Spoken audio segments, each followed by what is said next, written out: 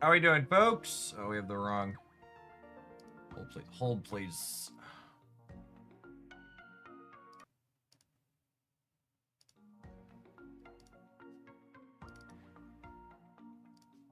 Oh, where are we?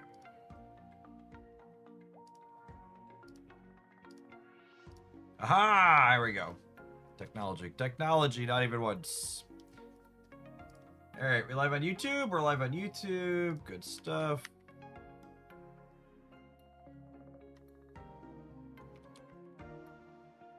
Grab the YouTube chat, and then we'll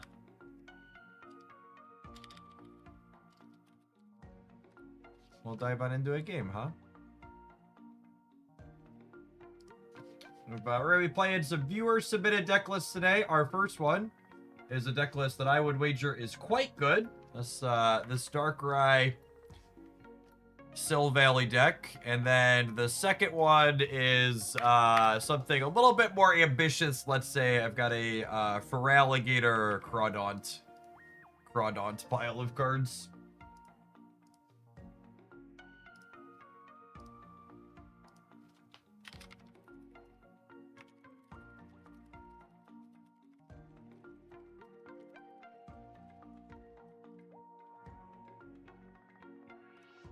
What deck are you using to climb ranked? Hi, if you're new here, we usually play lots of different decks on stream, most of them in ranked. Although I don't, the Crawdaunt deck might be our first one this season that we play it unranked.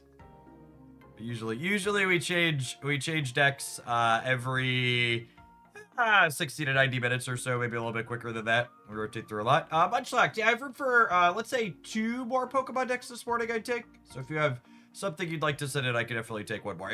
I have two, and I think we'll play 3 or 4.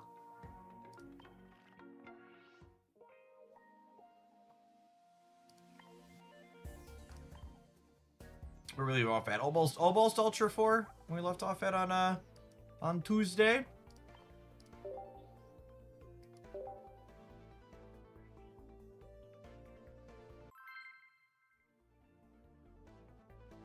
When I eventually pull the second Crawdaunt, I plan to do some trolling with Porygon-Z. So, unironically, I think Crawdaunt might be a playable card.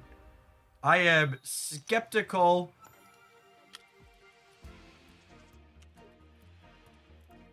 That Feraligatr is a reasonable card, but Crawdaunt reads is very, very fine.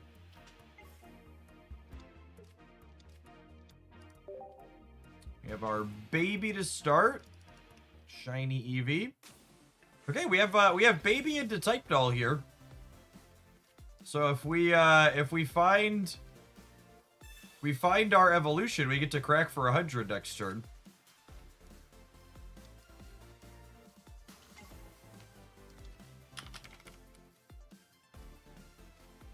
So toasty toss puts the energy on the type doll right away. Then we attach our second energy, retrieve for free, and smash him. Yay for Gen 2 Pokemon! Yay indeed, Rubik. Thank you for the deck submission. Appreciate the 7 buds. Looks like Greninja, Sylveon, Giratina here.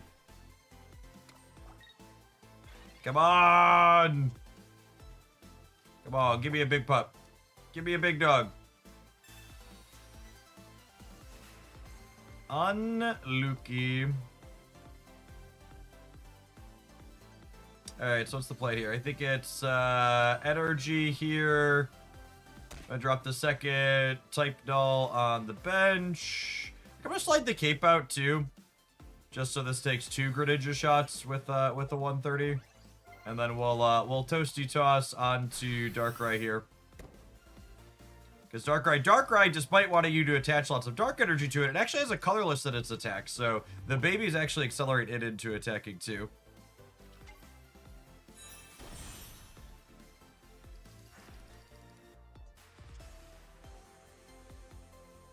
Thanks, Jeff, and I hate you for Once Upon a Galaxy. I've spent so much time playing it the first day. It's genuinely one of the best busy adult strategy games I've played. It's very, very, very good. Unfortunately, with them hitting their evolutions and having all their stuff online here, I think the fact that we missed We missed a beat last turn, means we're gonna die. Oh, you know what? I also made a small mistake here. I should have put this Toasty Toss on here, because if I would have put this Toasty Toss on here, I could have Darkrai chip-shotted this, and then cleared this with the Silvally.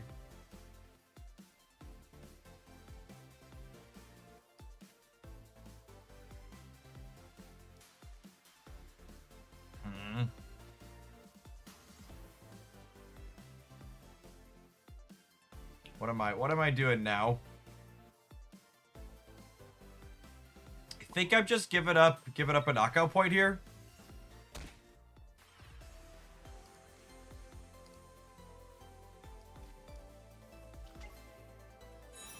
Gonna do this. I'll put Toasty Toss on here so that way I can attack with this while putting Dark Energy on here next turn. Oh my goodness. I've done that a couple of times now. I wanted to get the evolution out. So that way, I think this is right.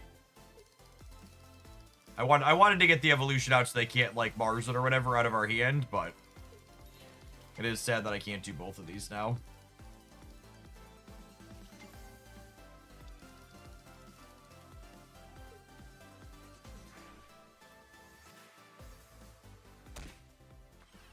We should try the new Porygon-Z. Okay, yeah, we give that a try. Are we cooked that? I think we're cooked when they have this Iris here. I'm not sure my mistake ultimately mattered because they had this Iris there. I missed getting the knockout on the Sylveon, but with the Cyrus, I think we die either way.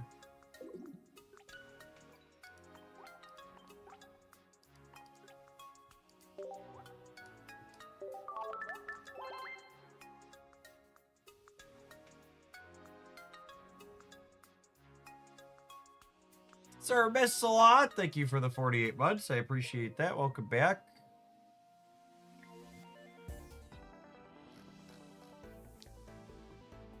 Generally speaking, the plan for what games I'm planning to play in a day will be up in the stream title, but it's also going to be a little bit flex based on viewer count. Like yesterday, we ended up doing mostly stat because the viewer numbers were really good. We'll see where our pocket takes us.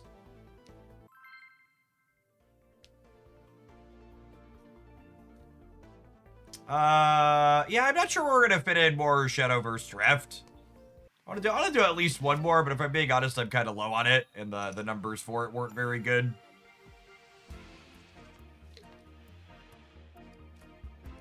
All right, well, this is an excellent start here while going first. We've got the Magby and the Type Doll, and we've got Gladion to hopefully fish up our friend. This is kind of... Oh, and there's the Darkrai to top it all off. Lovely, lovely, lovely. I'm gonna cape Darkrai against Eevee Fire Energy. This could be like Eevee. This could be like Flareon Leafeon box, but it could also be Charizard. And getting Darkrai up to 160 against Charizard has a lot of value.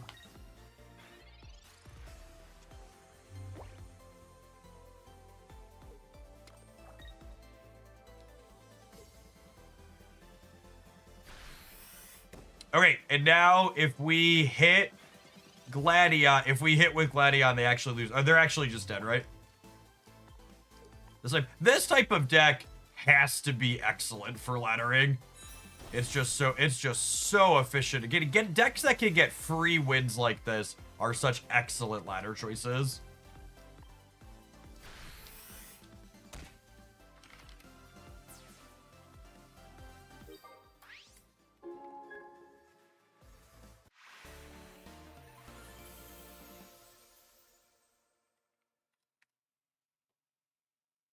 When you took your break, did you lose the cut-up board scene? Yeah, I reinstalled my computer, which lost the cut-up board scene. And putting it back together is extra work, and switching back and forth between it is more work, and nobody else in the Pocket category takes the effort to really cut it up and move it around, and no one cares. So, if I'm being honest, I'm kind of at a point in my life where doing extra work and going above and beyond for little return, or no return, is just like... I don't have the bandwidth or the brain capacity for it.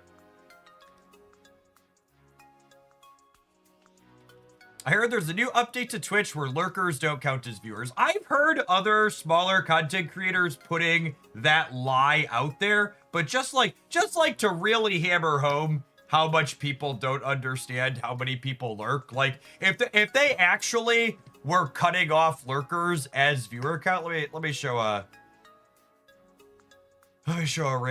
couple of fun points of stream data, because I love when we have good clean data to show that people are spreading misinformation. Like, on average, somewhere between 5 and 10% of people watching streams are actually chatting. So like these are a couple of different stream points. Like this stream had 6,800 unique viewers come across it, 536 of them chatted. This one had 4,900 unique viewers, less than 300 chatted. This one had 5,200 unique viewers, 427 chatted. It's just like very, very consistently. So as someone who's been doing this for a decade, over a decade now, this in the 5 to 10%-ish range. A majority of people who watch content on platforms like Twitch for live things are people that are just hanging out and lurking in the background. So no, it is absolute nonsense that Twitch did not change anything to stop counting lurkers as viewers. That's not remotely the case.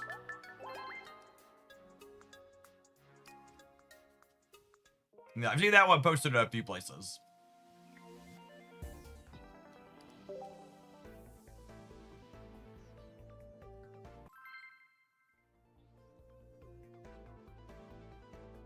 Have you seen the Flareon deck? Yeah, with Leafeon. I covered that in the meta report roundup.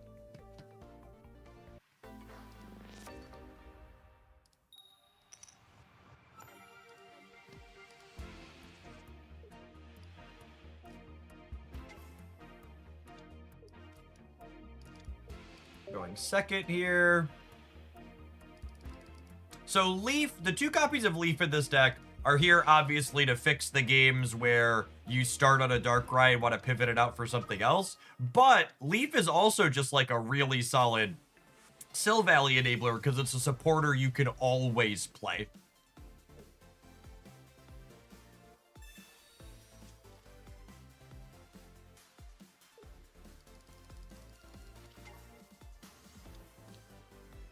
There's no restrictions around needing to meet specific board conditions.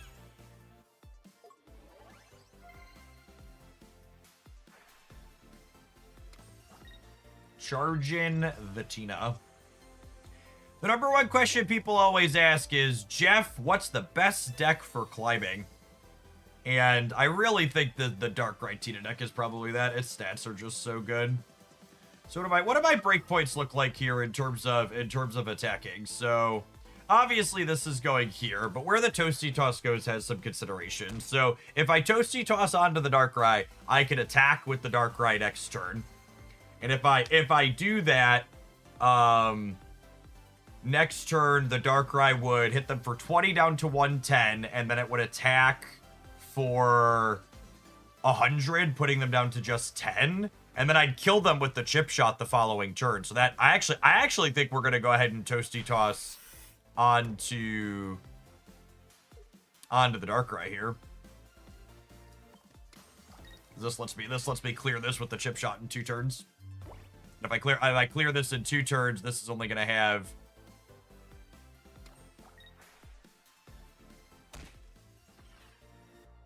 we'll get to hit this one first.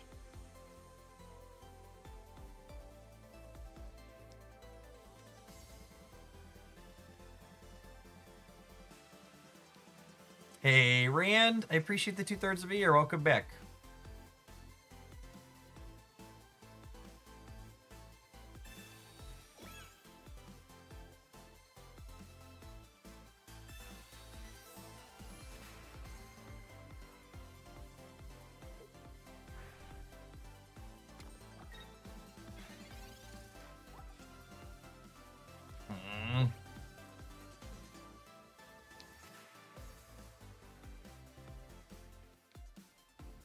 Healing messes up the plan here, potentially. Which again is one of the big upsides to playing the opponent's deck is they have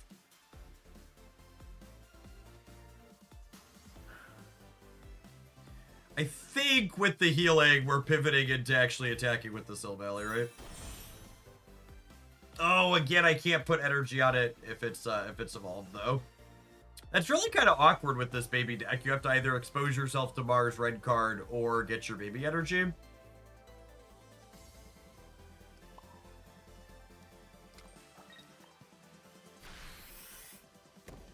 That's mostly fine. It's like I'm gonna need two shots to clear this anyways.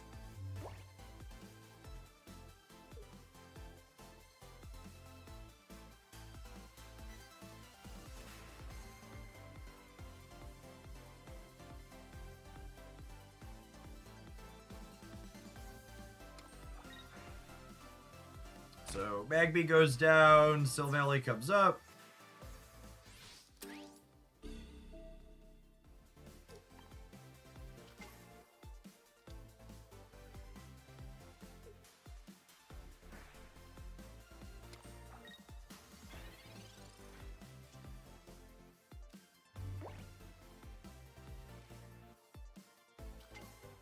Guys, spread these out. Just so, especially I want a one pointer here in case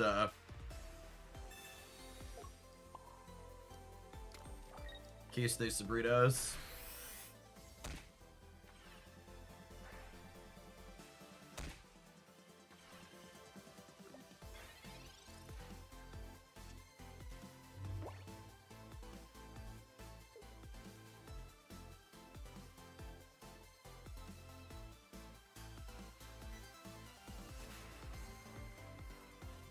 I think we're losing the race at this point, though, yeah?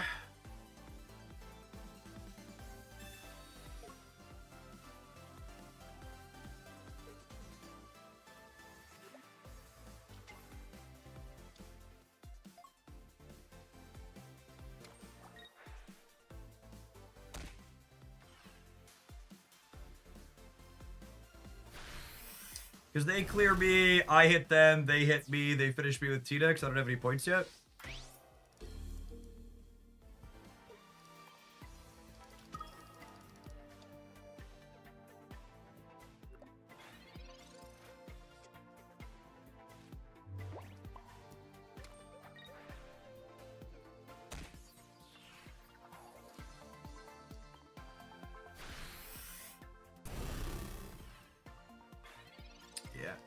Just did. If I'd have invested in the Silvally to start, we probably end up okay there. Trying to start with the Darkrai was ambitious. Their deck list only plays 4 Pokemon, so their odds of having healing things like Pokemon Center Lady or Potion are really high. So I should have just counted on using the Silvally on turn 2, and it was a mistake that I didn't.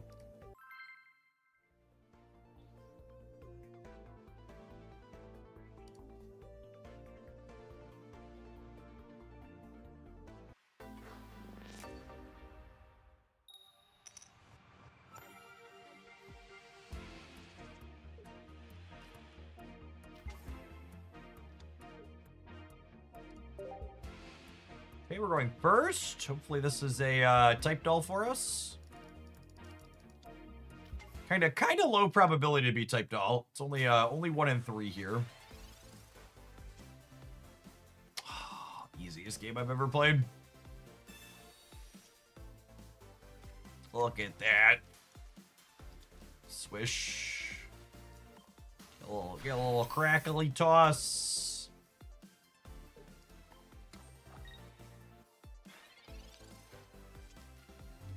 Could be a mirror match. Have dark energy over there as well.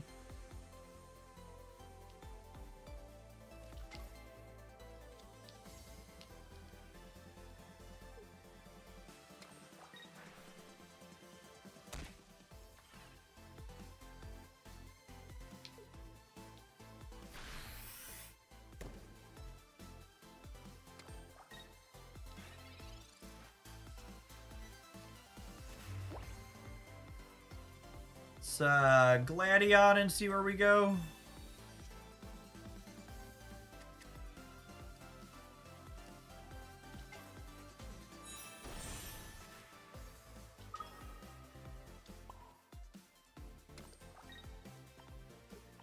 We go ahead and take our knockout here. They need a Giovanni, which they likely don't have room for to clear the Silvally here in one.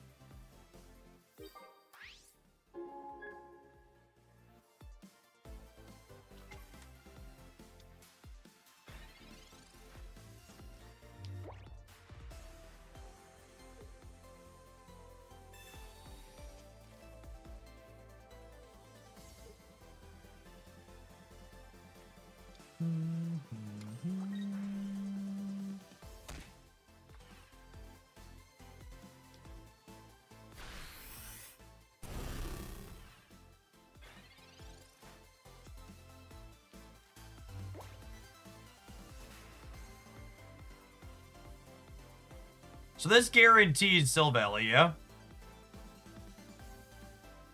Which is nice. We'll get this charged up and ready to go. We'll go ahead and crack it with the Brave Buddies. And then they'll clear this with the chip shot. We'll put Pichu up. They can clear this. Then Silvally clears them.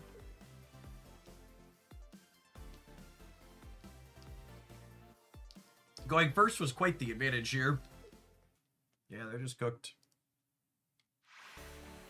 What a strange Pokemon pocket times we live in. Going first is an advantage.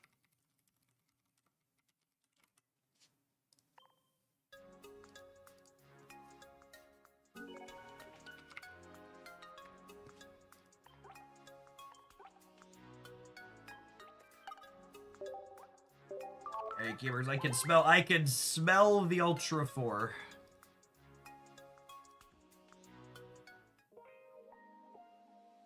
Babies save pocket. Babies, unironically, are one of the best additions they've ever made to the game. They added new, dynamic, interesting lines without strictly power creeping the gameplay experience.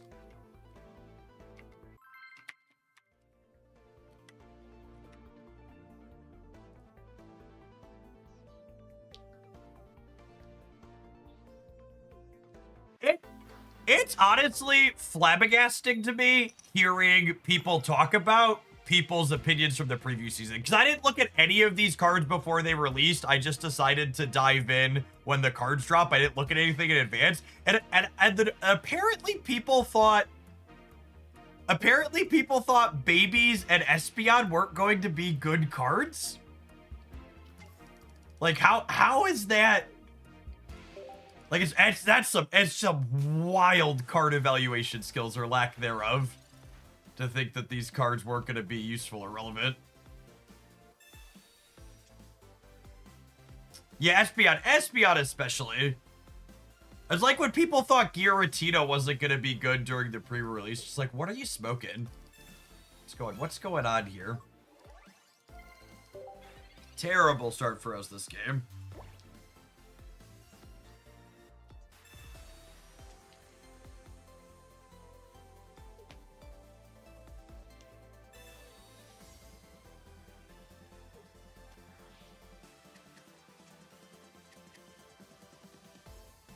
I mean, some people are always gonna miss on some things, but like people like universally missing on things that are gonna be the things that are actually pretty good is uncommon.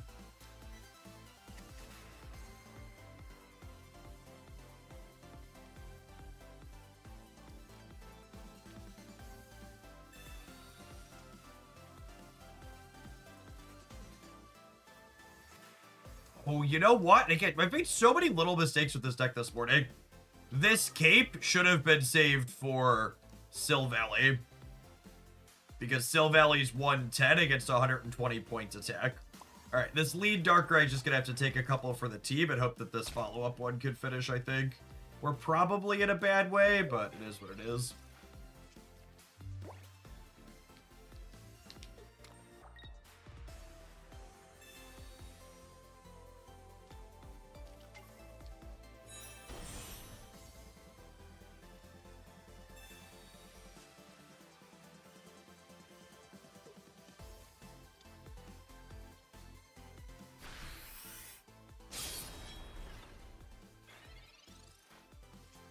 Yeah, I'll have a highlight up with Donphan Aerodactyl over the weekend.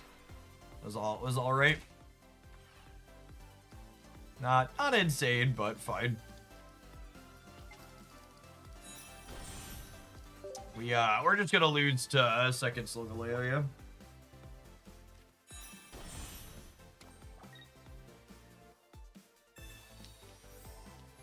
think we're cooked to Lily as well. If I'd have saved the cape for Sylveon, this would have been a different game. That was definitely my mistake.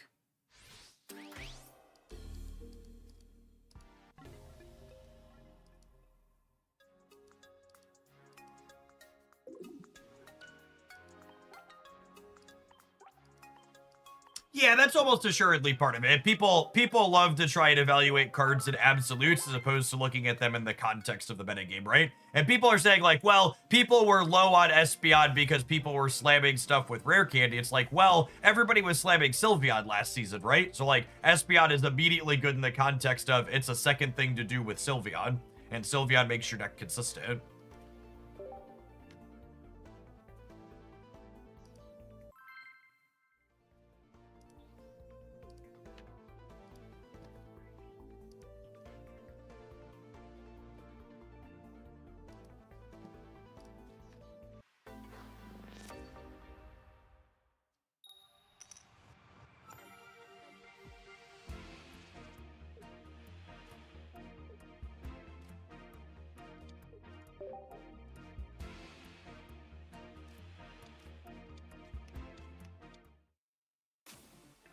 Zera, more lol. That's an interesting one, too.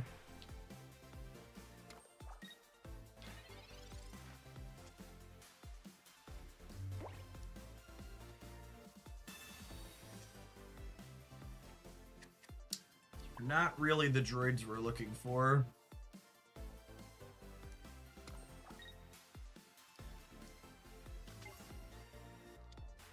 I'll play one of them out, but I don't think I want 2 babies on my bench.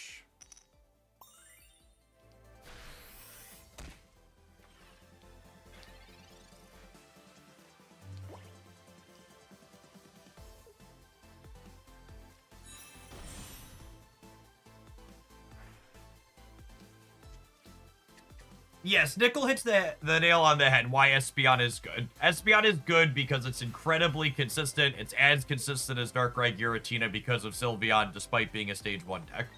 That is exactly correct. Wholly and fully agree with that. Gamers consistently underestimate the power of consistency when it comes to cards. They focus too hard in their evaluations on what do the high rolls look like and don't spend enough time thinking about, well, what's the average case scenario look like?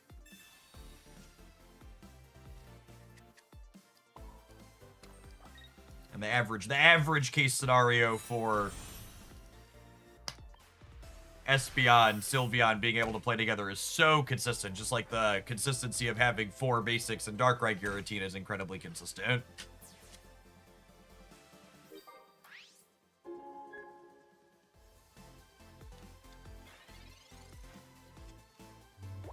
You're really just giving me your chicken to murder? Oh, I'd love to cook your chicken.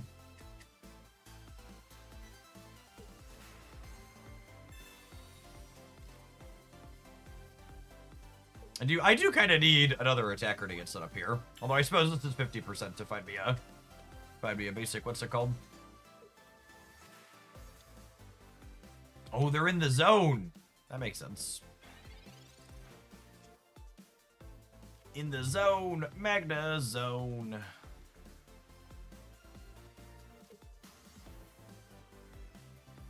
So I'm definitely murdering this Oricorio.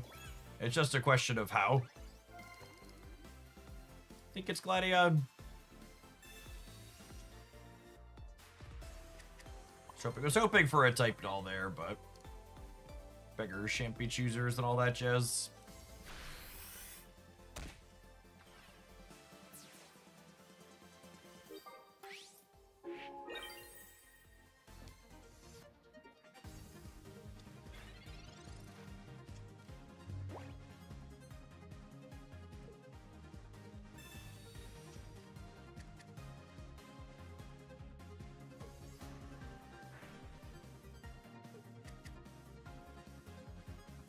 No Pokemon in their deck to draw. All right, there's some Magnezones and stuff in their hands. So they need to switch to Tapu, but Sabrina's still running them down here.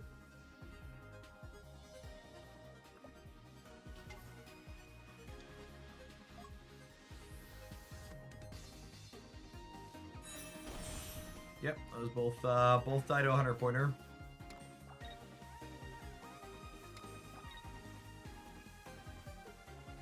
Silvally putting on its scary pants.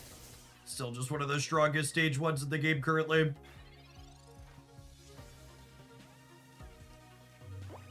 Single-handedly running the game across the finish line. And with the Darkrai draw, we can even deal 120 here.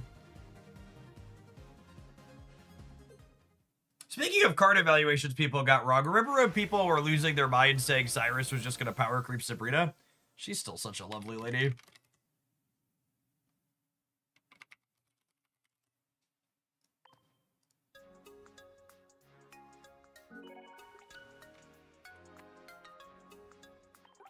Alright, if we want to play some more with this one when we get back, I think this will easily drag us across the Ultra 4, Ultra 3, Ultra 4 line here. We've had a few mistakes in our losses. I'm going to throw the deck list up on the screen. We're going to take our first ad break on Twitch and YouTube today. Appreciate everybody hanging out for some Pokemon Pocket this morning. Don't go anywhere. Brought you on the YouTube side. Make sure you tap the like button. It doesn't cost you anything. It helps the content reach some more people.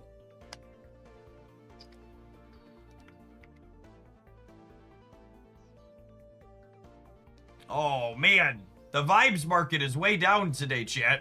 Was there a bad vibe? Who's in charge of the bad vibes? They should be fired. What did I miss?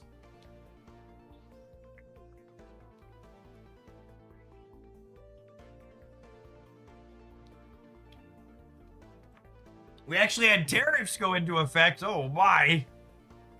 Is the floppy taco going to be sturdy?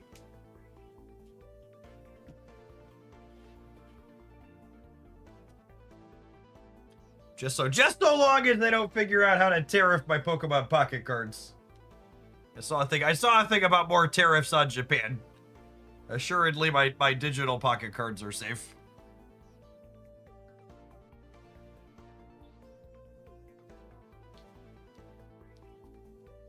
Sunset Bleach. Appreciate the over 4 years. Welcome back.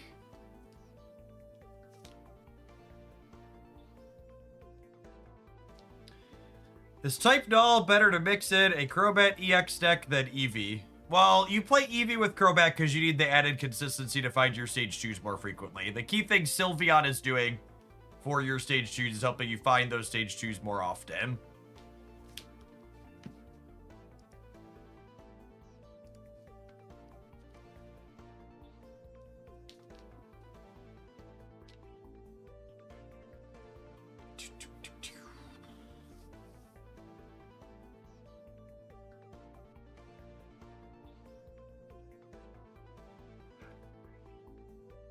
Oh, they were tariffing the microchips 100%. I saw that, but he was going to exempt NVIDIA and Apple, right? And just like the most outright market collusion possible.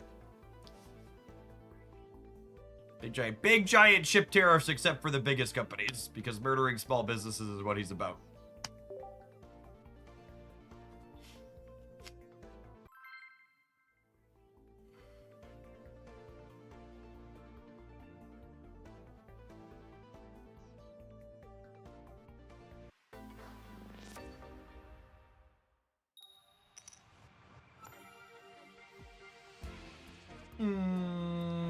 Two babies.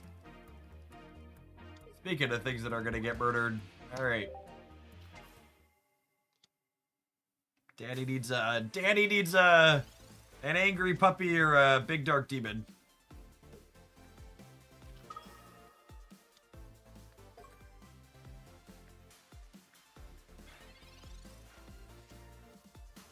Nice. Big dark demon it is.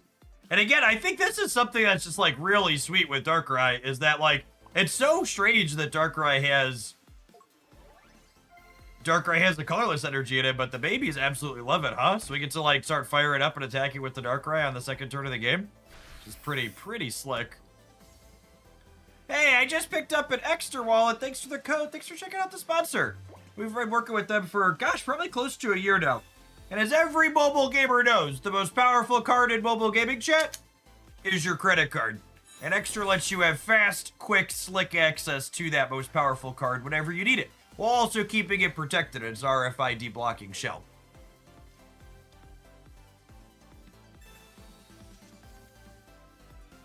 Executor, Sylveon. Ooh, do you think they're a will deck? Well, that's all 4 EVs too. Interesting.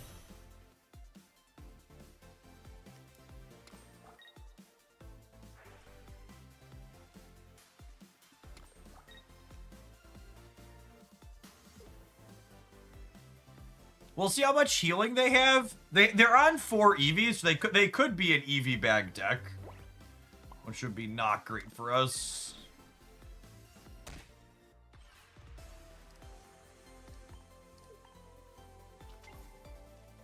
If they don't have a heal, we clear the Leafeon with the chip shot next turn.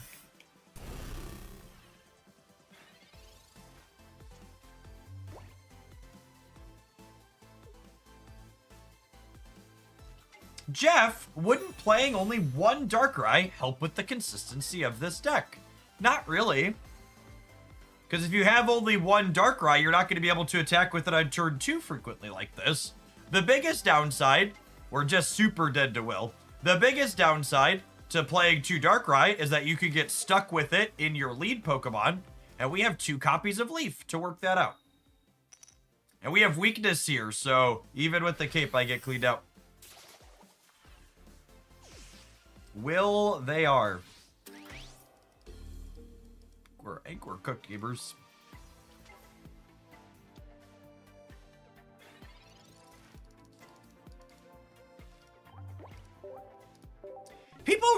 People in the Pocket community really love to cut the cards that they need to attack with.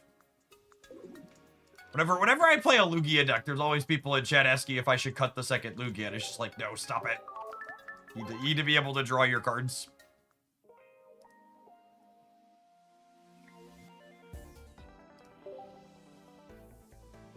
We messed around with Will yet. We have played a couple of Will decks, none of which were worth highlighting. Have you tried something with Magby, Arceus, Heatran? You should make sure you ring the bell on the YouTube channel you are currently watching so you don't miss highlights like the Heatran, Arceus, Magby deck I posted 2 days ago.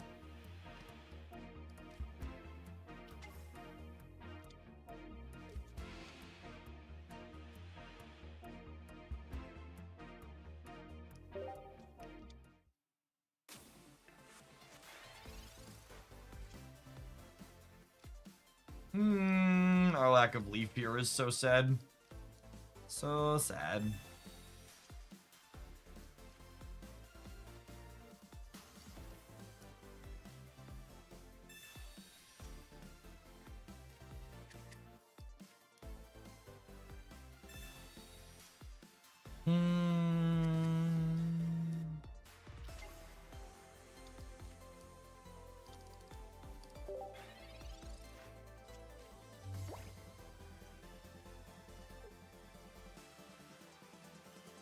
How was the movie yesterday? I enjoyed Fantastic Four. Good Marvel flick.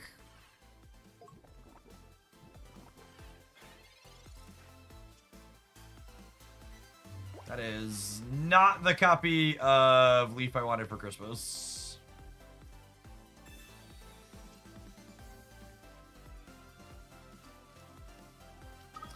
I'm gonna put... Oh, I think we're probably just dead. I guess there's a world where they don't have their evolution.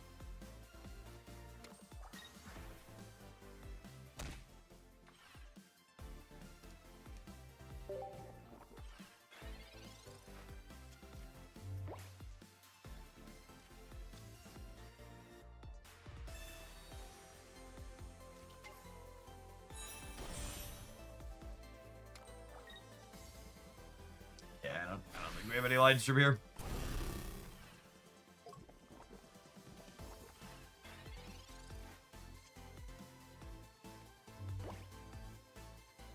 I guess I could count on them not having a Cyrus. Is that a possibility? Well, there's a world where they don't have a Cyrus, right?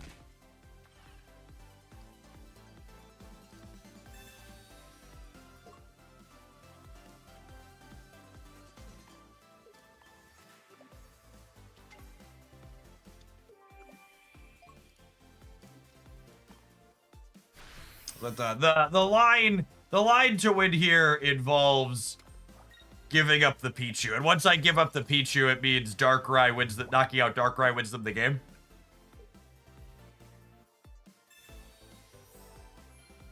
Yeah, I have room for one more deck submission today for Pokemon.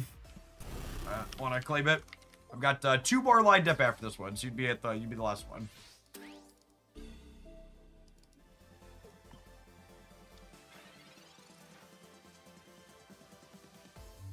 All right, 66% to have a shot.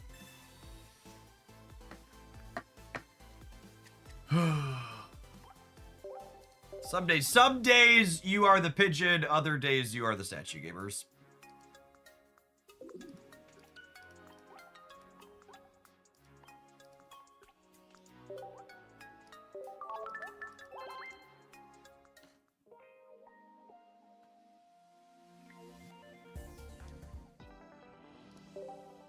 No, I like the Ho Snorlax deck a lot. It'll have a highlight probably up over the weekend. I just don't like to post more than 1 video per day. What is it? Actually, again, one of the reasons why I've been enjoying Pocket so much is what I have a backlog of 3 or 4 things that are waiting to have highlights that we've played already. The current metagame has a lot going on that's very serviceable. I didn't post videos yesterday or the day before that were deck highlights because we did meta report stuff.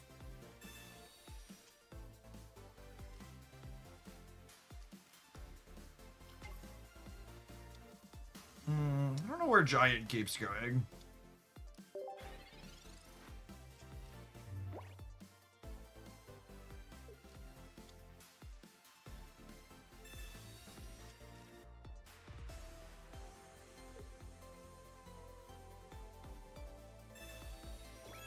Really highlighting why we needed 2 copies of Leaf in this deck with these draws.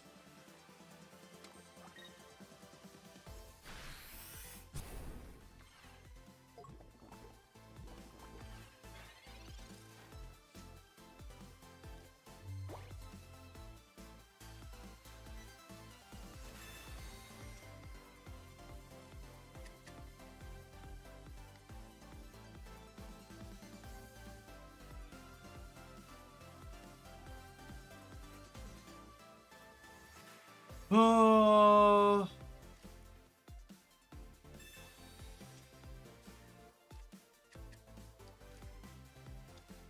Any game where we go first and don't have a baby to start, we feel pretty incredibly behind.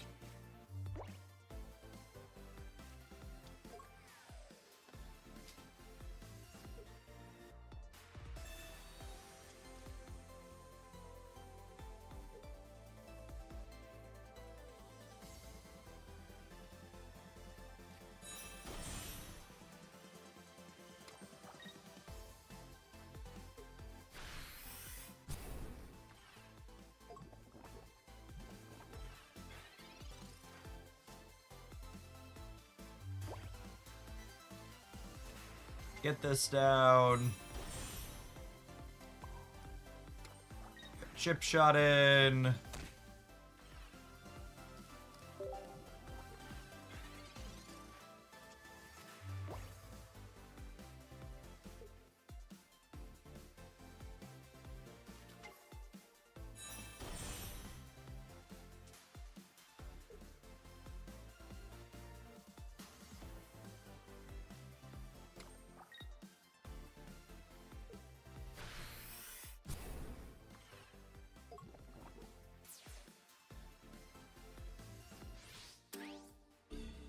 I put the Magby up because it has a free retreat cost. Kind of punts my decision on what exactly I'm attacking with here.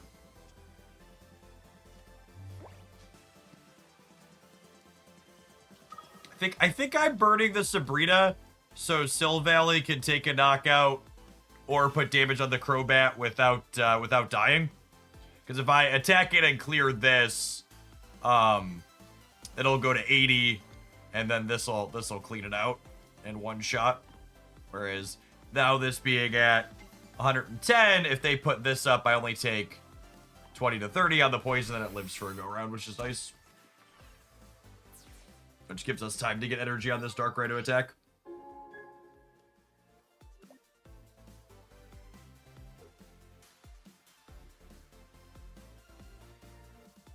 Twitch bits also work for deck submission. If that's better for you than the PayPal link.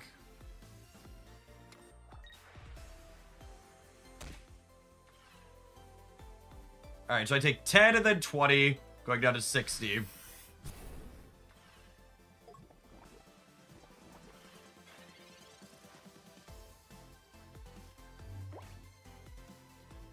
Can't play Gladion because there's no targets for it in my deck. What's the back and forth? What's the back and forth look like here? So we cleared them. They put Crobat up and hit us. We hit them for 100. They hit us for 70, 80, 90, 110. So we're gonna be dead to Lily. I don't think we have any lines around that.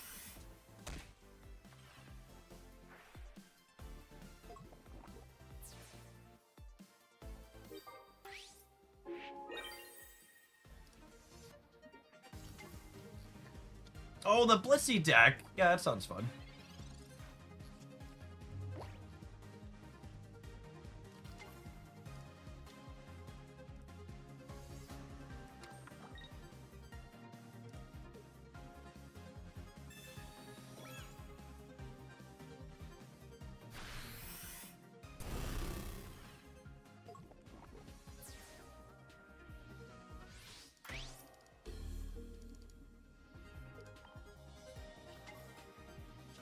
So dead to Lily, can chase down the Crobat if we draw Cyrus. Lovely.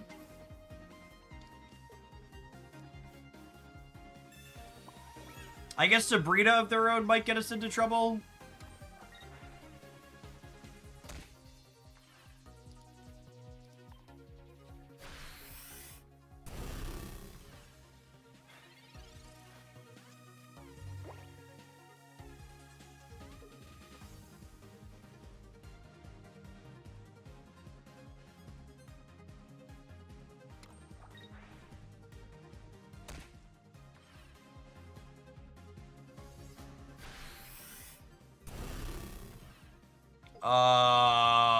Honey. I mean, I suppose they were dead to the Cyrus anyways, but they should absolutely be retreating there, yeah.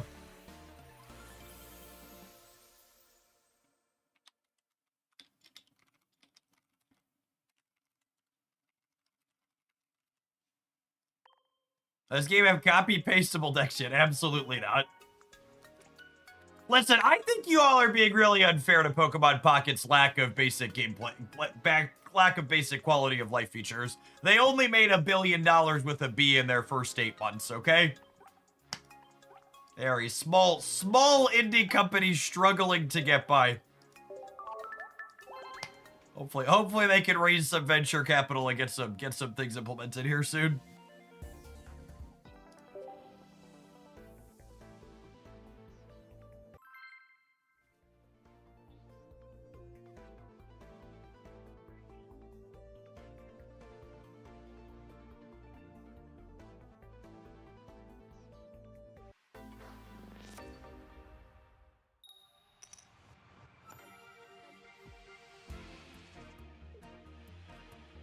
All right, we're going first. We got the toasty toss. I just need a type null. Can I get a type null? And again, when you are looking to draw a specific basic Pokemon with Pokeball, You should always research first, because if I draw non-type null basics, this would be more likely to find me type null. Man, this is going to be really sad when we fish up another baby. All right, Darkrai. You know what? I accept. Darkrai. Darkrai is better than another baby.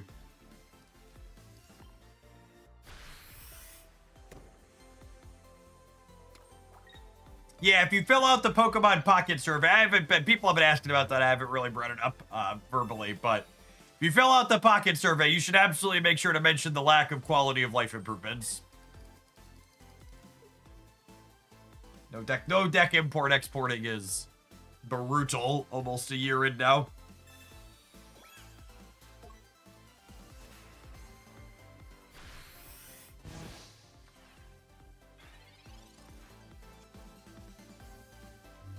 Please, Professor.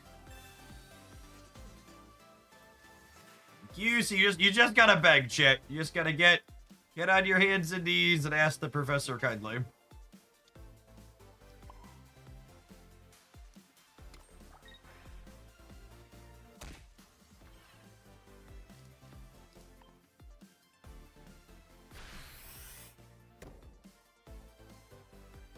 Remember how long Arena took, though? Arena absolutely released with the ability to import and export deckless.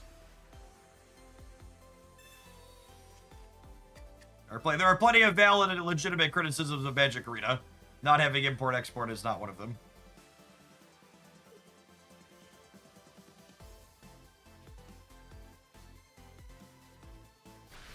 Alright, so they've knocked out my baby, because they are a cruel monster. I think we Sabrina and clear this back one, right? Because this one evolves into a bigger one. Bigger, scarier one.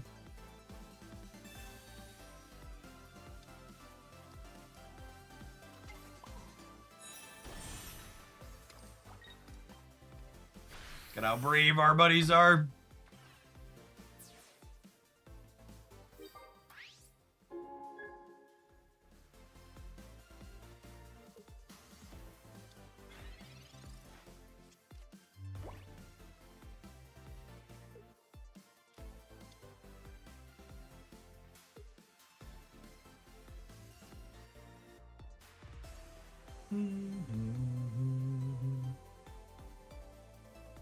Thank you for the 32 months, Mao. Welcome back.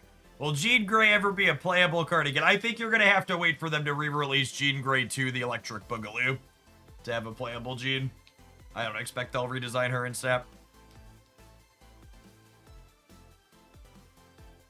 Oh yeah, mentioning the level 50 cap's another good thing to put in the survey. That is unacceptably low.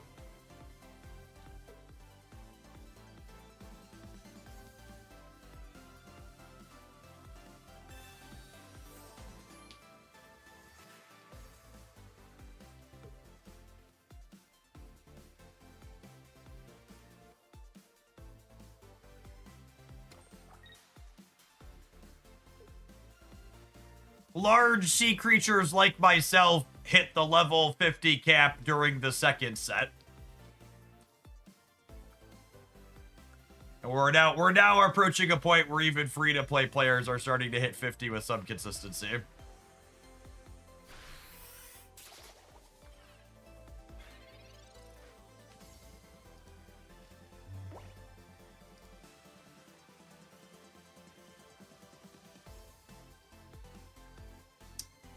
I have Leaf in hand. I'm gonna fish up my other type doll here.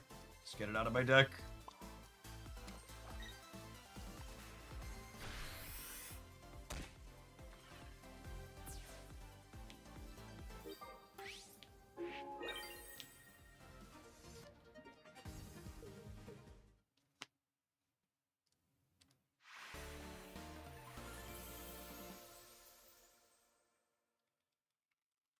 All right, let's get like one more good game in with this one, and then I think we'll kick along to our next deck list.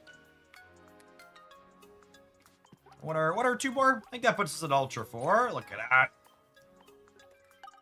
Ready to lose the next one and immediately fall back out of it, but we can say we've been here at least.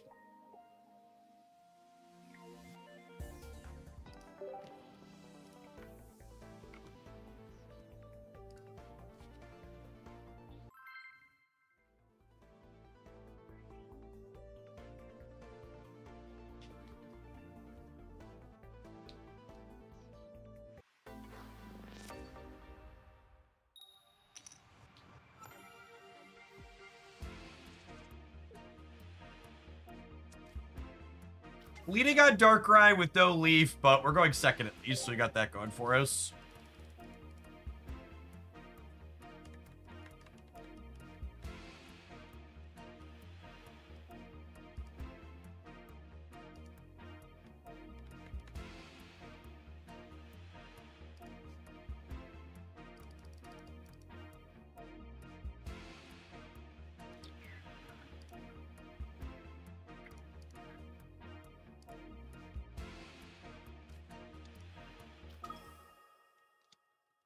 Looks like Espeon, Sylveon here, most likely.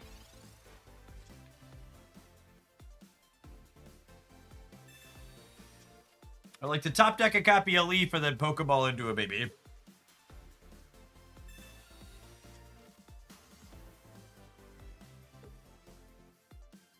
Can you rank back down from Ultra Ball 4? I thought there were rank floors. There's rank floors at the different Ultra, Master, Great, etc. So you could go back down to Ultra 3 from Ultra 4. Or Ultra 2 from Ultra 3, etc.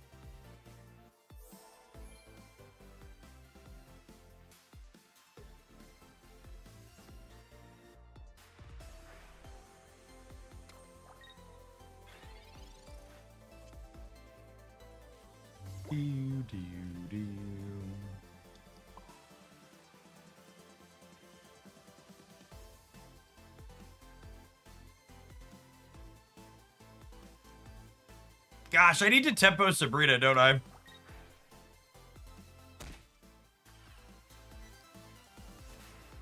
Otherwise we lose this race.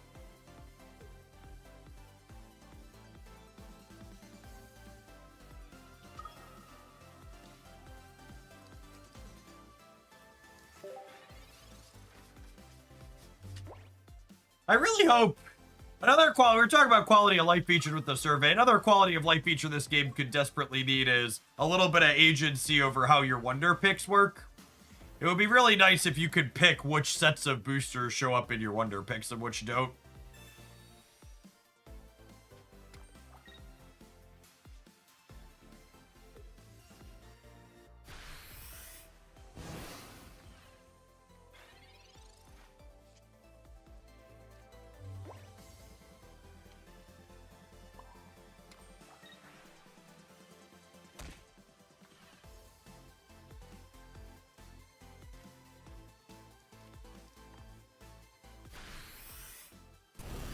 Alright, so they can switch to an Eevee and finish us. But then Cyrus clears the Tina. And we maybe have a shot.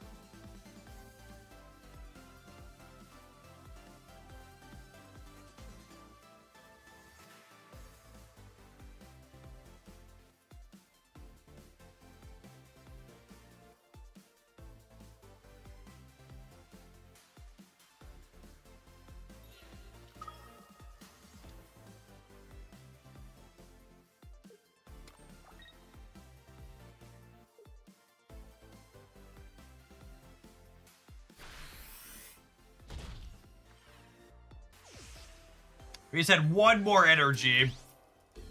We'd be in an incredible spot.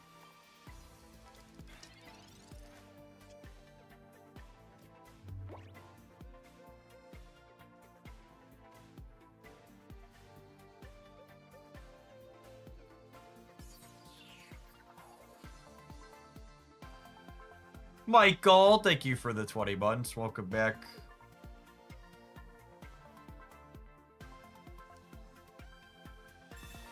Am I killing this with the Darkrai trigger or with the type null?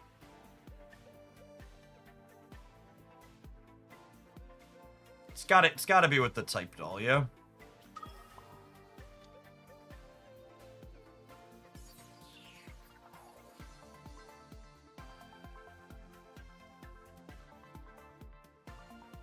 The Darkrai trigger so you can attack with the null on something else. It's not how that works, Gamer. Oh, I need a cape to avoid SP. I don't know. I think we're just dead to their evolution, so I'm not sure that matters. And that's why I said we really needed one more energy this game. Leading on the Darkrai and not being able to lead on a baby to accelerate. It's been real clunky for us.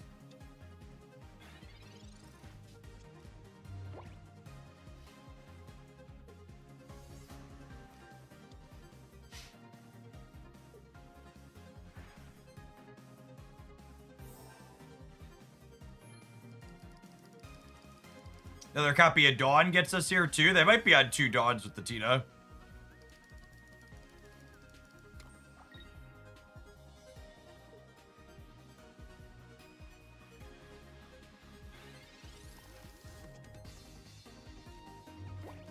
Oh, Silvally to me! To me, Silvally!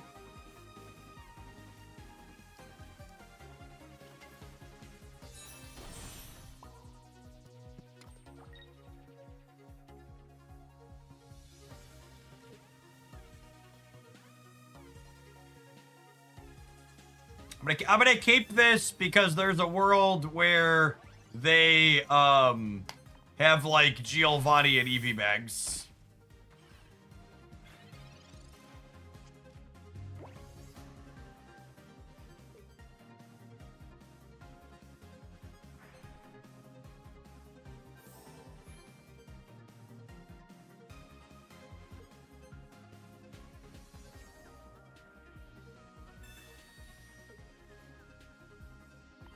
Sabrina could leave us stranded. I gotta top deck one of my 2 copies of Leaf now.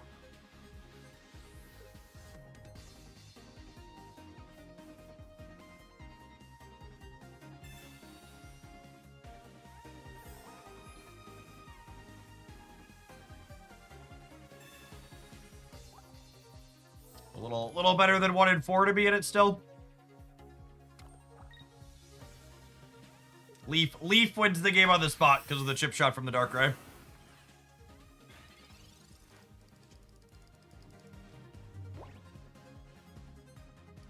That was really close.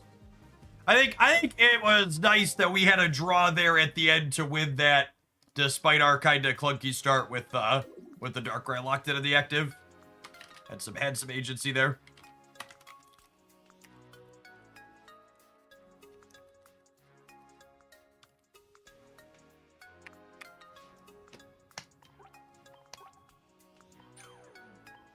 Back to Ultra 3 we go.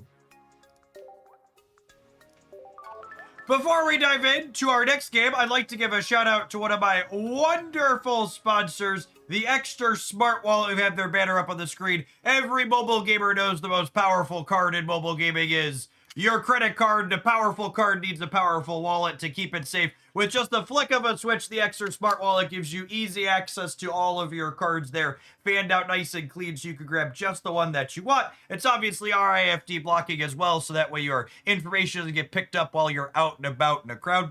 My number one question when they first sent me this was, well, if they pop out so easily there, are they going to bump out inside of my pocket while I'm out and about? And I've been carrying this one with me for gosh, probably about 6 months now. I've had this particular blue one, and a very, very nice firm grip on them there. And I'm gonna be honest with you, chat. I flick the switch on this thing a lot. It kind of doubles as a fidget toy. If my wife and I are like sitting at the table or on the couch and I have my wallet in my hand, she has to tell me to put it away because I'll just like sit there and flick the switch constantly. And those are my real credit cards in there. So if I wasn't confident that this was gonna hold my stuff, I wouldn't give it the shake test there on the screen.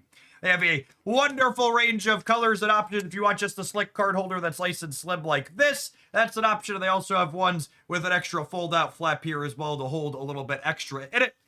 It's also a smart wallet which means they have an extra add-on here that's quite slick. This is a Bluetooth card that attaches to your cell phone that keeps track of where you're connected to your wallet. So if it gets disconnected while you're out and about in the world, you have the GPS location of wherever your bag or wallet was last connected to your phone.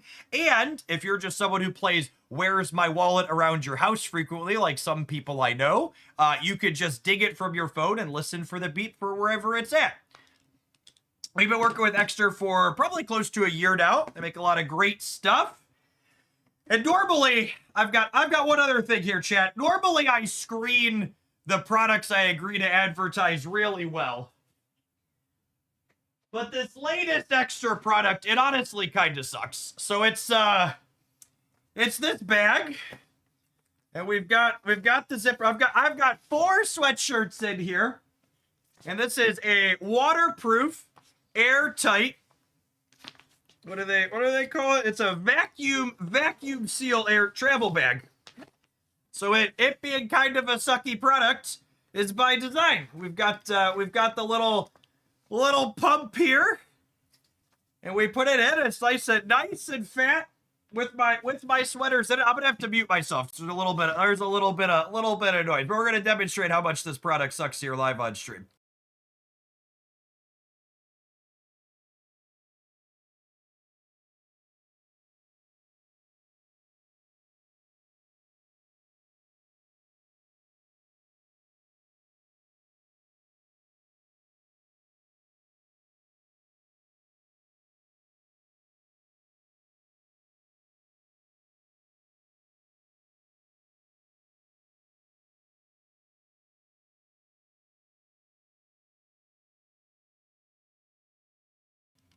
Any wasted space inside of your luggage, it takes it and gets all the extra air out of there. In addition to being airtight, it's also waterproof, so that way you don't have to worry about anything happening to your clothes or whatever else you pack up on in there. So if you're traveling in your tight-on space, check out their vacuum bag. You could do that, and the wallets and more by using my link inside of chat there.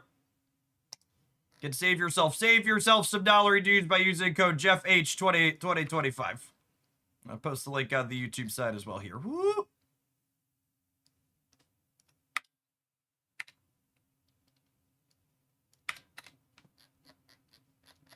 All right, shall we poke some more bombs? An ad expert ignoring chat and our debauchery while plugging away. How many cards does the wallet hold? The card holder one holds between 6 and 9 dice, depending on the thickness and type of card that they are. And then the one with the extra fold-out flap can have another 3 or 4, depending on size. I think I want to get one more for a highlight with the Darkrai deck. The next viewer deck after the Darkrai deck. I'm not sure this is a ranked deck, chat. I think Feraligatr Crawdaunt might be due. I think the Feraligatr Crawdaunt deck might be an unranked queue kind of pile of cards.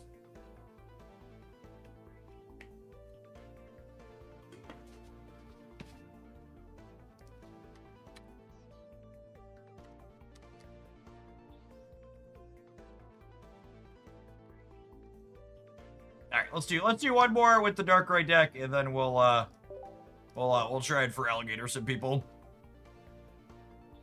You played a Gigafrig game. I'm gonna be honest, I don't know what Gigafrig's text box is. I have not played any Leafeon Flareon yet. I should do that at some point.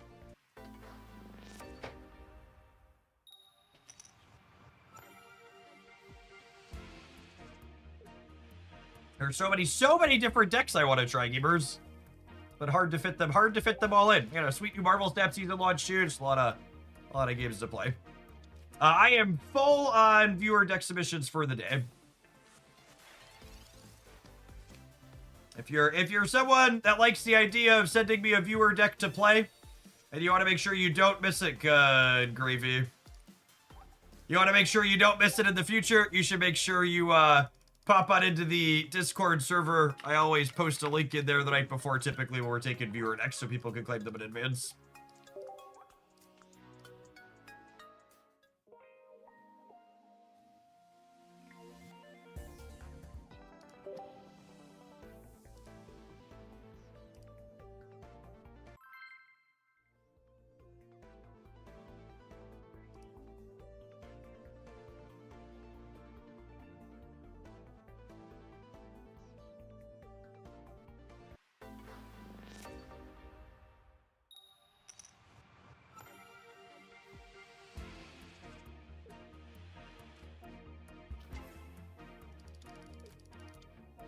We're going second. I think I'll put 2 Darkrai's out while going second. That sounds fine.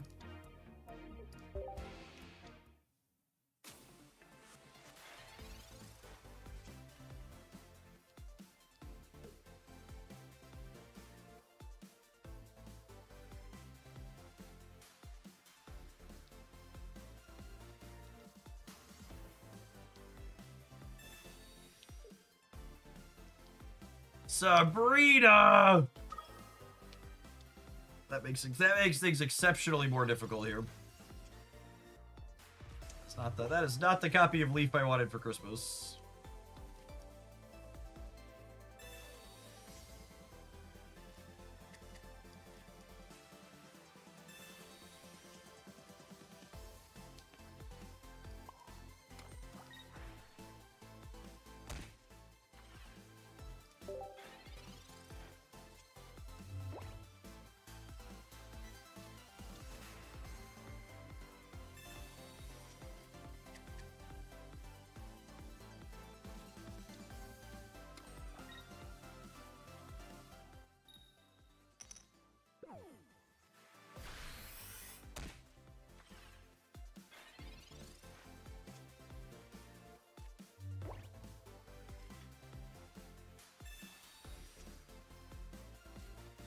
That's like the 4th time today I've needed a type doll while having a Silvally in hand, and it's drawn me the second Silvally.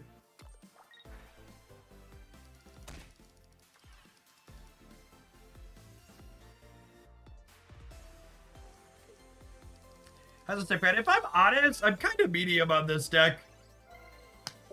And a bunch of people playing it in one of the recent tournaments, but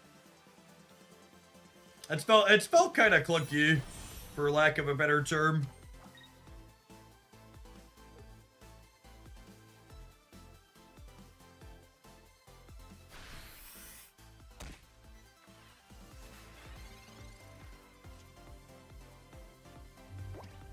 This is guaranteed to be typed all at least.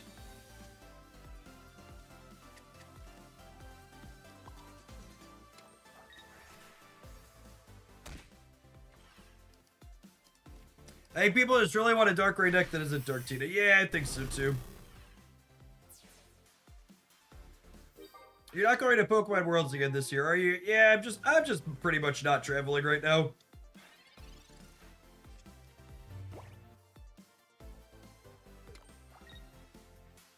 I have 3 children between the ages of I have 3 children between the ages of 5 and 11. My extracurricular activity schedule is very obnoxious, to say the least.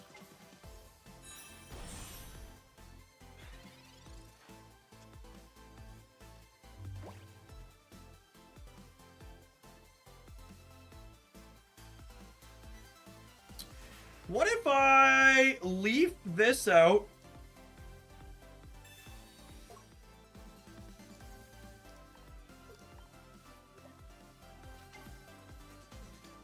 And I set up this other Darkrai to be attacking.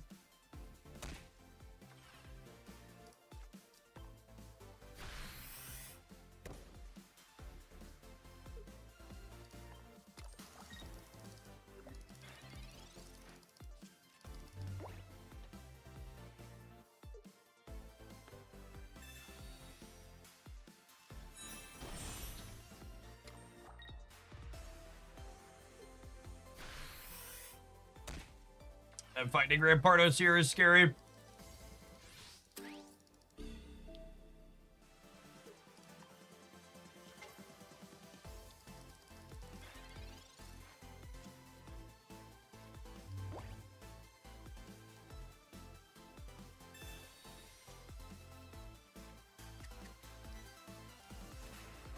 Is there a link to this deck list? This deck list was covered in our deck roundups this week on the YouTube channel.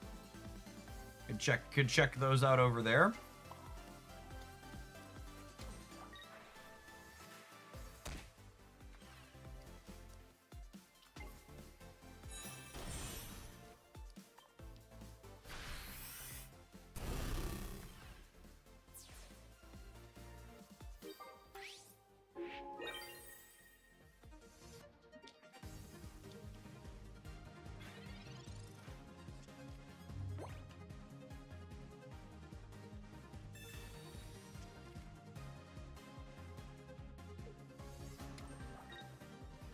So they smash, and then we do 100 back, and then we're currently angling for a draw here, yeah.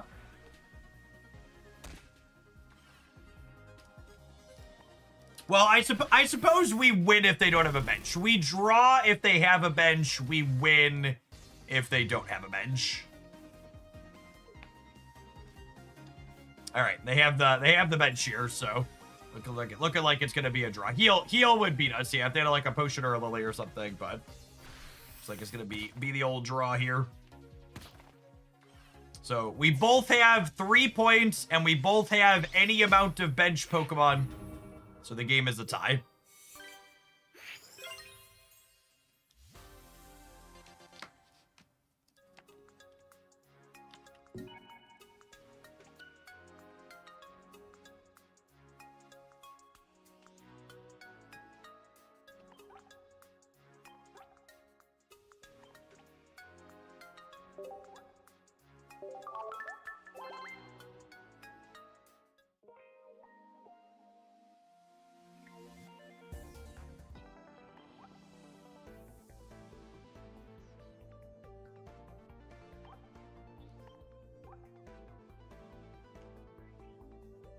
So this deck list have been popping up in the bigger Pokemon Pocket tournaments, and have been having mixed amount of success. There were a few people spiking deeper runs with it, but a lot of them were kind of falling by the wayside with it only having a fairly average win rate overall. And I think my experience playing with it matches that kind of average expectation.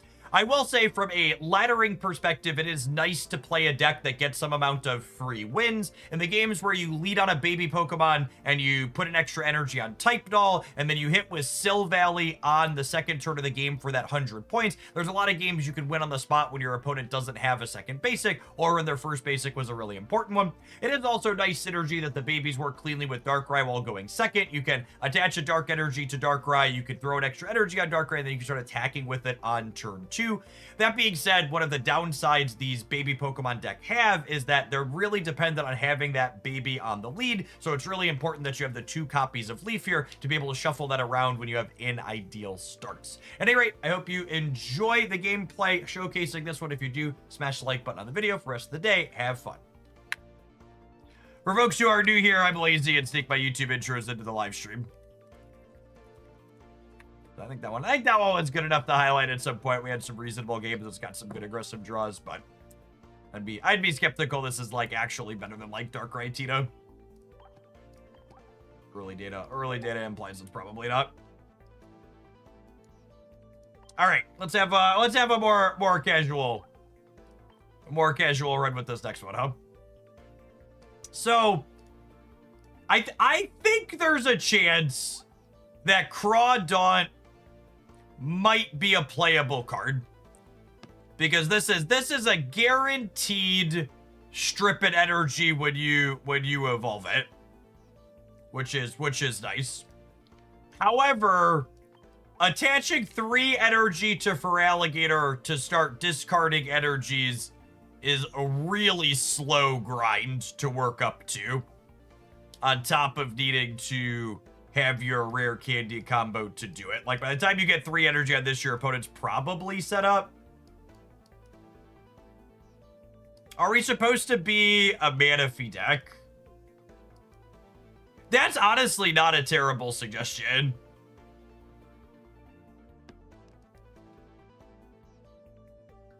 Let's try that. Let's put in some Manaphy and we'll see if we can not be embarrassed.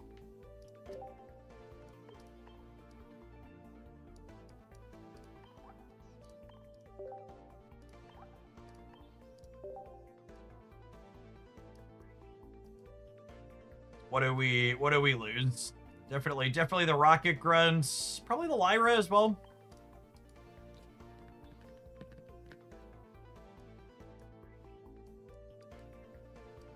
That can help Crawdon to actually attack occasionally too.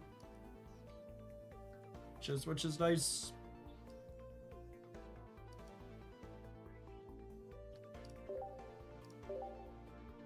There are not any water babies actually.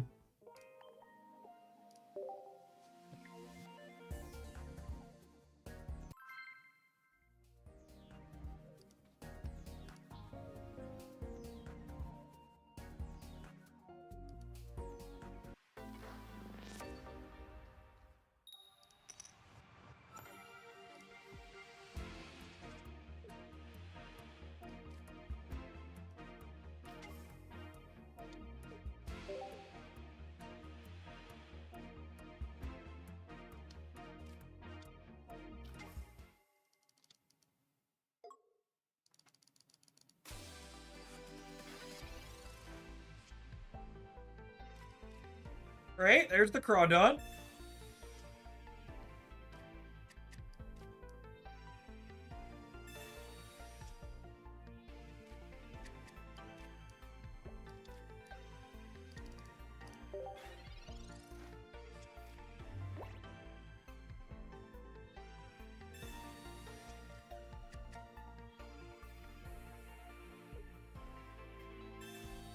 Fire Energy EV could be probably Flareon box since it's an EX EV. Usually Charizard doesn't play the EX EV, they just play the basic ones. Or the regular ones.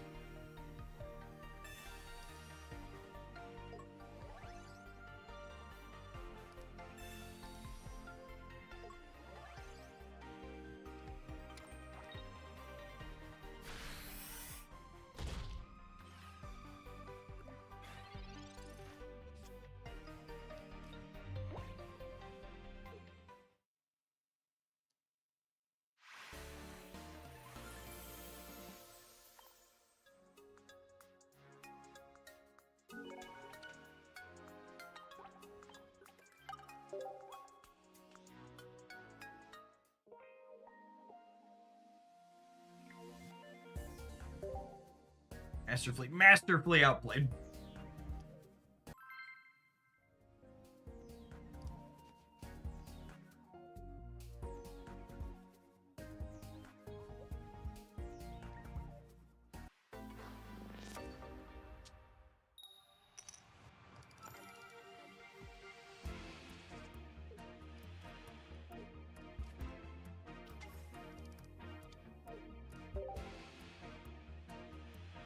Yes, EV bag explicitly says that applies to cards that evolve from EV.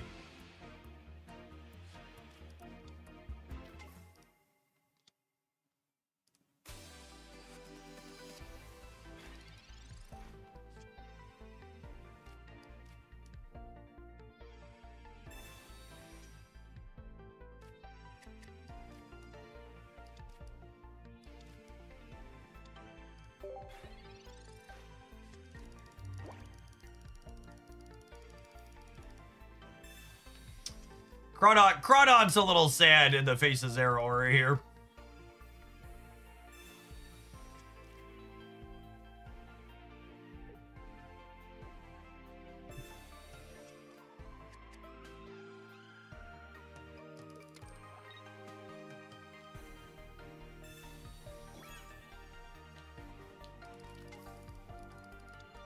Oricorio! Crawdon don't care about your bird.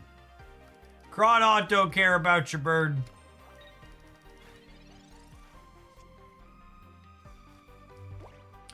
Ooh, piece of candy.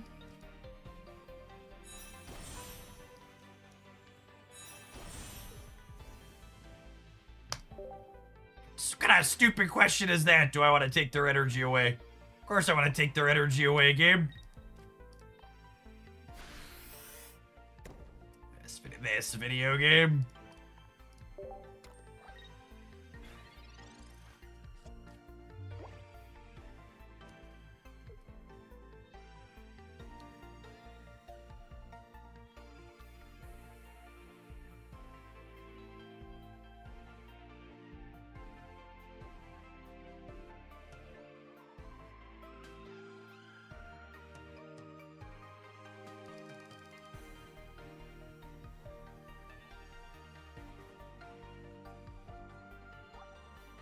Poor Feraligatr is just forever away from attacking.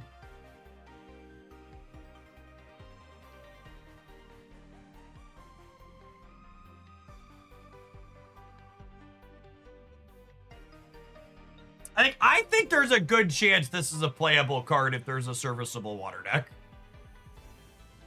Like, a guaranteed energy discard is really strong. So there's no coin involved. You can have it happen on your second turn of the game. Like that is a playable ability if you could work around the other details.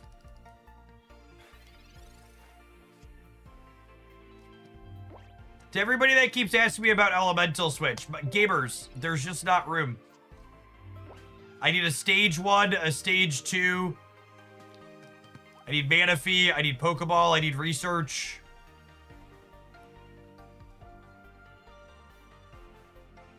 And in the games where I don't have Mana Fee, it actually doesn't do anything.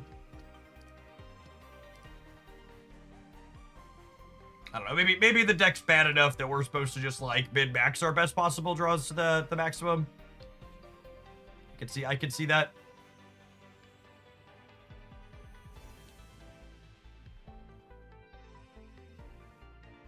Yeah, I actually have Gyarados EX on my list of cards to explore at some point. I think there's a chance that could be okay.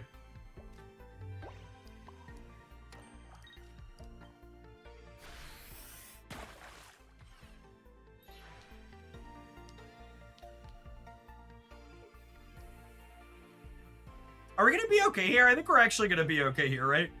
Because the Oricorio doesn't kill the Feraligatr, and then we go clear the Oricorio, put energy on Crawdaunt, and then Crawdaunt finishes the follow-up Oricorio. Yeah, I think you'd probably play Misty to flip coins before you play Energy Switch in a deck like this. Mo Rim, thank you for the 2.5 years. Welcome back. I will say, it's incredibly satisfying to queue up with these 0 EX decks and run into nerds playing Oricorio. Just big, you thought you were going to bully someone else, I'm here to bully you energy.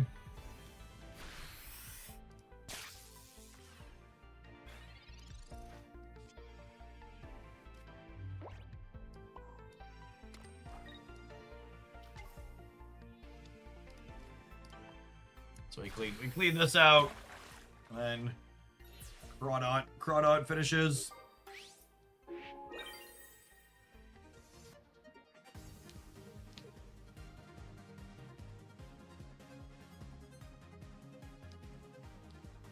How do we submit viewer decks? Usually the viewer deck submissions get filled up at the very start of the stream.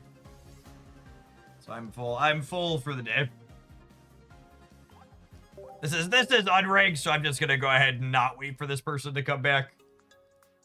They're just bitter they lost to Feraligatr with their toxic card. What a baby.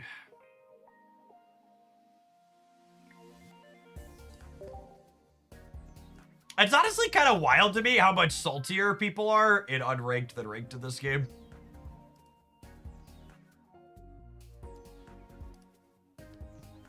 The unranked queue has so much more sodium in it.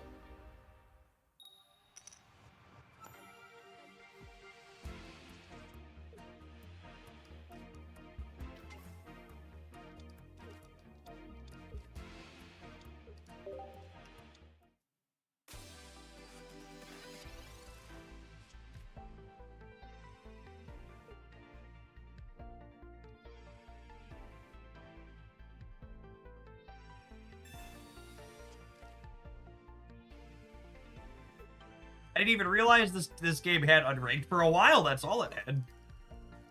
More Oricorio, gamers! Baby. Feraligatr cares not for your tiny yellow chicken.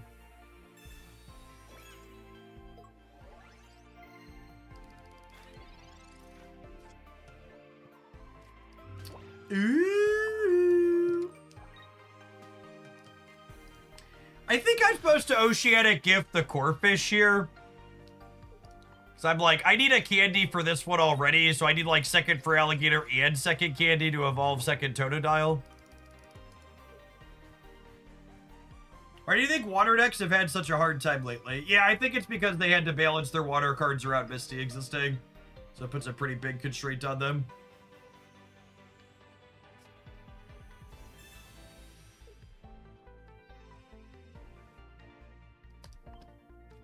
I'm going to let him just flop on this Totodile, and then I'll start building up the second Totodile here.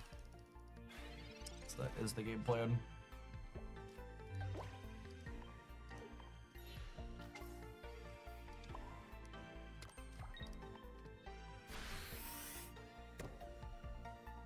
What do you mean water is bad? Greninja is everywhere. That's true, you know.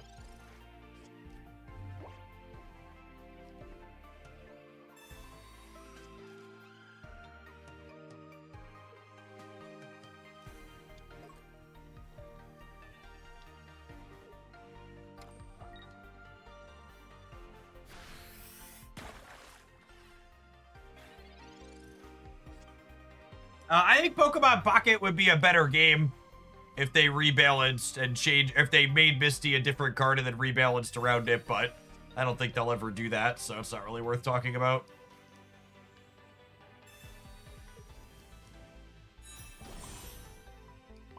Alright, and then they're just cooked from here, yeah? That would be my #1 piece of feedback to put on, I'm gonna put on the survey is telling them they should consider doing live balance.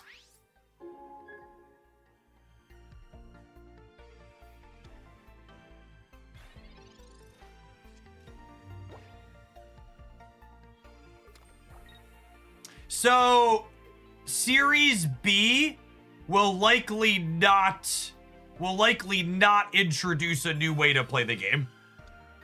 So Series B and my expectation is that this is going to work similar to Paper Pokemon, where Series B and Series A will be standard legal at the same time. And then when Series C gets introduced, standard will be Series B and Series C, and then we'll get an expanded format that has everything. So I don't think we'll get a new format on Pokemon Pocket until fall of 26. So we'll have A4, A4A, A4B, and then we'll have B1, B2, B3, B4 with their subsets, and then when C1 drops, A1 will rotate out. It's gonna be a while yet.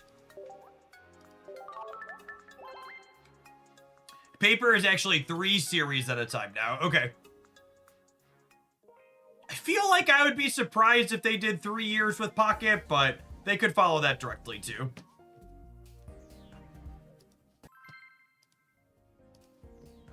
That's why I want to phrase it as the soonest we get a new format is next fall.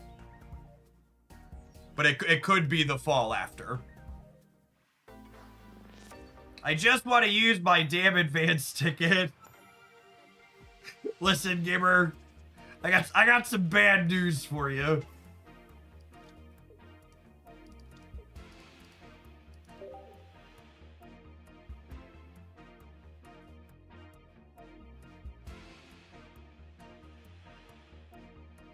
They really just need to swap out the advance ticket for something. It has to be kind of non-exclusive. Just like let them pick an EX Pokemon or something trivial. Ooh, Serena Beedrill. Aggressive stage ones. I'm gonna go out on a limb and say the deck built around attacking with one energy Pokemon's a bad matchup for my discard your energy deck. Just make it a guaranteed God pack. Unironically, I think you would see people melt down about that. Oh my goodness, I totally forgot about the advance ticket. That's okay, so did Dina.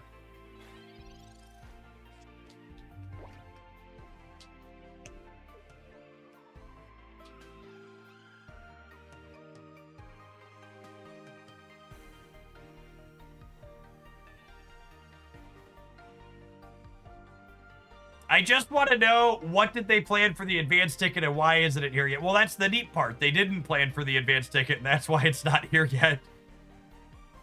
What's the advanced ticket? The advanced ticket is a random ticket they gave closed beta players that will give them something. They'll give them something.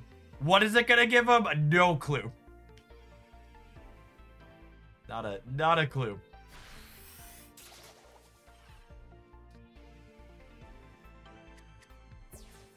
Wait, what? There's a different Serena? Excuse me? Wow! Holy! That's freaking rude. How is this the first time I'm playing against this card? This community is obsessed with playing cards that attack people's hand. And somehow, they're not playing this one? This seems like a huge miss.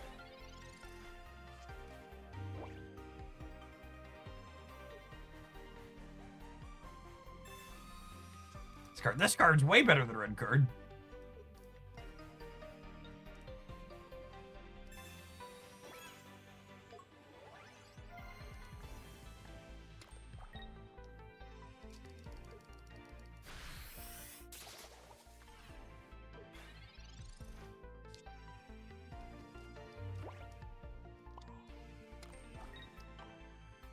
We're in an okay spot if you ignore the fact that their deck's probably playing Erica and it's probably playing the heal your Serena to full.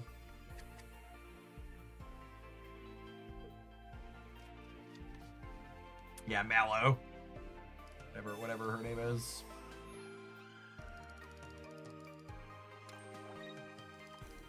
Anyway, I have one copy of Irina.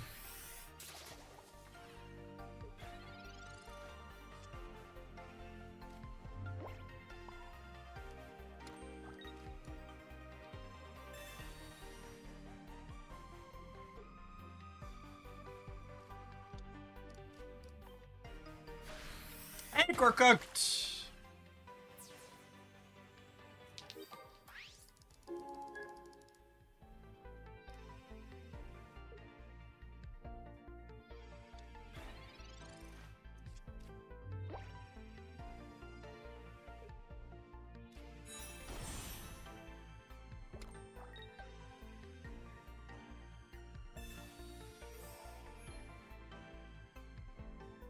Yeah, definitely cooked from here.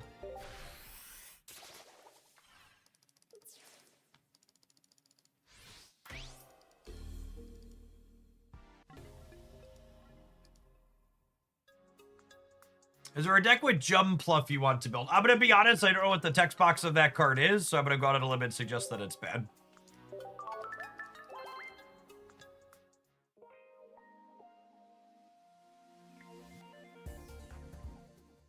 All right, I got one more in me with this one, and then we're going to take an ad break, and I'm going to go grab my lunch.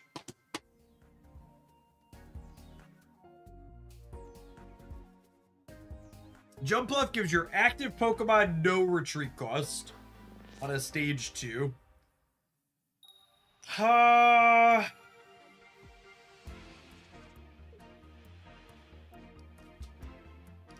don't know that I can piece together an instance where I would expect that to be good.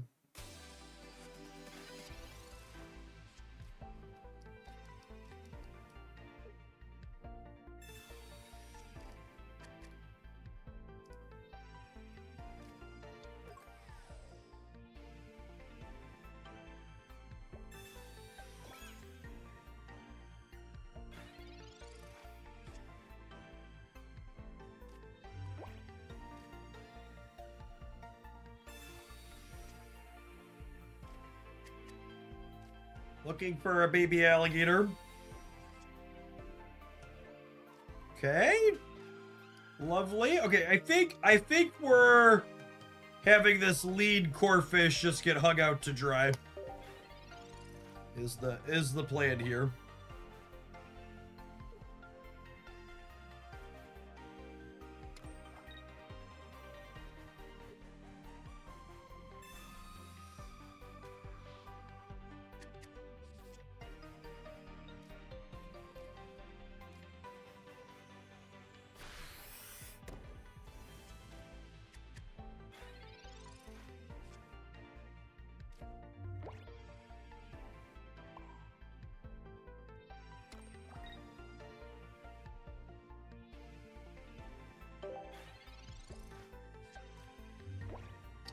So if they go Umbreon, knock us out, and we rare candy next turn, we can keep them locked off of energy.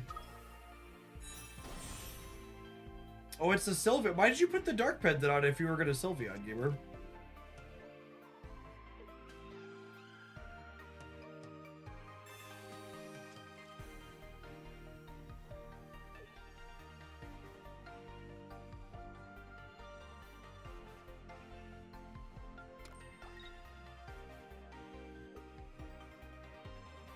To throw you off something.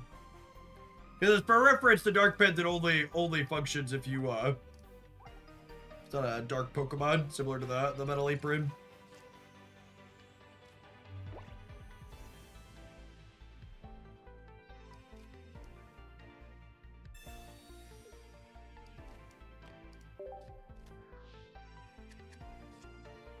Nice. Okay. So now we go rare candy. Slide this out.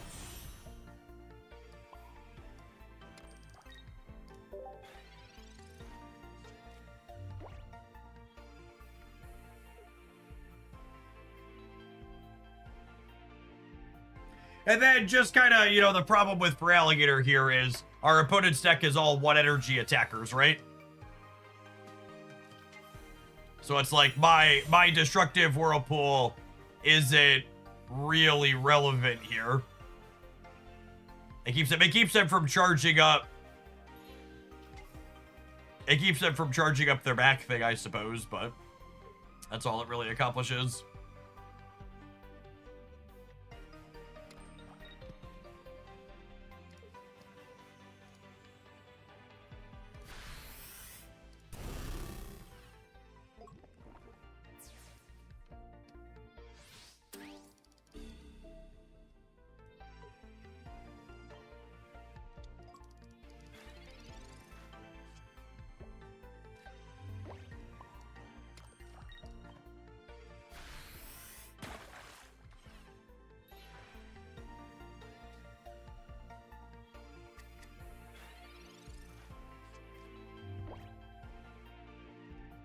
Maybe they won't have their Lily, he said, hopefully.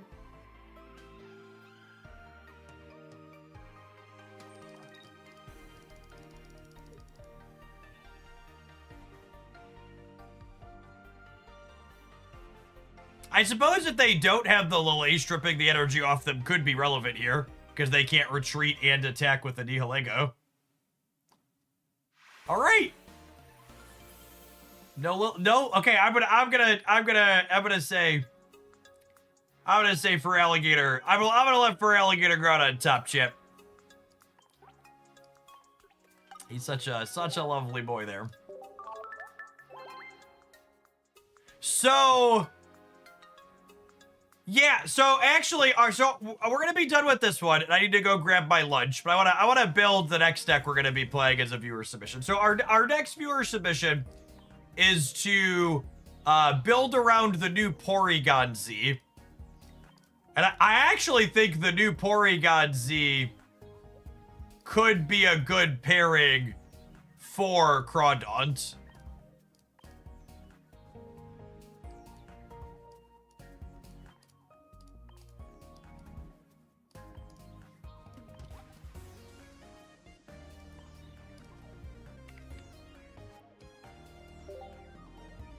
Because Porygon-Z, the new Porygon-Z makes their attacks cost 1 more.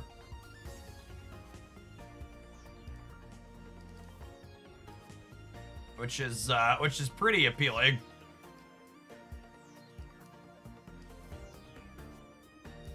And then honestly, is this a baby's deck?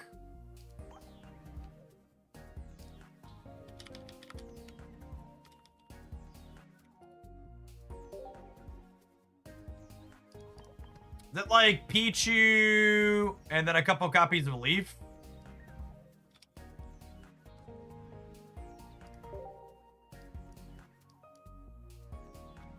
So that way when you go first, you can have your Porygon-Z ready to attack on the second turn.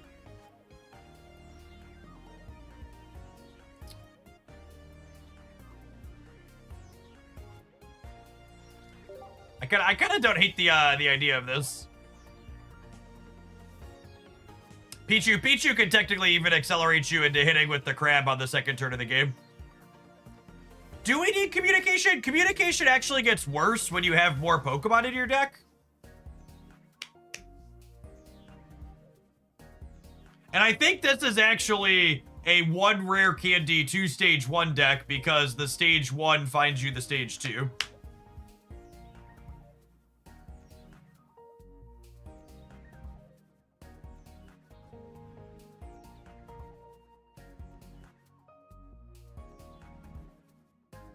You need it for Porygon-Z? I don't know. Like, saying you need communication for Porygon-Z means that, like, you've drawn both the Porygon-Zs and you haven't drawn your rare candy. And, like, that's a pretty specific subset of games, yeah?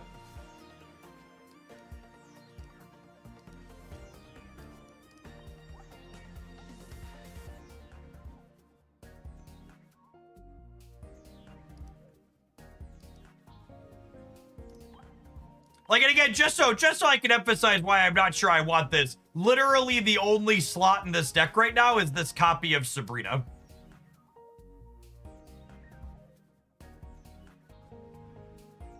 So, like, if I'm adding a card like Communication, I have to give up the Sabrina.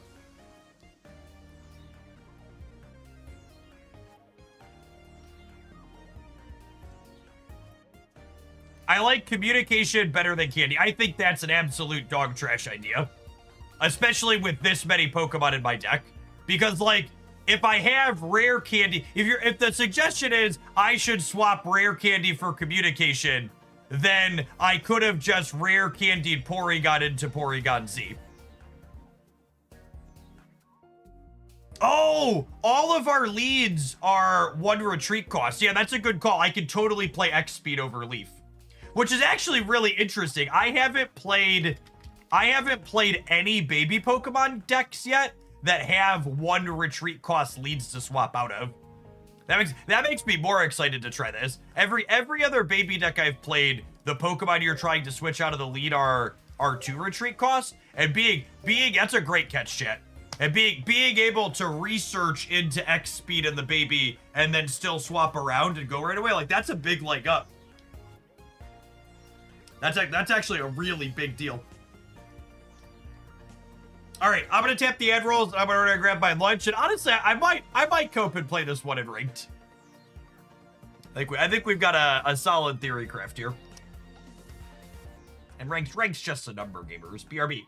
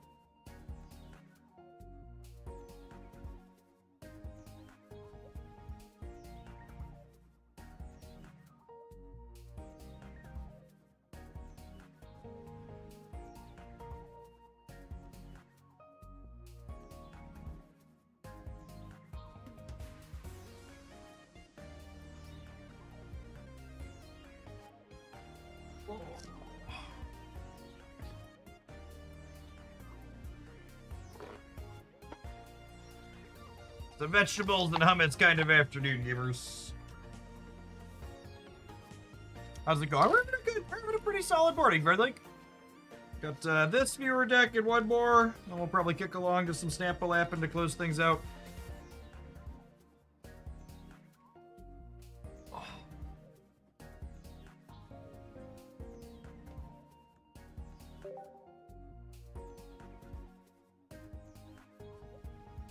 is this channel about Pokemon and politics. This channel is about playing card games and strategy games, but I'm also a human being who lives in the world and has children.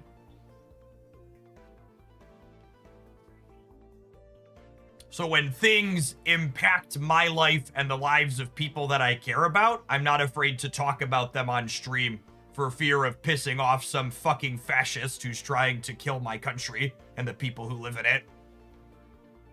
So, if hearing that on occasion is a problem for you, you should slide along.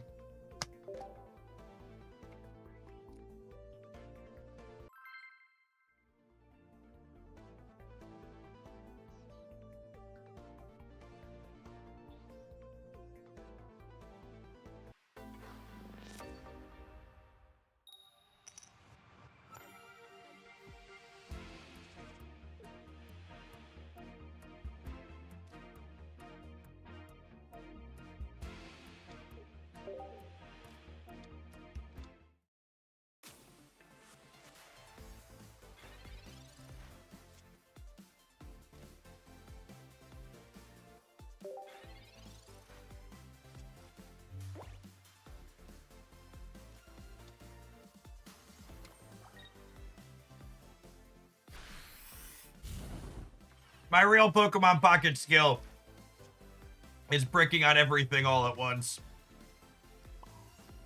Holy yikes.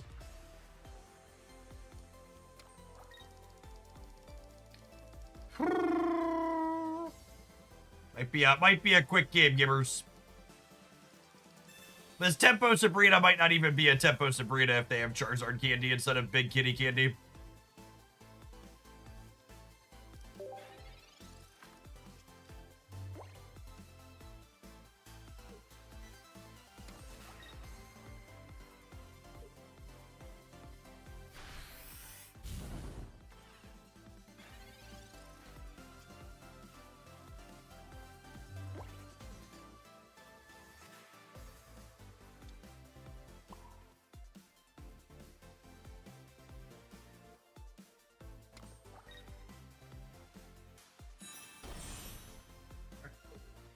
We drop the Crab Hammer here. Oh, you know what? Was I supposed to X speed out and then ram them? Maybe I was supposed to X speed out and ram them here. Yeah. I should X speed out and ram them.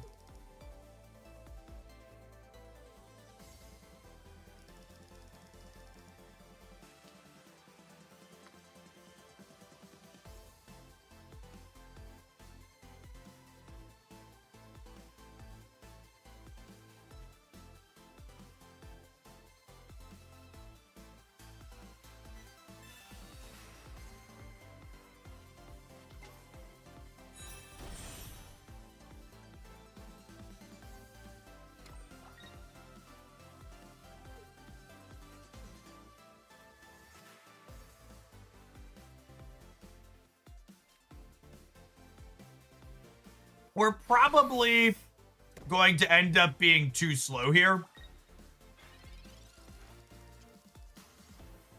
They hit their Charizard soon enough here that I think they're gonna run us down.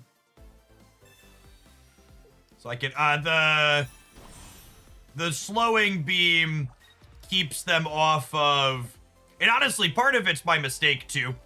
Because if I would have X-speeded this out while it had retreat cost 1, it would have been ready to attack when this finally killed my Porygon-Z, and then we might have been able to finish, but small sequencing issue to be aware of in the future.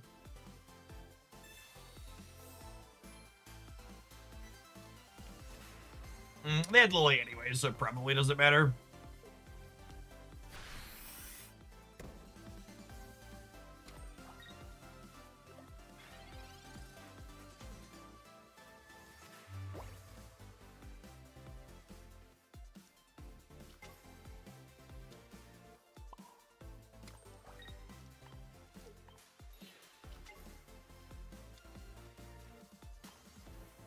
Alright, so we're gonna Crackly Toss onto the Crawdaunt.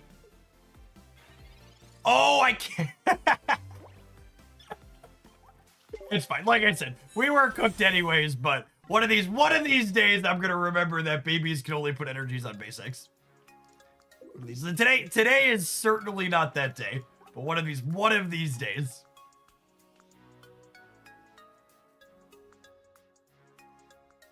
So something that I've learned, spit out of nachos, is that people especially right-wing people coming into spaces like my own and presenting right-wing opinions aren't interested in having their minds changed. And when you go on a public platform like mine and you debate people with terrible ideas who aren't going to have their minds changed, all you're doing is giving a platform to the people with those terrible ideas. You're not going to logic someone out of a position they didn't logic themselves into.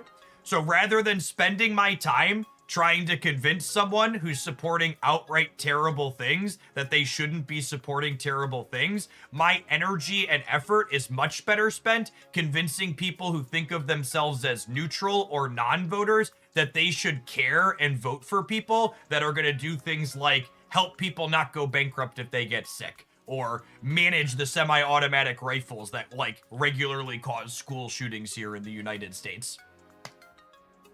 Your effort is not limitless, and your effort is much better spent simply banning people outright who are going to do and say and spread terrible things, and then spend your energy when you're trying to get people engaged to bring people in who are indifferent and apathetic rather than trying to change the right. There are a ton of non-voters and non-engaged people in the United States. And though that audience is much more reasonable effort to reach and engage with.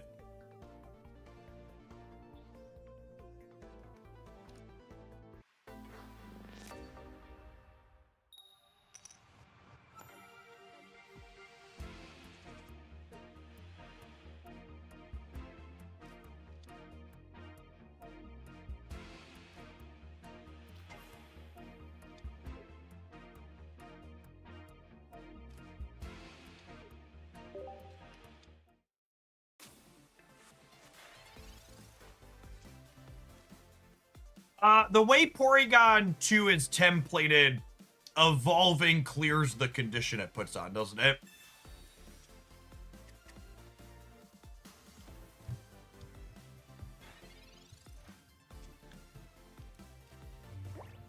I think, yeah.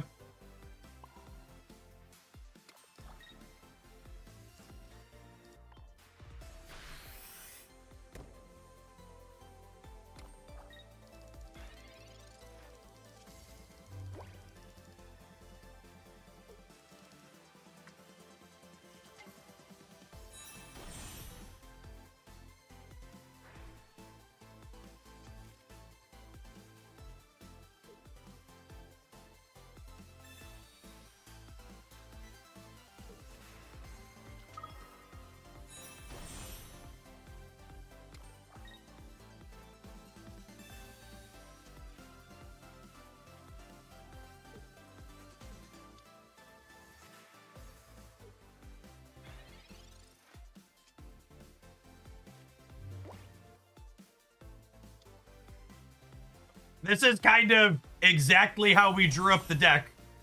So this fetches Porygon-Z out of the deck. We get to stop this from attacking for a turn because of the slowing beam. And then next turn, Crawdaunt gets to strip an energy off of it and keep it from attacking again. When this evolves, it takes energy off of them.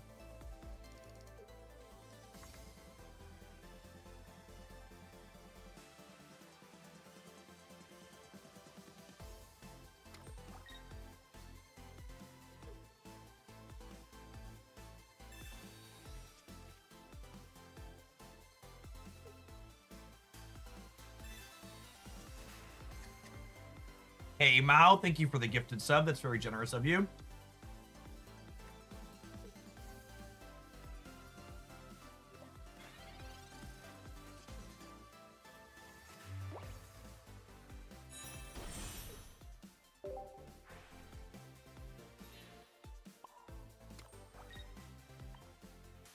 Now we may have to start building the Band Mama Jamma up to bring the Crab Hammer down later.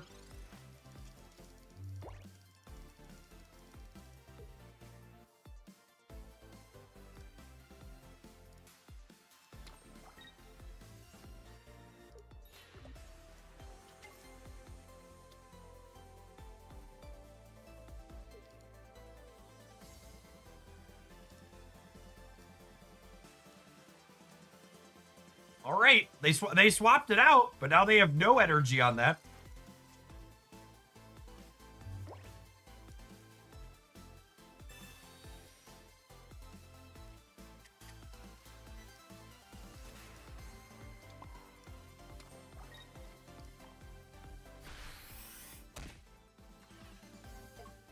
And then we're actually going to be at a point where we probably pivot this out and put the Crawdaunt up. So that way they have to knock out this one first, yeah?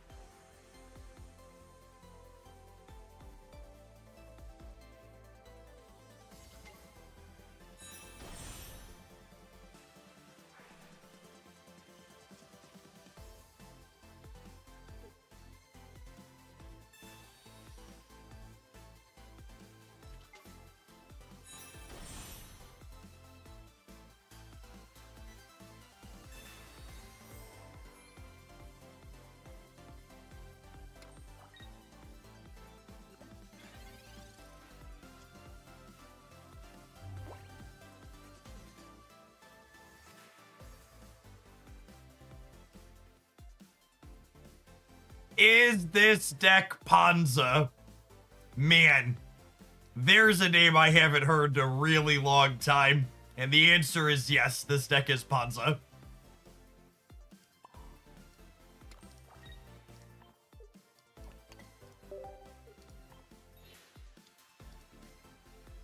Give him the old crab hammer here.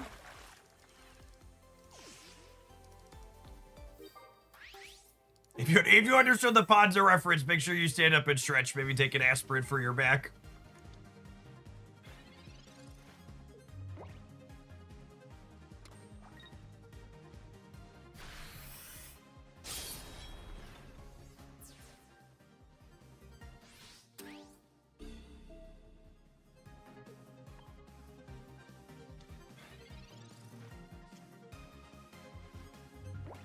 Okay, that's a great draw.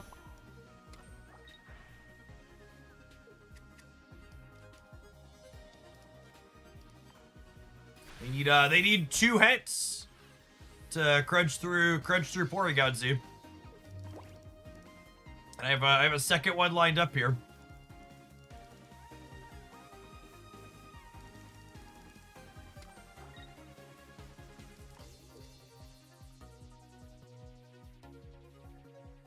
And them needing to put a 3rd energy on here to attack is relevant because it means they can't build up the 2nd Solgaleo in the back.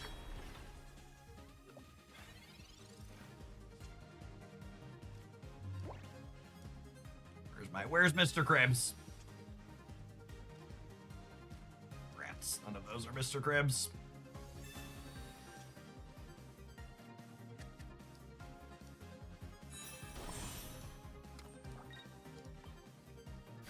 And if they have a 2nd copy of Lily here, they're still dead, right? Because they'd go up to 80 and then they go down to 70 when they Soulbreaker.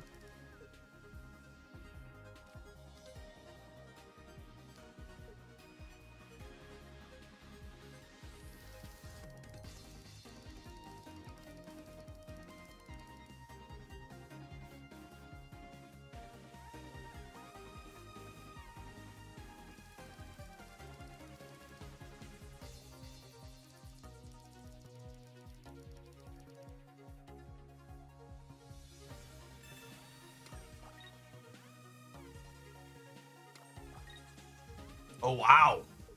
Okay.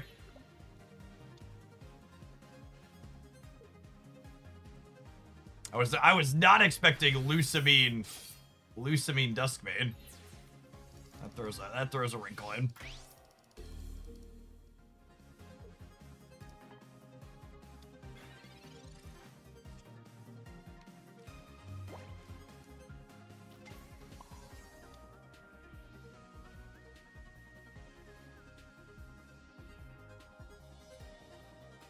I needed the it's frantic Oracle. I kind of needed my other crawfish here, huh? So I think I have to Sabrina. No, I guess they don't have to retreat anyways, right? Because they have the free retreats on the Solgaleo, so the Sabrina doesn't matter. No, I should save the Sabrina because I want everything on their bench to be dying next turn.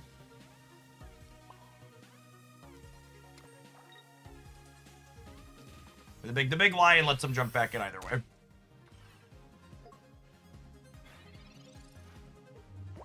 And they can't jump this one in. They have to jump this one in.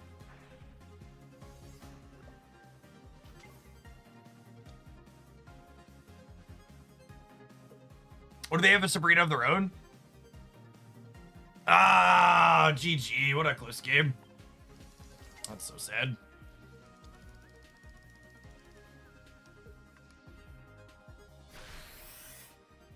Wait, it's a... Oh, no, they're at 20. I was like, wait, it's a draw. It's not. By 10 points.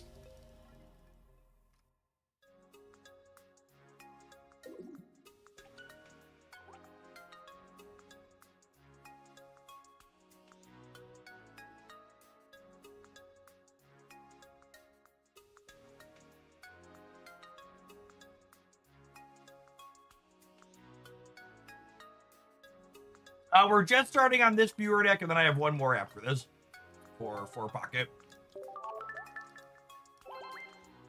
Probably a couple more hours of pocket at least.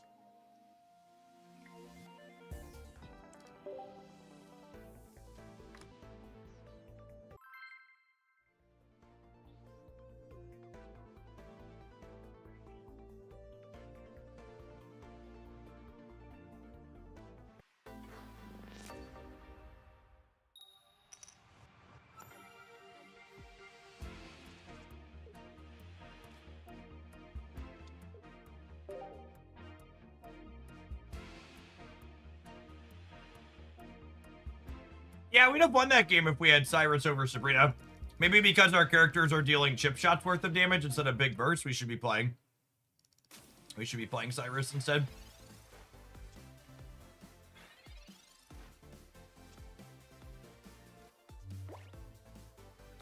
Looking for basic Pokemon here. Yikes.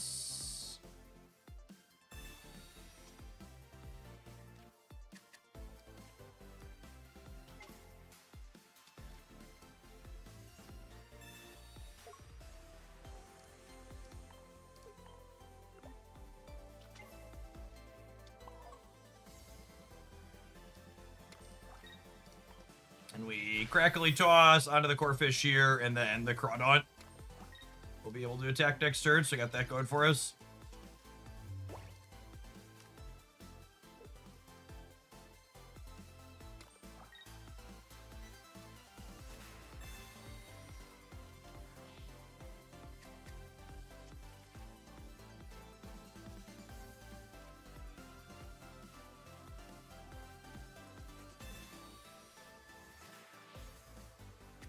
Thanks, that was real bad.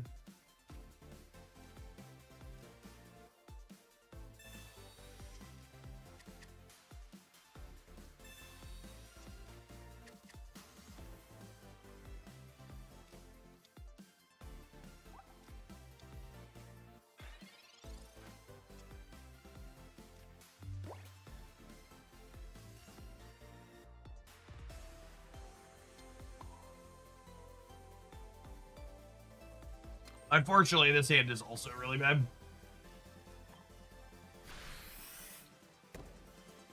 If we hit either of... If we hit any stage 1 or stage 2, we'll be in an okay spot here. So big range of good hits. Rhubarb Toast, thank you for the 23 months. Appreciate that. Welcome back.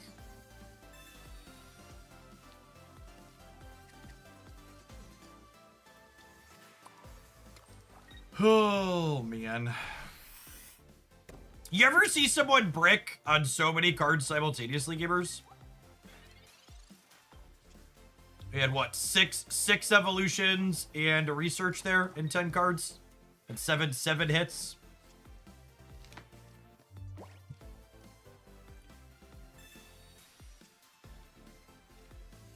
Thank goodness.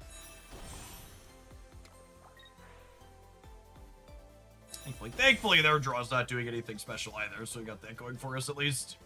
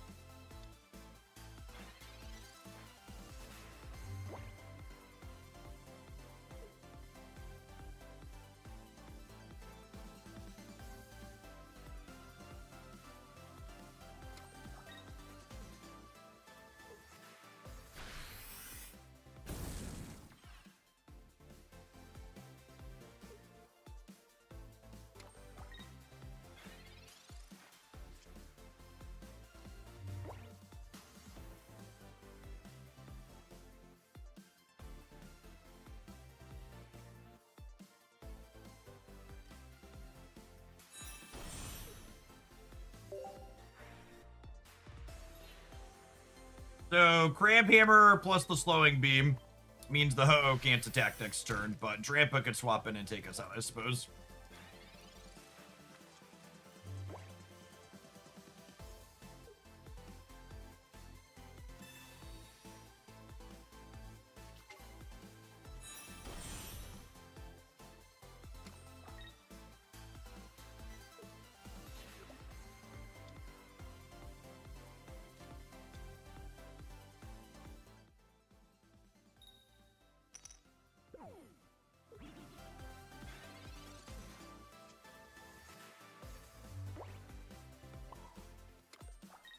It took a hiatus from this game after Playtime Smackdown is now a good time to get back in.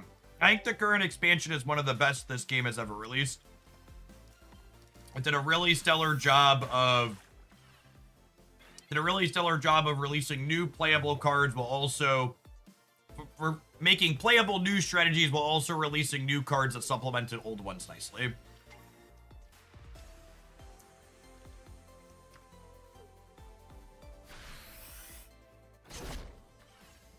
Man, if we can draw our other crab here, we'll have a 66% chance of... Oh, I guess they have lightning on top. Well, a 33% chance of stopping them from attacking next turn with the wrong color.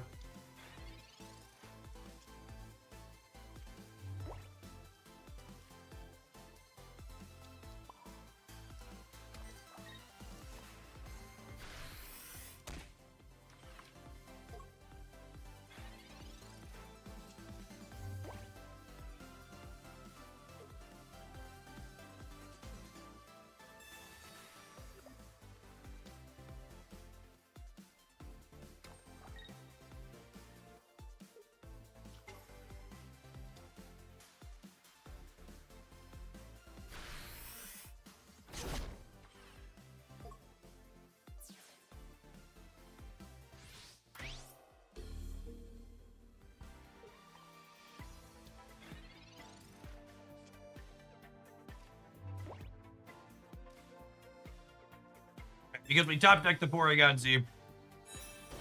We gotta rare candy it out. Gonna be cooked to another Lyra.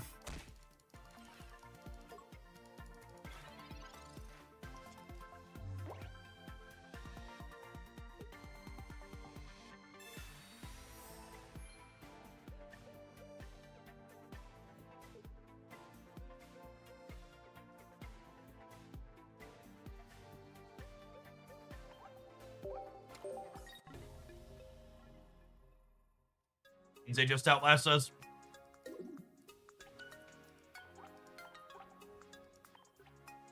Oh, you know what? Did they mess up? They put the energy on the Ho-Oh, didn't they? I should have waited. If we didn't top deck the Crawdon, we could have maybe punished that mistake. Alright, I got one more loss to be with this one, I think. And we'll relegate it to the remains of history.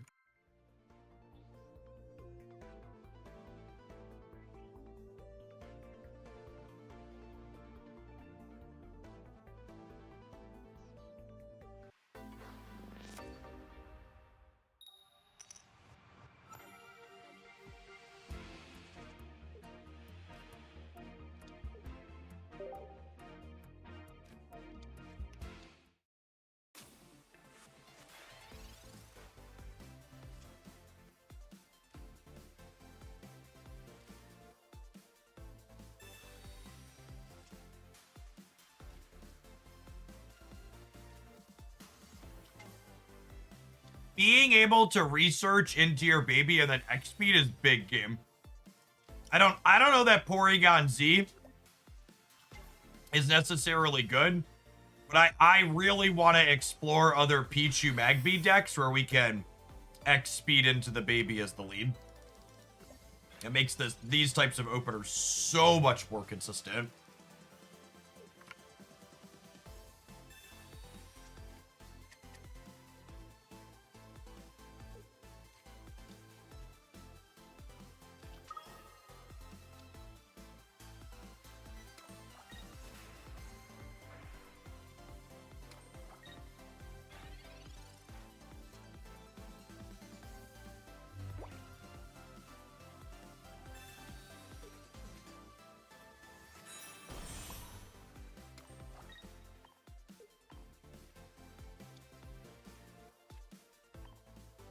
Crunch.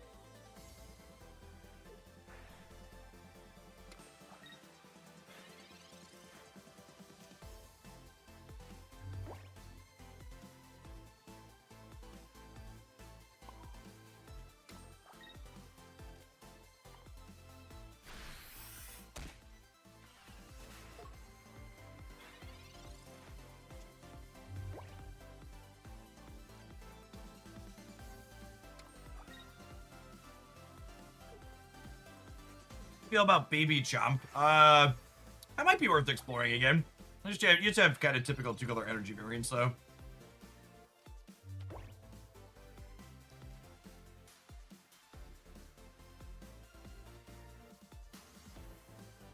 I think our core fish is probably a day late and $1 short here, unfortunately.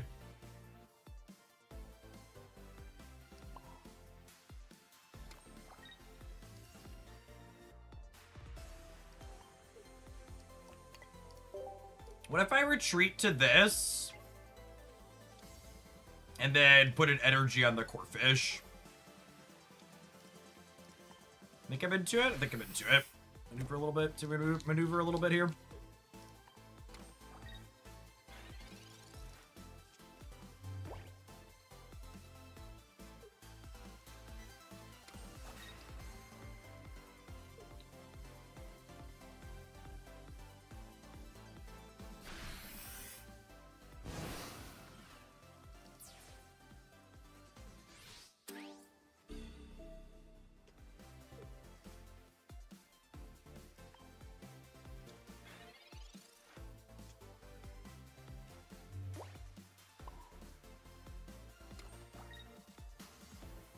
We do this.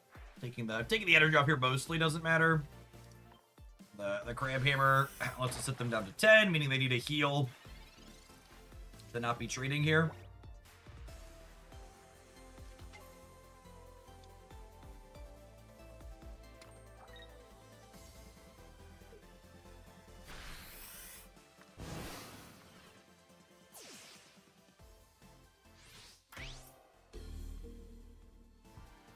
Honey.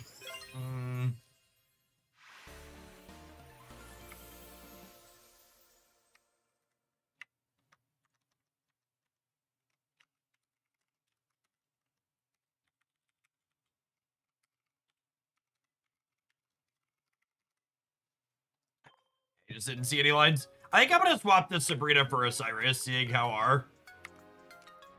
how our games have gone. That opponent should have retreated, and then we would have needed Cyrus to chase them down. I think with our characters dealing 70.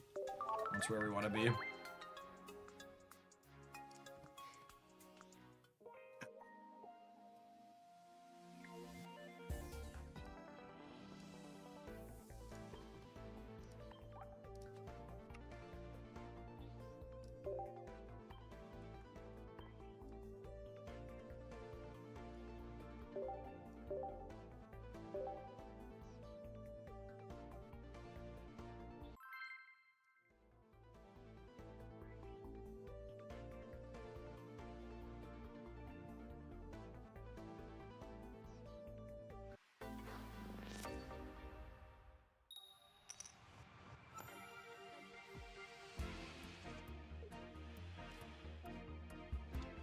First here is sad. Water Energy Eevee. Can I get a baby at an X speed? That would be the nuts.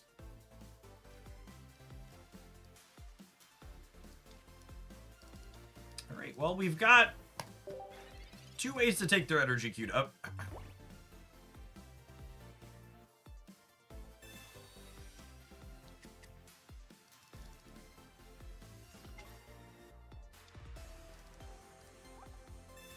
They have 4 Eevee build? Oh, it's just Tina Ninja. Yeah, yeah. It's the same matchup again.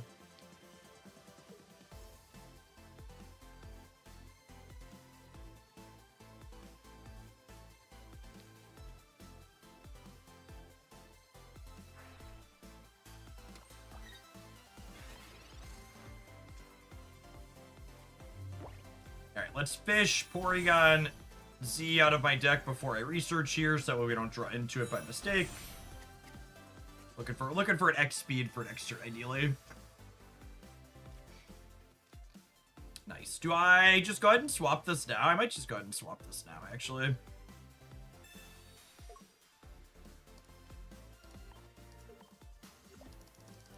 So we can't get red carded or whatever out of it. I don't want to use the Crawdons yet. I think I want the Crawdons to be able to attack the Giratina.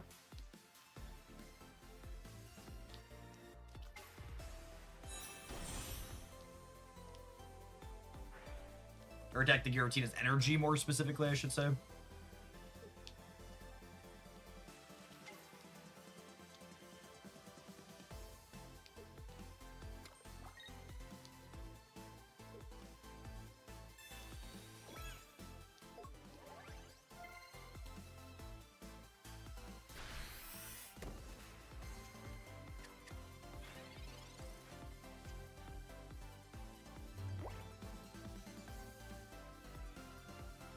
Do I want to be able to prevent this Eevee from retreating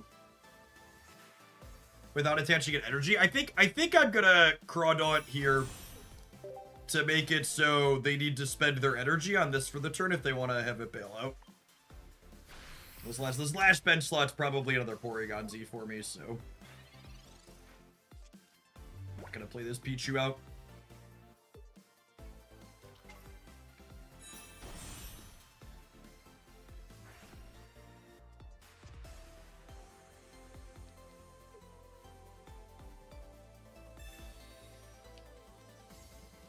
Ninja.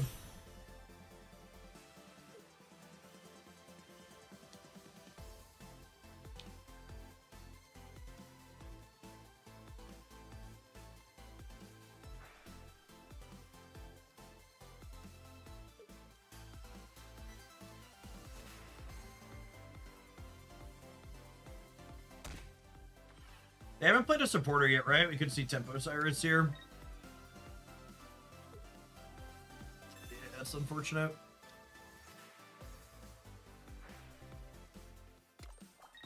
It's gonna buy them all the time in the world.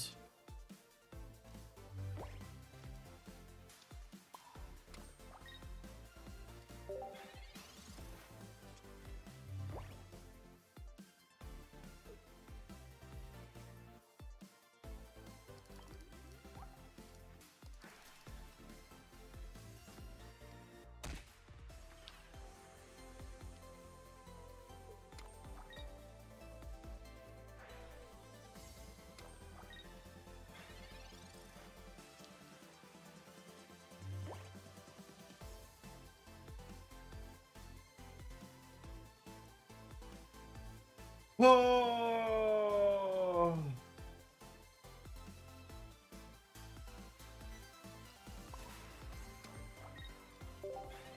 Feeling cooked. Yeah, second Cyrus, almost assuredly at this point.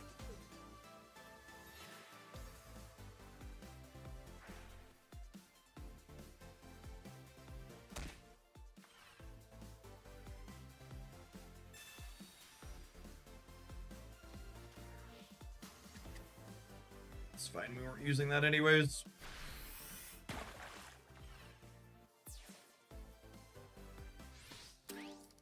silver, they should definitely silver there before they retreat. Like, learn my whole hand before they dive in. Probably doesn't matter.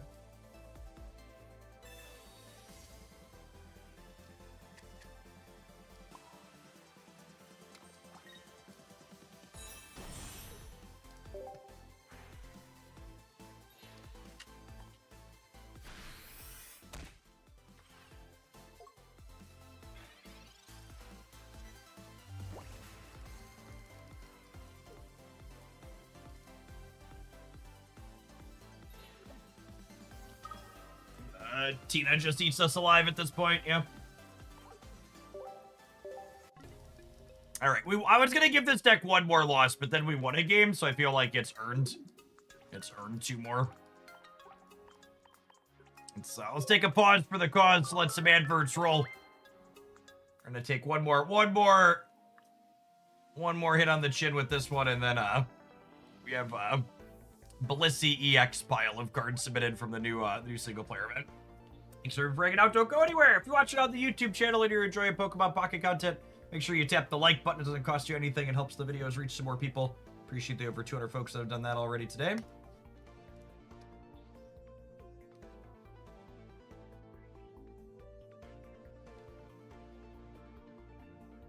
Their deck feels like Mono Blue Tempo. Absolutely, Marty. It's a good comparison.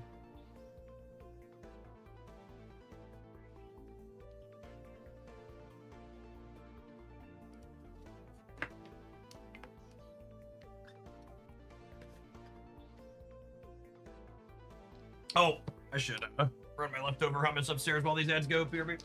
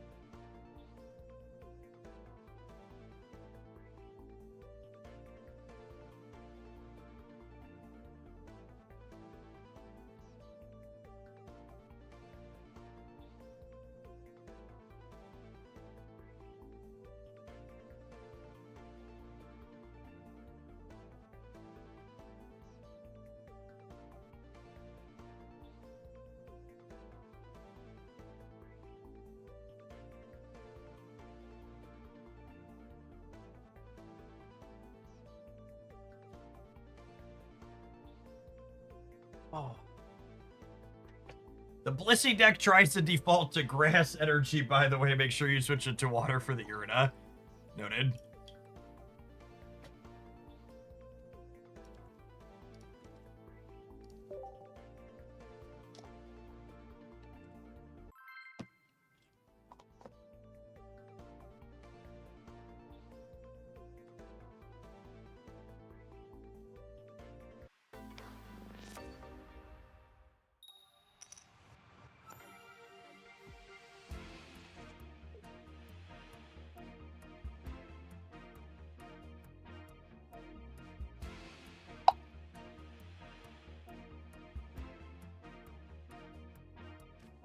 We have the baby wall going first, but we're missing Porygon, and we're missing the evolution for the Corphish.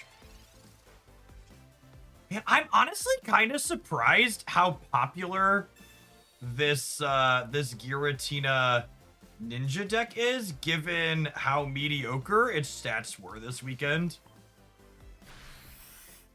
I guess Greninja is just a fan favorite Pokemon. You tried the goofy Macargo deck. I don't even think the Macargo deck is goofy, and it doesn't look that good. It was the best deck last season. Okay, that explains it. It's just people still grinding the thing that was their most competitive one in the previous season. I'll be curious to see if its stats pick up. Its matchup tables did not look promising when I covered it in the meta report.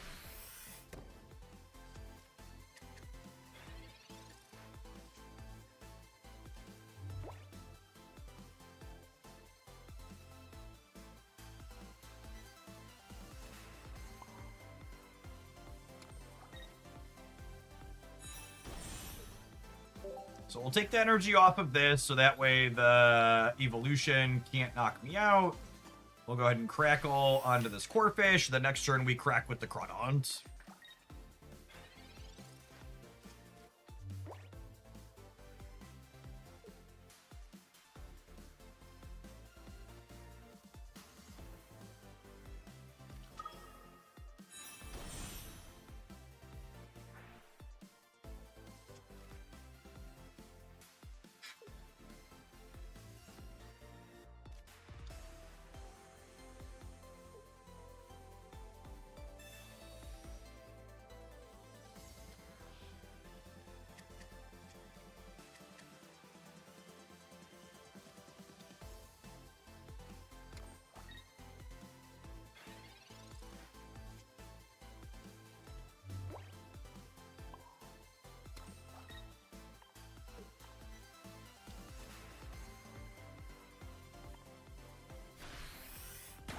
Is Porygon a Thalia? Yeah, kinda.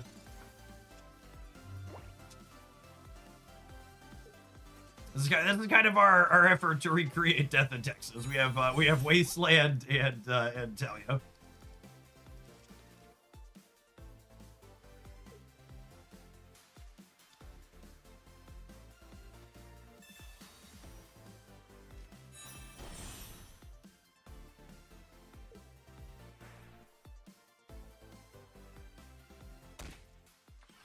Look at this ninja going after my baby. What egregious behavior.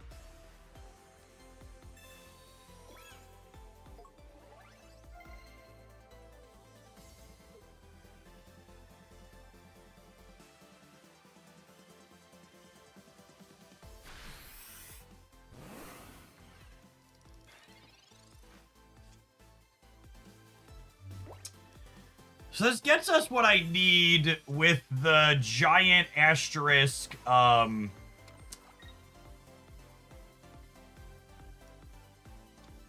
you know what? I was supposed to put the energy on here, although that's close. If I put the energy on here, they could Cyrus and kill this, so it makes putting the energy on there less appealing.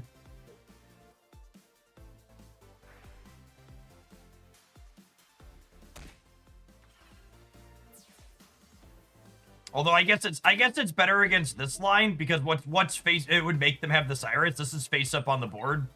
They get to kill the Crawdaunt and then yeah.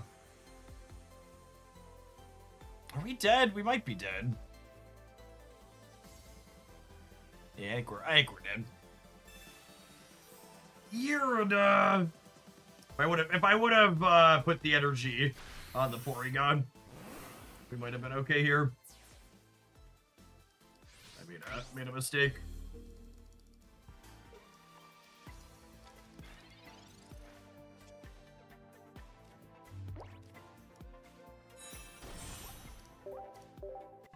I can live for a turn if they don't have Cyrus, but all right. No, I said I had one more loss rate this time, but I'm gonna give it one more because mess that one up. We're gonna win anyways. Nah, I'm gonna let it die. I'm gonna let it die. I don't think we're getting a highlight out of that. I can probably just set it from here for the next Sewer pile, right? Next one's a Pichu deck.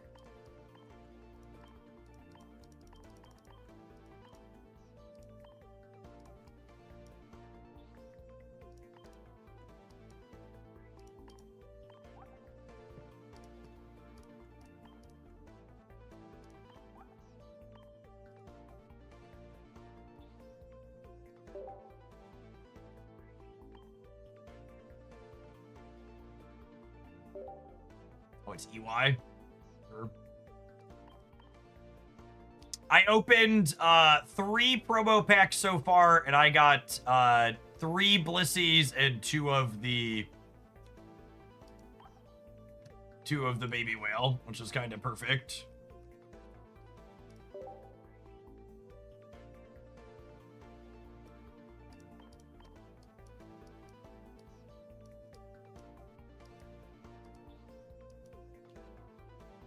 Would you accept the build-around request for a Scizor deck? Absolutely.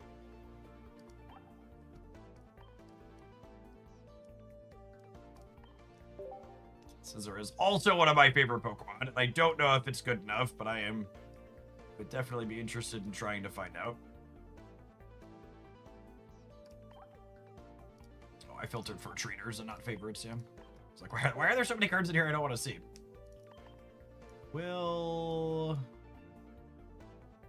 Lima.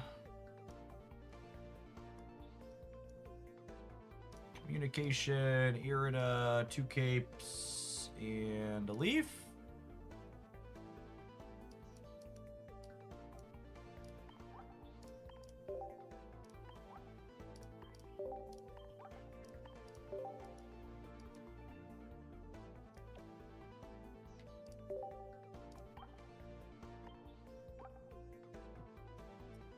Double checking this looks right against the submitter. Yeah, looks good.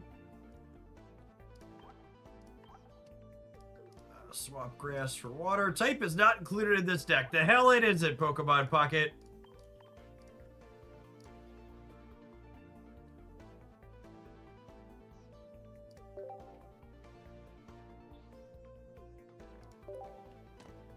Should probably stand up for a little bit. My back's getting twingy. Life after 30. Oh.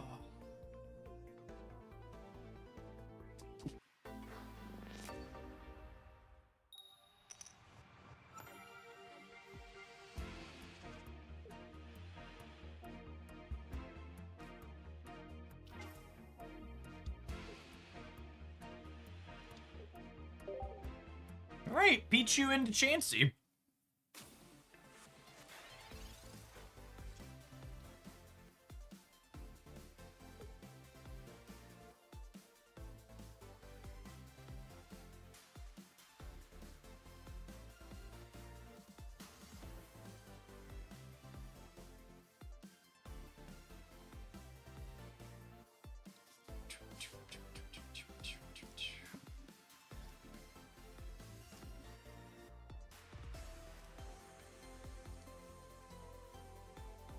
Hello, Potent.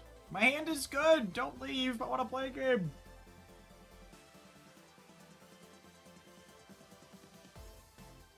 Come back.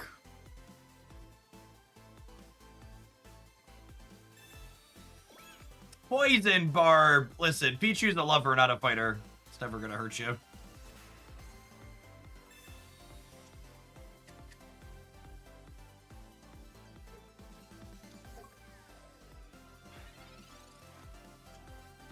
Oh, you know, playing this deck is leading me to a question, by the way.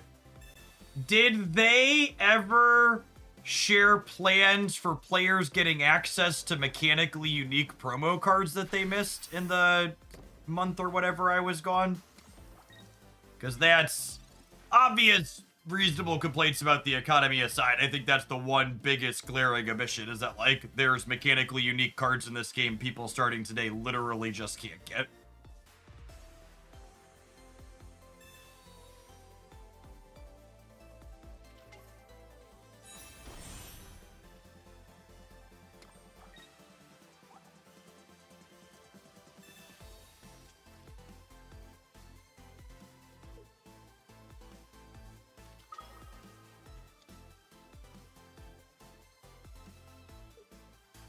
Maybe I was supposed to play the Chansey out.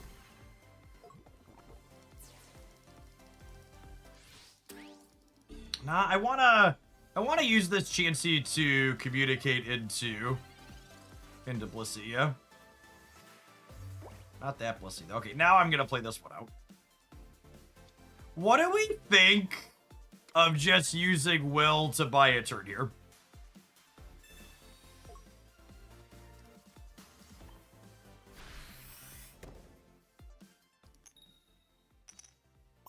Live, damn it, live!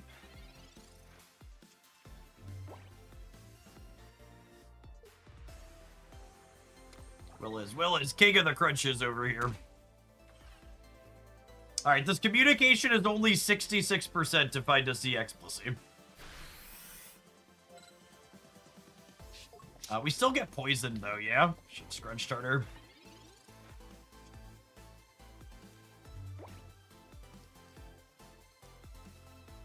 Don't be Pichu. Don't be Pichu. Don't be Pichu.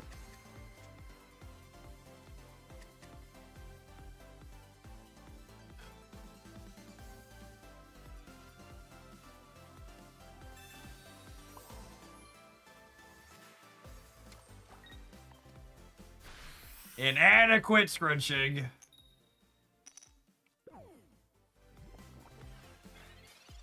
If I was playing Marvel Snap, I'd scream Ben Brode's name in vain, but this is Pokemon Pockets. I don't know who I'm supposed to yell at about these things.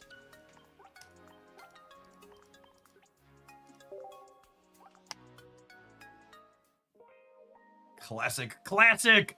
Lose the figurative coin flip, and to lose the literal coin flip, lose the game.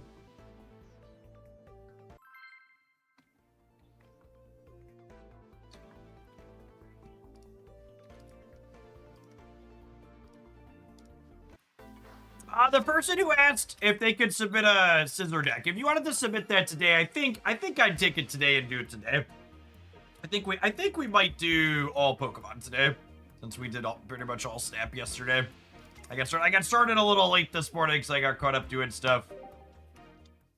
So maybe we'll just vibe on Pocket all day. Oh, come on, game! This is harassment.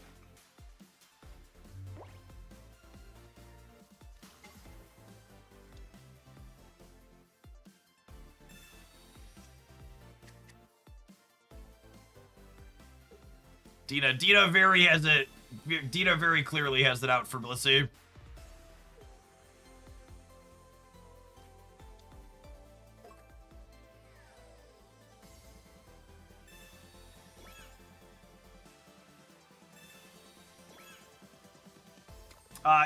We'll be playing Shadowverse again, probably not till next week.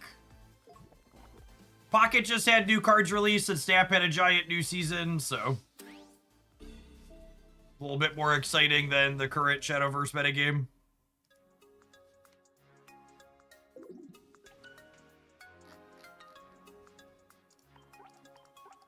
I could have put a cape on there to prevent that, but let's be honest with ourselves, we were never winning when we missed the basic.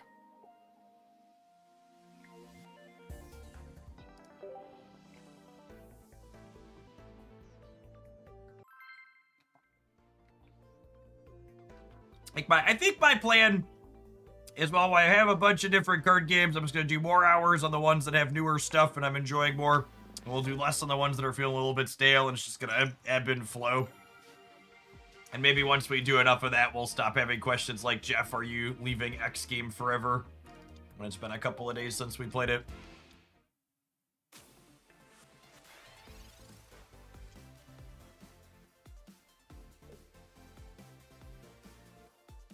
Now, we could just leave this Chansey up front to take hits, and then Elima it out while we build Blissey in the back.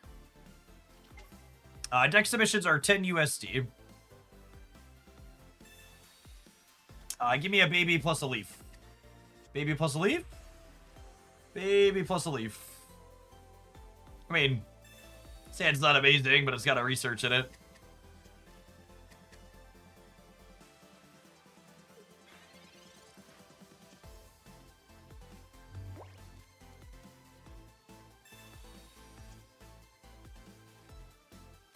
No longer have the Elima in my hand. I think I'm gonna build the lead Chansey and just count on Scrunch to keep me alive since I'm missing the Elima.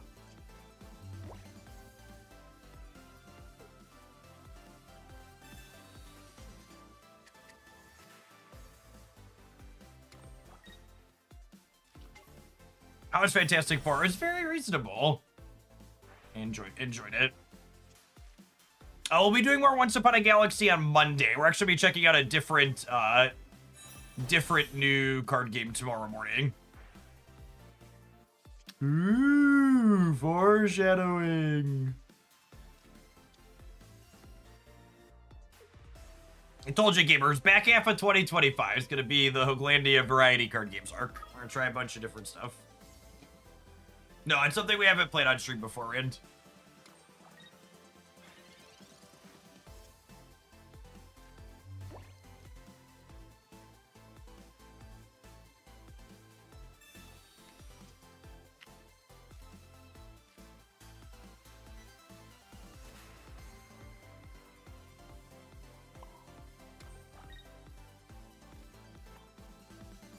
I don't think I'm gonna burn the will to guarantee the coin flip here because we're a professional, but we're not in danger of getting knocked out even if they rare candy into the Greninja. So I think we just do this.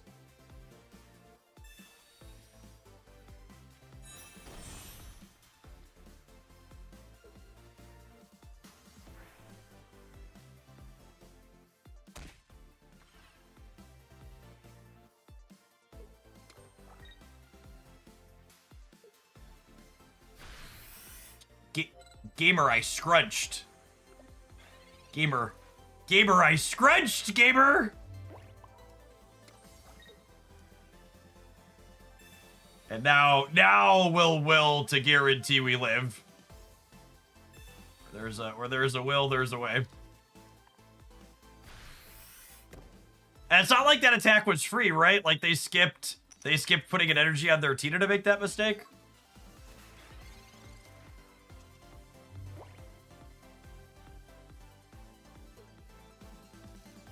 It's force of will.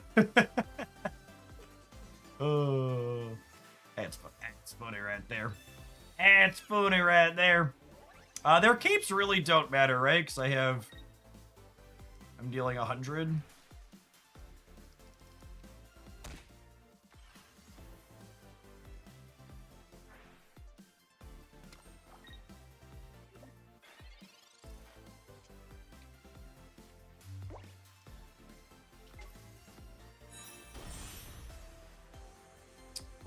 I'm at 160, which means in theory, if I miss this flip, I'm not dead to Tina Ninja.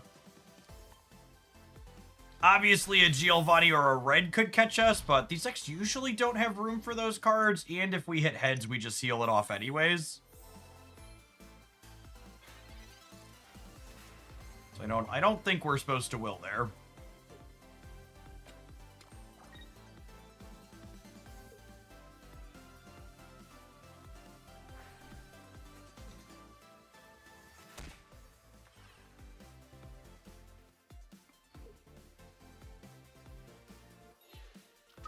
The problem here is they're dealing 300 over the course of these 2 turns, yeah?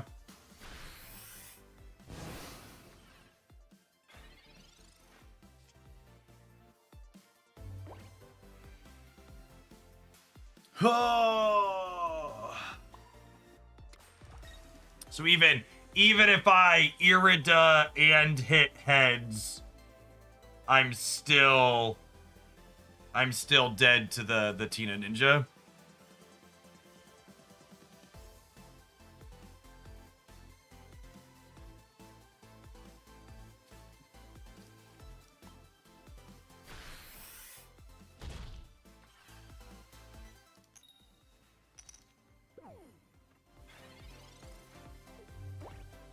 Oh, I suppose if I don't heal, they can pivot to the Sylveon to finish?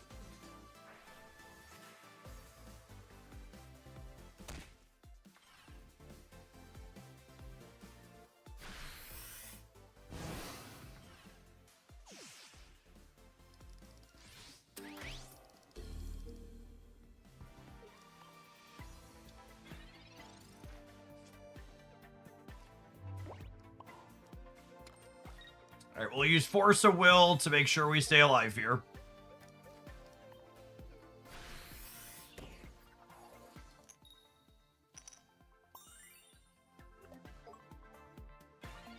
And then if they make a mistake by leaving Giratina in the active spot, our baby Blissey could catch him.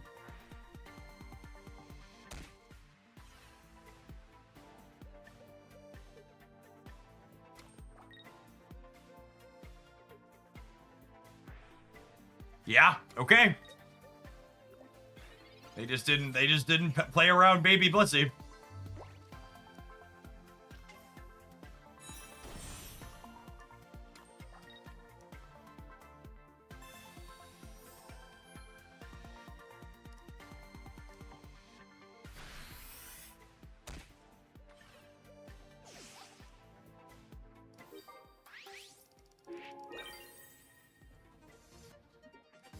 And then they deal 90 per turn here, but Irida gets us up to 190, right? Oh, they have the second frog, though, and they have all their cards.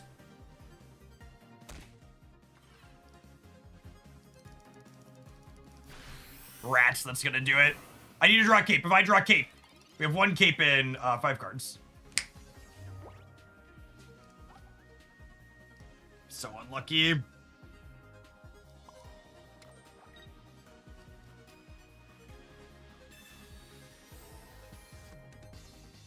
Gosh, that was so close.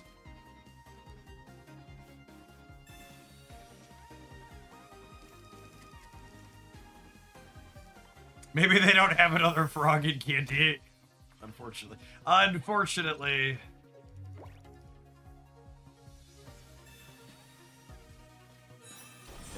GG, but I'm...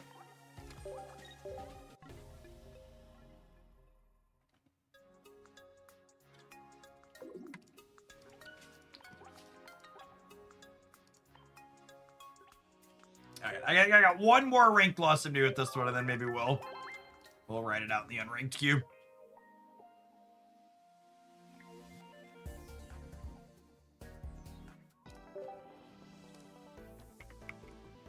All of our made-up internet points are disappearing today.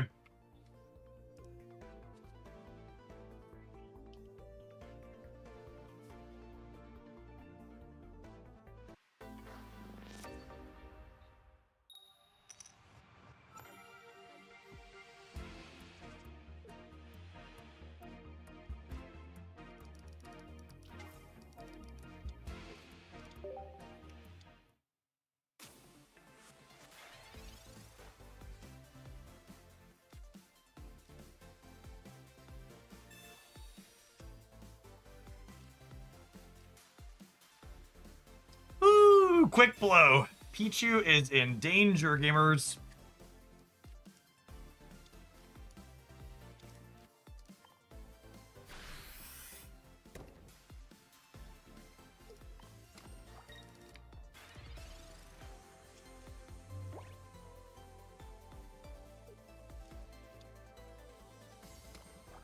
Please, please, Pichu.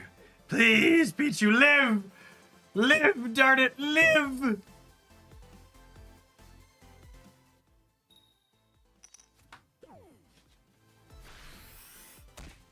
Huge coin flips. Huge coin flips. Look at me remembering that I can't crackly toss if I evolve. We're so good at this, gamers.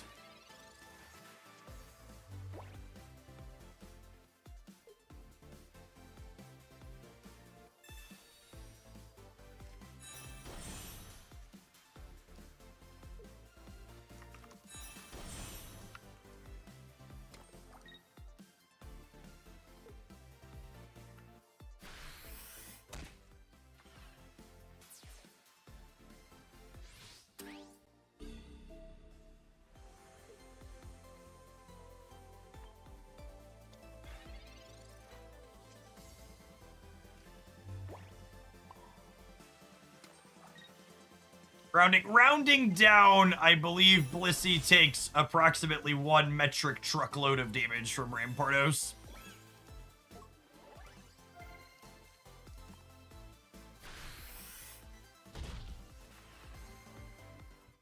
Hey, Take Magic, thank you for the deck submission. Be happy to brew some Scizor after this.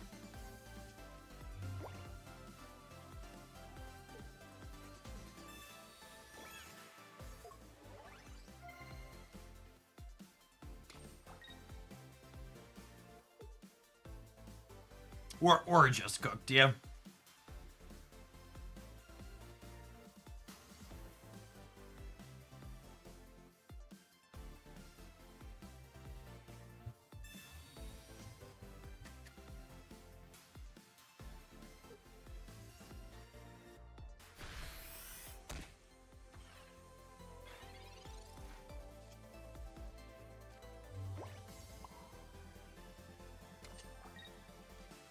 Okay, what's the sequence here? How do I win?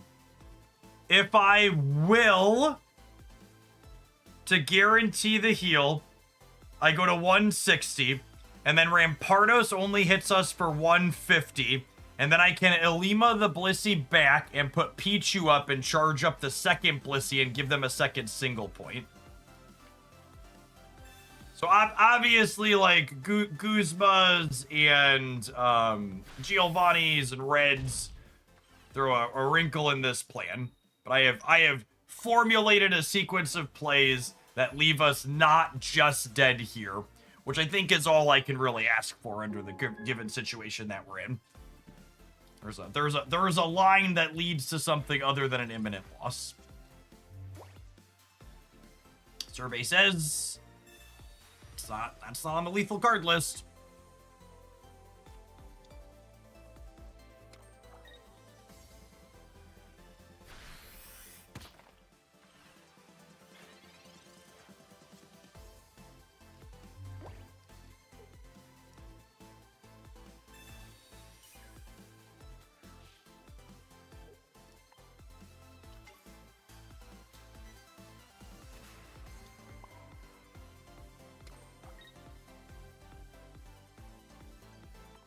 Get a crackly toss.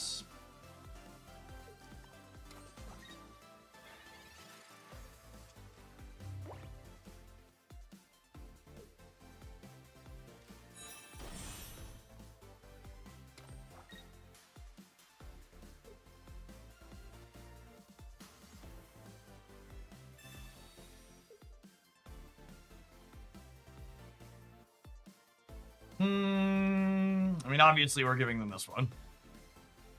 Second Sabrina becomes problematic.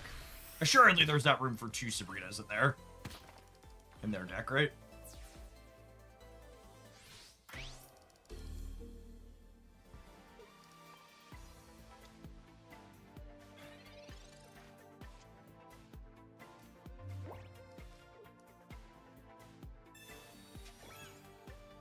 And then Baby Bliss is also only dealing 100 here, so might as well put out the one that's bigger and can heal.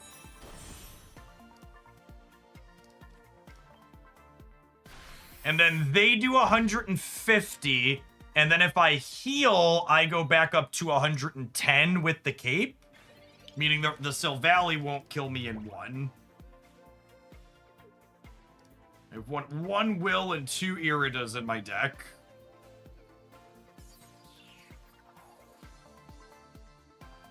This game feels like it's far closer than it has any right to be.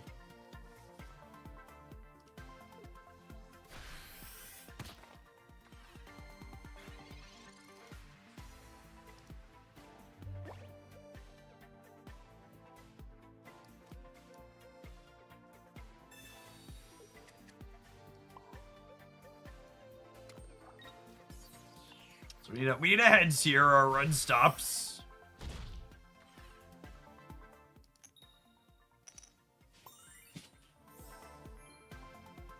And then, if we find an Irida next turn and hit heads, we go back. We fully shrug off the Silvally. And they need supporters.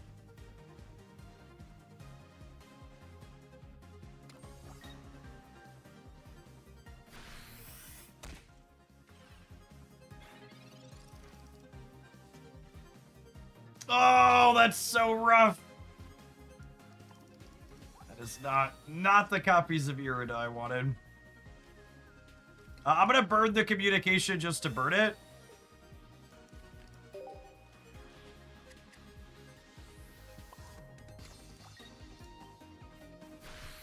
All right, Blissey, come on, it can't end here, Blissey. No, Blissey! I tried so hard and got so far, but in the end, it doesn't even matter anymore.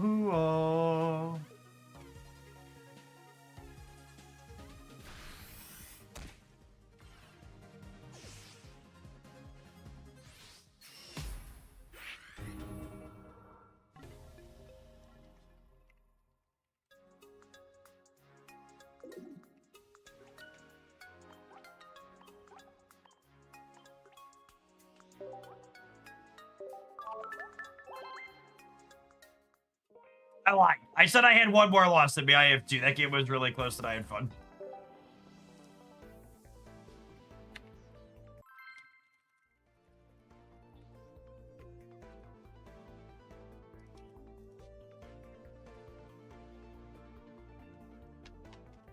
They're just made up break points, chat. We'll get them back later. It's not a big deal.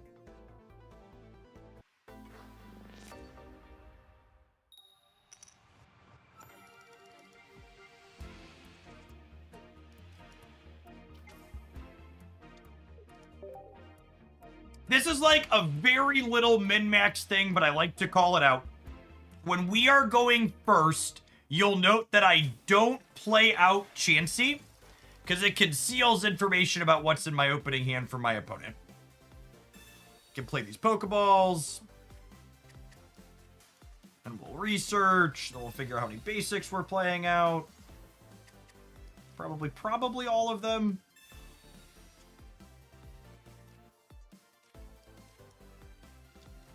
See if our Pichu continues to be good at... Maybe I'm actually supposed to hold... Okay, I think I made a small mistake here. I think I'm supposed to hold the second Chansey because we're a Pokemon communication deck. Could matter if that's the Blissey we draw. All right, Pichu, I'm gonna need you to dodge a quick blow here. Slowest blow you've ever seen, gamer.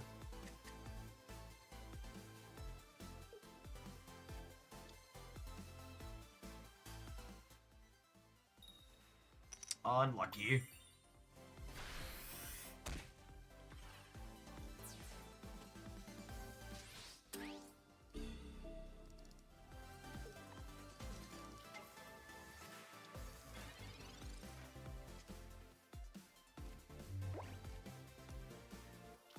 Did we really hit a second Rampardos, gamer? Absolutely.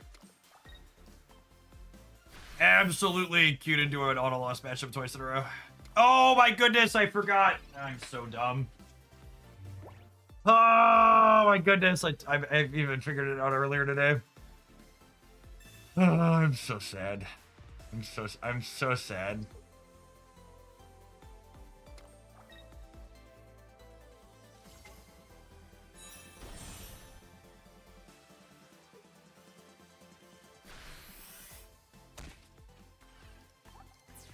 All right.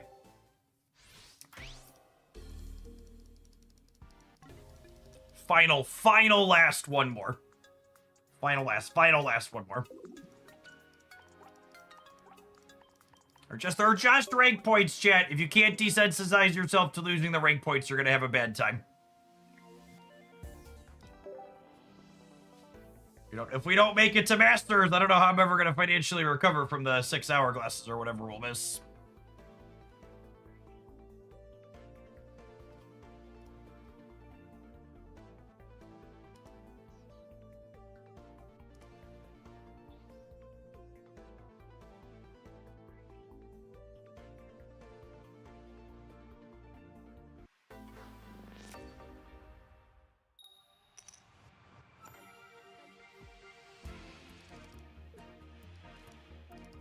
Oh, Chansey lead while going first. We're so cooked. Never before has someone been as well done as this Chansey is about to be.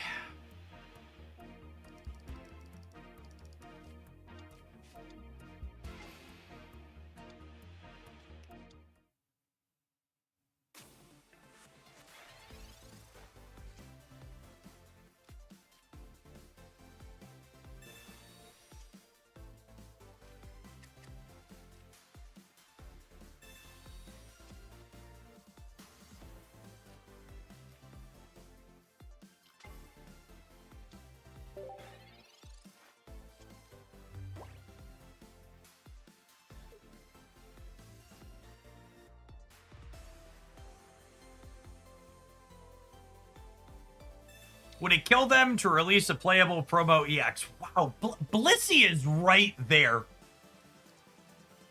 If you're gonna neg them, at least let me put earmuffs on them first.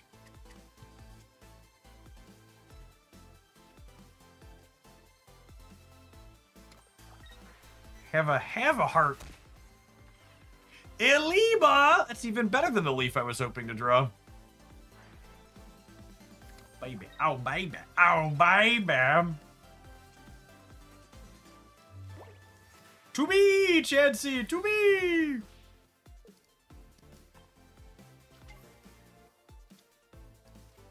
I cannot crackly toss onto an evolved Pokemon. I cannot crackly toss onto an evolved Pokemon. I cannot crackly toss onto an evolved Pokemon. Are you aware that I cannot crackly toss onto an evolved Pokemon? I'm saying it mostly for your benefit at home, that you cannot crackly toss onto an evolved Pokemon.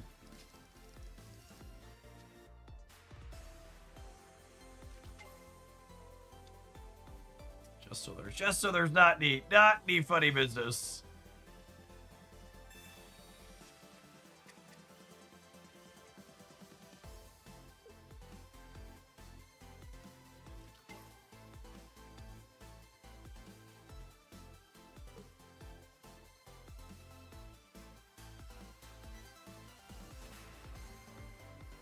What was it I can't do? I missed it, Hogland.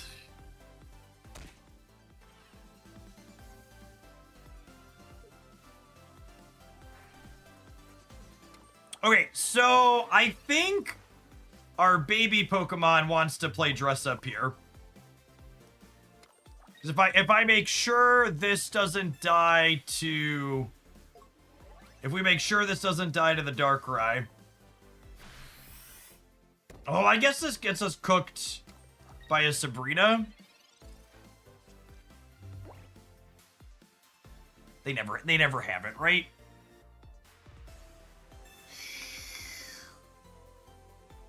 Watch her whip out the repel can.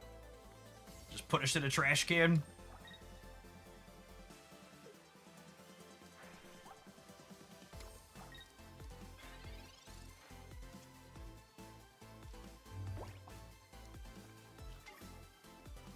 Excuse me? Excuse me?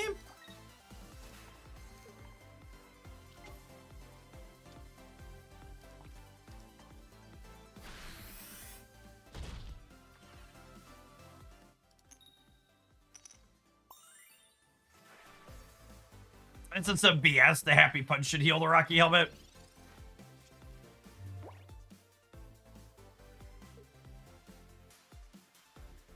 And then this is just like the tough part of being a Blissey gamer is like they're dealing 302 turns, right? So my healing just doesn't matter. All right. I think I'm ready to give up on the Blissey dream now.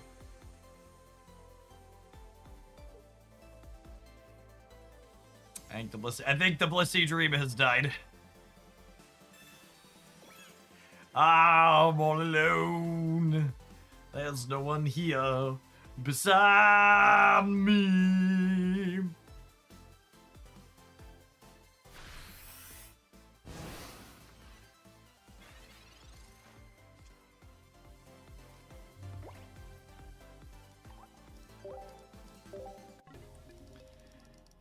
God, shit. You know what?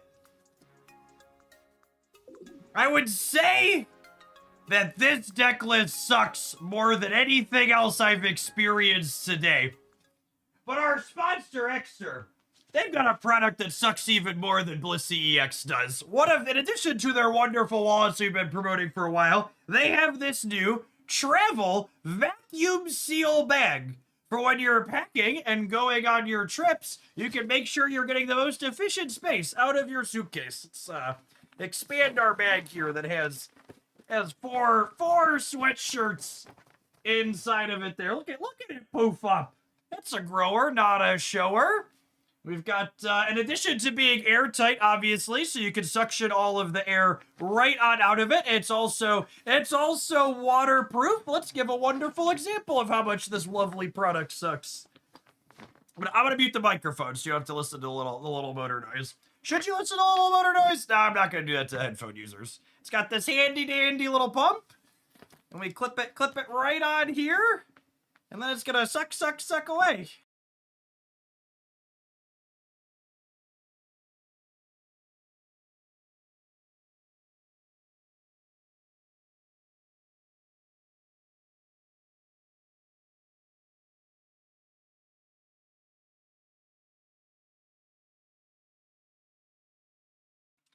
Look at that crunch right on down there. Never waste space in your suitcase again, and keep your luggage nice and secure and dry with their airtight waterproof bag. The little suction device that it comes with even charges via USB-C, so you're never without power for when you need to be packing.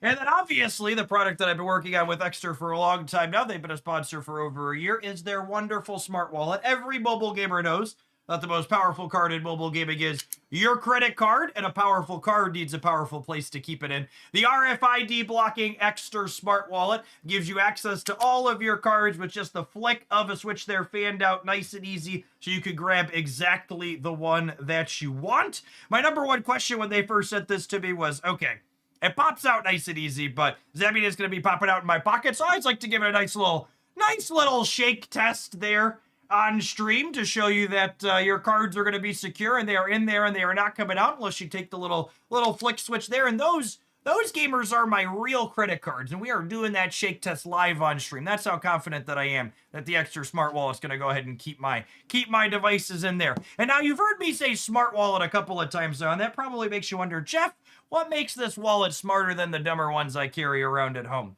And the key to that is a little piece of technology they have here called their tracker card. They've got this one that integrates with Android, like I like to carry in my pocket, but they also have one that works with the Apple Find My. This is a Bluetooth card that attaches to your cell phone, and the app will log your GPS location, so if you ever get disconnected from your bag or your wallet when you're out and about, you can know where to go back and look for it. Or if you're someone like myself that regularly misplaces your wallet around your home and you're trying to find it before you run out the door, you just pull up the app on your smartphone and ding it to find out exactly wherever it is at. So shout out to them for sponsoring the streams today and many times over the course of the last year. You could use my link in chat as well as code JeffH2025 to save a little bit extra. They are having their summer sale now through August 18th. They've got up to 40% off of various things on their website here. Where's the button for my website? The wallets come in all sorts of wonderful different colors here. I've got a nice blue one, but they've got reds and greens and browns and bright yellows and lots of different things, and even some textures and things like that. So be sure to check them out for things like their vacuum seal, travel kits, tech case, scammer cube, backpack, all sorts of wonderful things on the Extra website there. And they do ship all over the world. It's not just the United States. They've got lots of countries. So wherever you're at, be sure to check them out. All right. We got a viewer deck submission to try and build Scizor, which I think is an all 1-point deck, so probably Skarmory when we're in 1-point metal.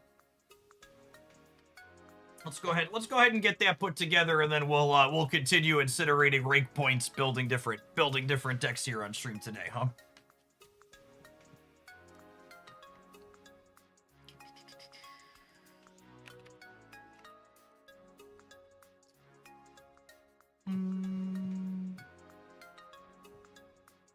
Beep, beep, beep.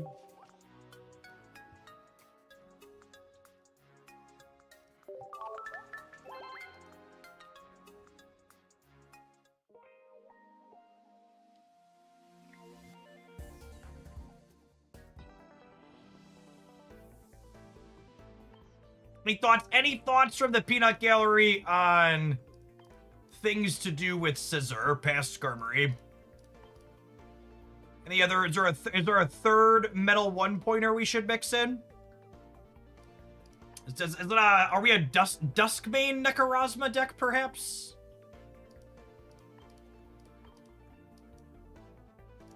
That's the other 1-point steal that jumps to mind.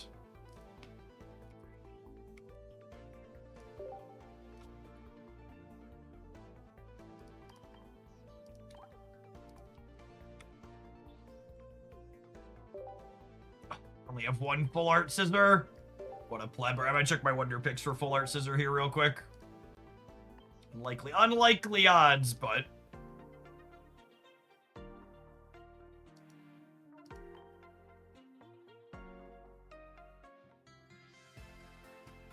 Magby.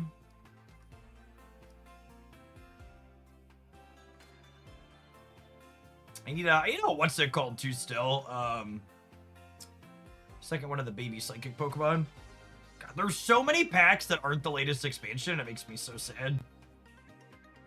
All I want to see are packs from the latest expansion. Alrighty, well that's what these hourglasses are made for.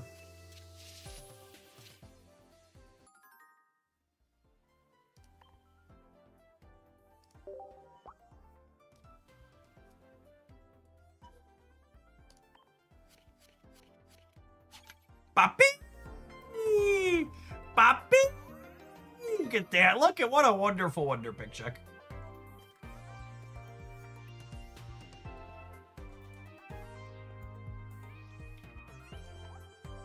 Thank you.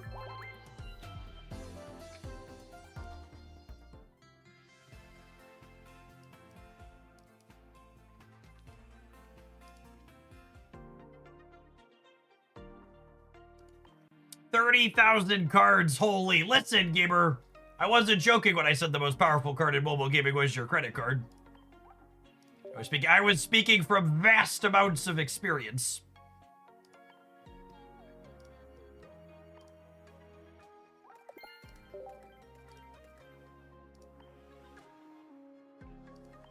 I buy all these yet? Not quite.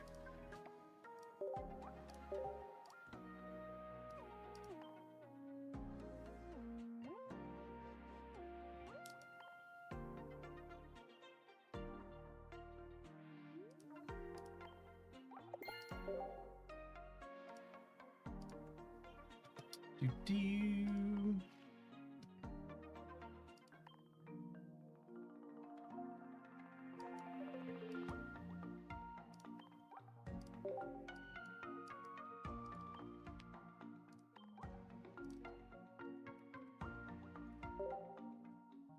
They have matching ones now.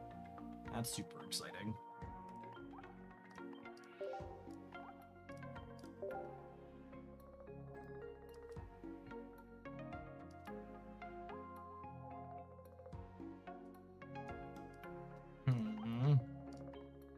I don't think I want an EX Pokemon. I think I want all one-pointers.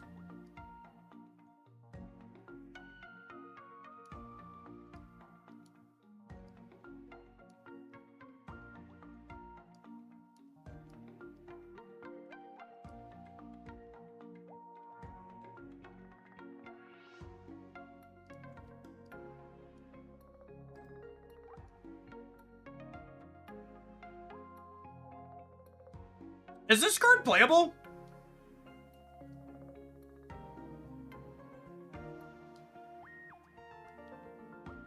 Because the basic for this attaches an extra energy to itself, yeah.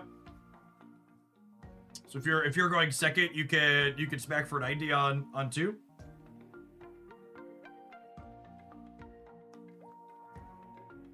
That seems fine.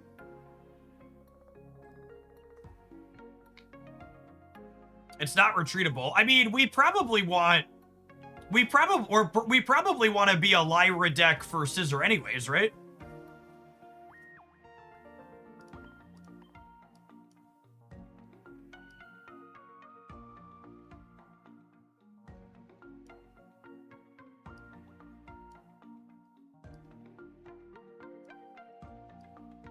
This could be the answer as well. Exactadrill or Escavalier. Escavalier might be good too.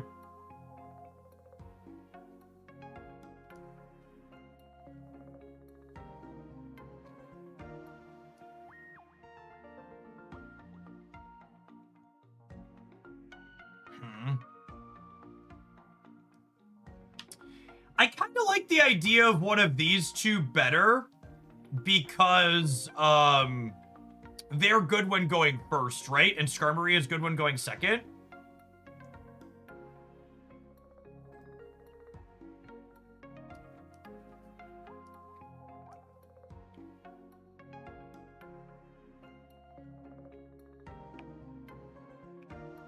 Lyra doesn't work with Scizor's attack because Lyra doesn't count as a retreat. This attack doesn't say anything about retreating. Instead of this moved from your bench to the active spot this turn, it does 50 more. So that should work with Lyra, and it should work with a retreat. Both retreating and Lyra move this from the bench to the active spot.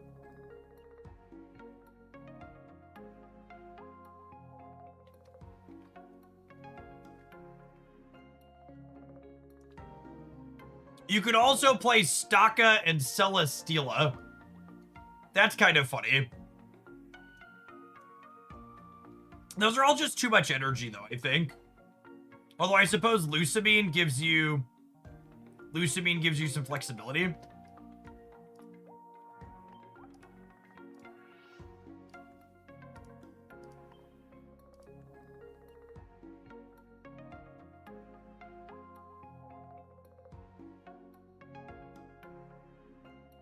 Oh.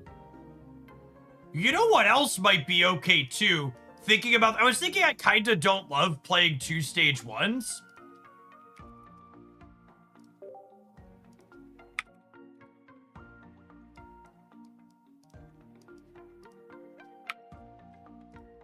What about, like... Do I not have any Tyrogue? How do you spell Tyrogue? Do I really have 0 of this card?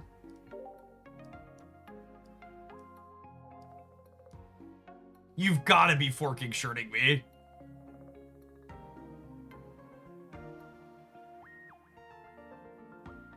Do I really have 0 Tyrogue?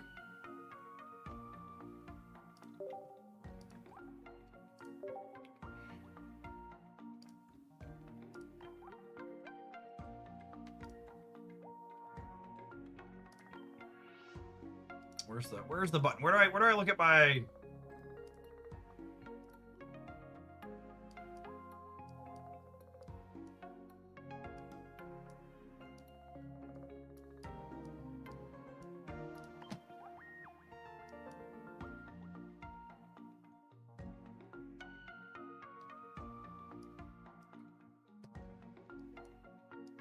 That's so annoying.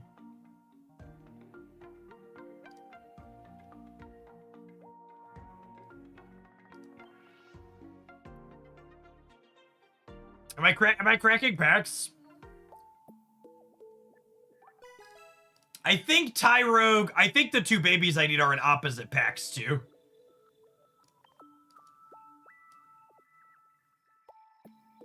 Is the problem.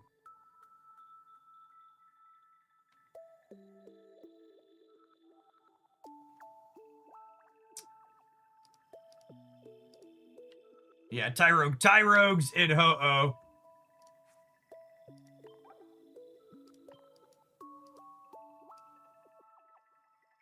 And Cleffa's in the other one. What's Elekid do?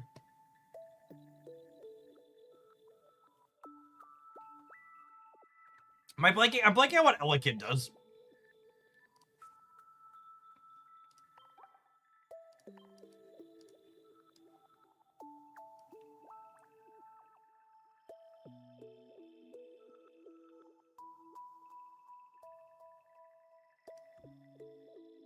Oh, is Cleffa in the pass? I actually don't have the pass purchased right now.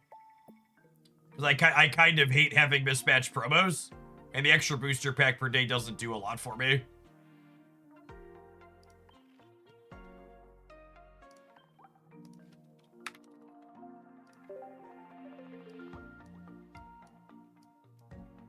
Wow, I don't have any Elekid either.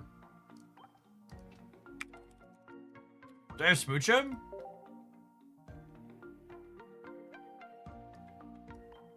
That one's not... This one isn't very good because it doesn't deal damage on the first turn of the game, so naturally I have freaking 4 of them.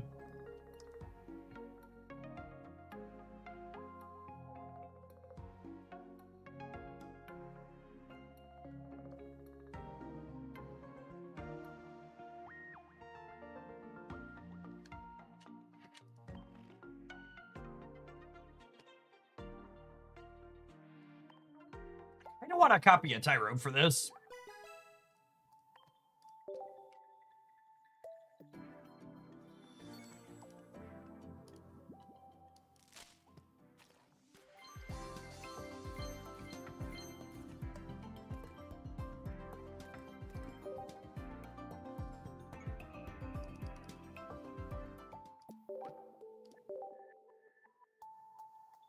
Time to light somebody on fire.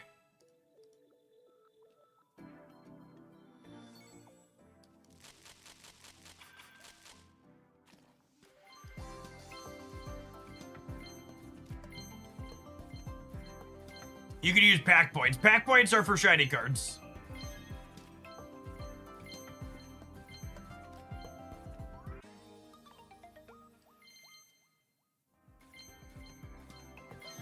There he is. I really kind of want 2 of him, yeah?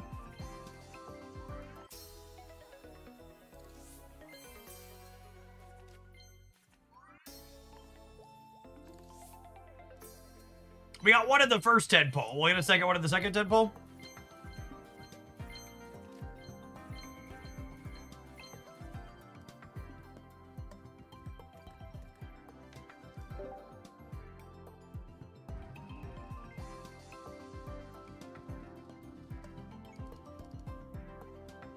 On average, it only takes me 30 packs from here to get another Tyrogue.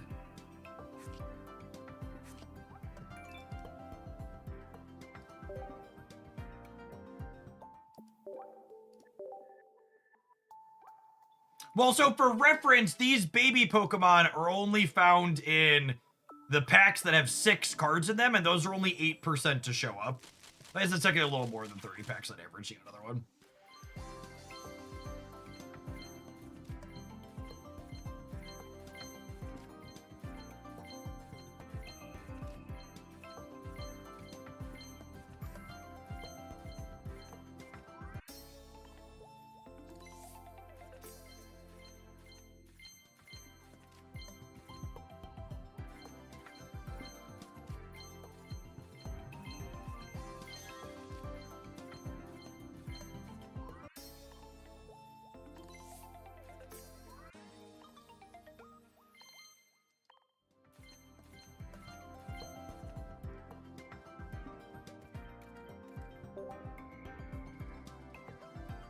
Do I just admit defeat and pack point it?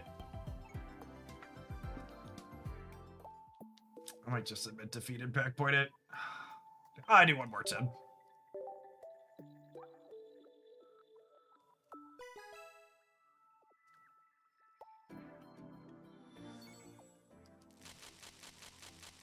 We haven't gotten any 2 stars in 20 packs either. Unlucky.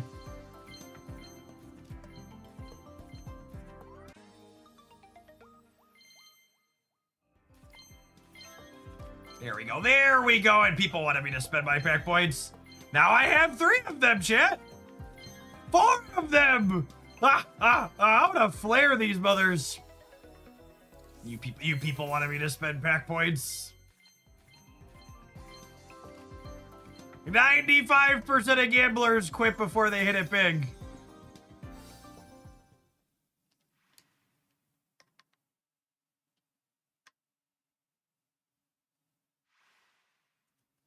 I feel like Ho-Oh is telling me to embrace nihilism.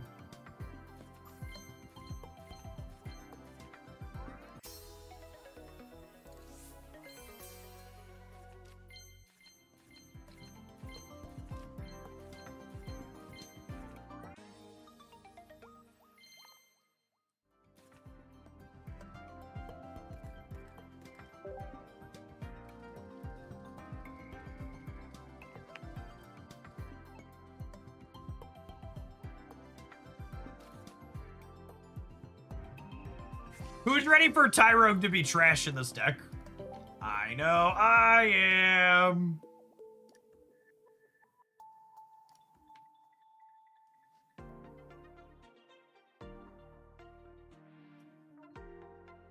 Gotta believe in the Tyrogue, something like that.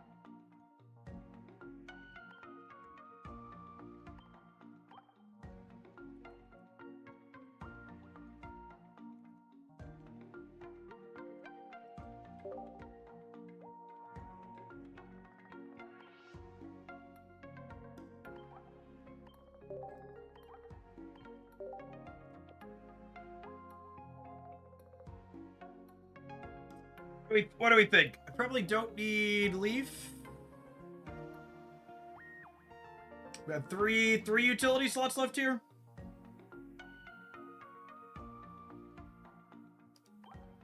Yeah, we're probably a Geo deck.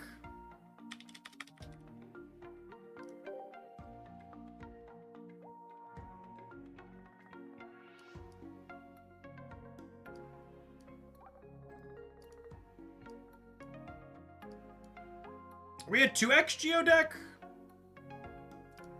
Might be a 2x Geo deck.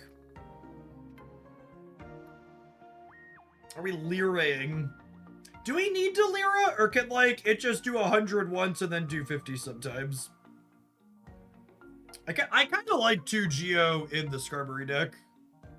I'm kind of feeling like 2 Geo Cyrus here.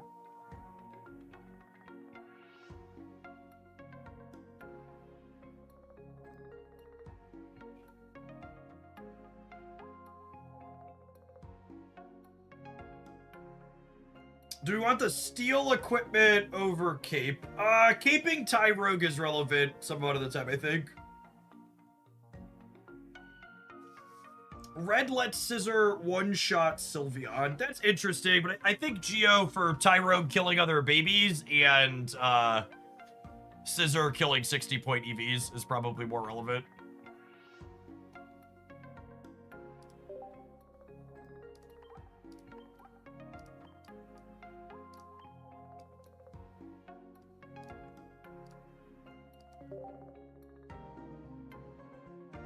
Alright, I never met a rank point I didn't want to spew vigorously, so let's hop on in here, huh?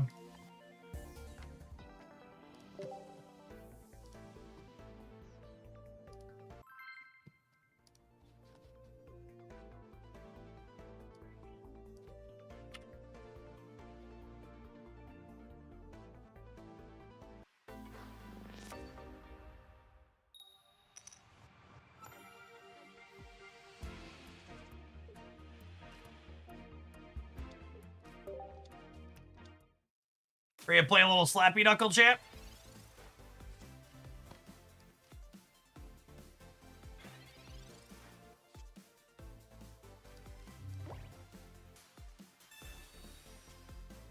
So originally I threw Tyrogue in here because he seemed like he would be good. He seemed like he would be good when going first, but he's also kind of decent when going second, yeah? It's a darn shame we don't have the Geo, or we'd be able to end this, what's it called? It's possible because I'm not clearing this in one anyways, that maybe I'm just supposed to Slappy Knuckle into Scizor for 100 next turn. It's close. Either way, we're off to a very aggressive start. Yeah, Tyrogue lets you build something else while going second is nice.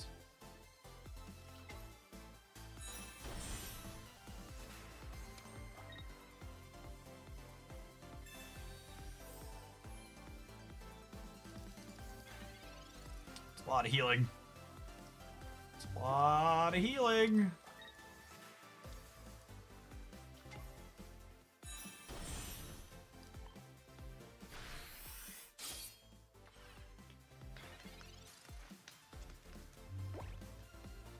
Opponent had a hand. I mean, with them going first, they're still kind of in trouble, yeah?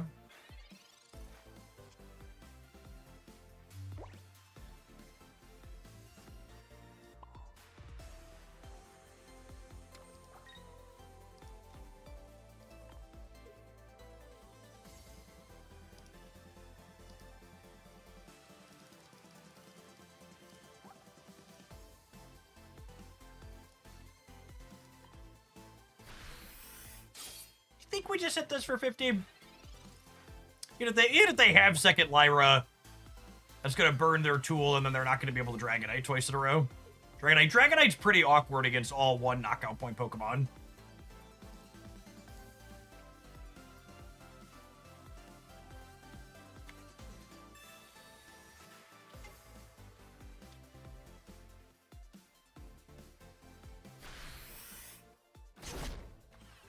So they get poisoned here. And then Scizor's gonna come up and crack them for 100.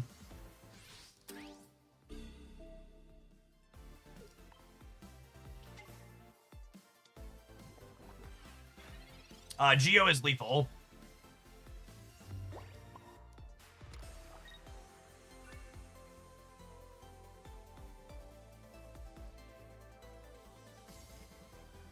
Wait, does this not do 100? Oh, it doesn't work like that. Oh, wow. That's good to know. That makes the babies even more important in this. Yeah, technically when they knock you out, it's not a new turn. Yeah, the Tyrogue is really important for here then. Yeah.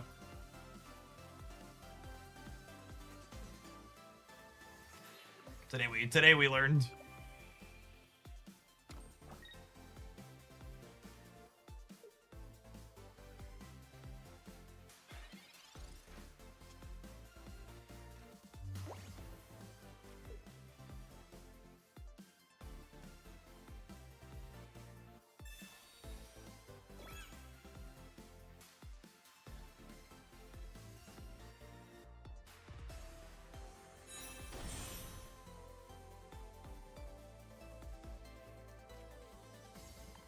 Oh, I forgot to. It doesn't matter.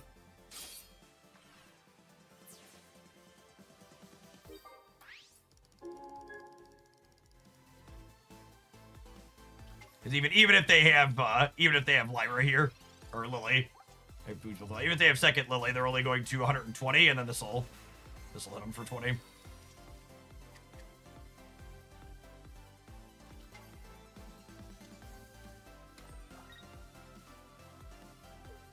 Like I said, the Dragonite is really awkward against single pointers here. So despite my couple of mistakes, this doesn't matter. That's good. It's good to get a learning image. So you gotta go into the Tyrogue, and then retreat into the Scizor for the Gale Thrust to do 100.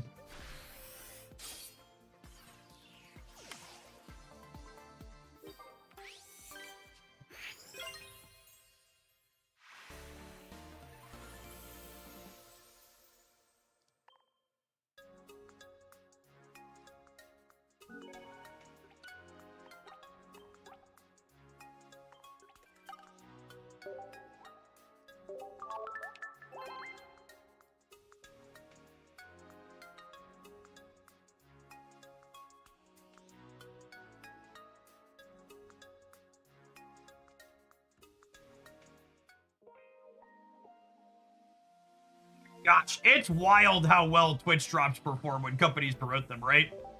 My recommended live channel stream right now, Tim the Tapman, is currently streaming with 200,000 people watching him play Battlefield 6, which he's obviously a very big creator typically, but his average viewer count is only like 9,000 viewers typically. Hopefully when Pocket eventually brings drops back, they promote it a little.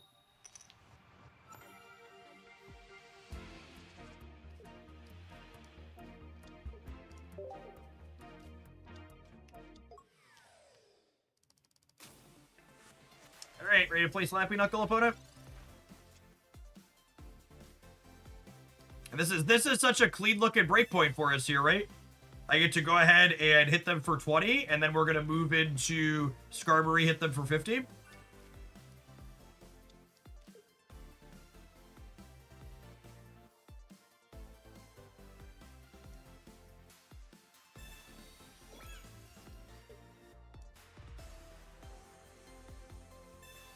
Do companies have to pay anything other than in-game rewards for drops? They do. They have to give some amount of money to Twitch, is my understanding.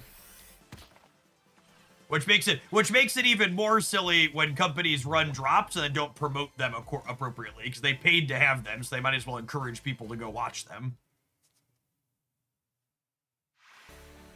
Alright, well, that was a Tyrogue freebie. We take those. We are an aggro deck.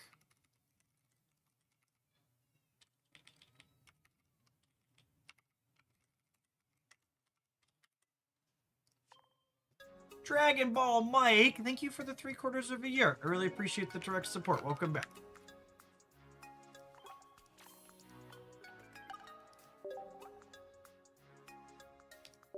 Yeah, like I said, there were Pokemon Pocket's Twitch category is the first time in the history of Twitch that I've seen, at least, where a game implemented Twitch drops and their month-over-month viewership still fell.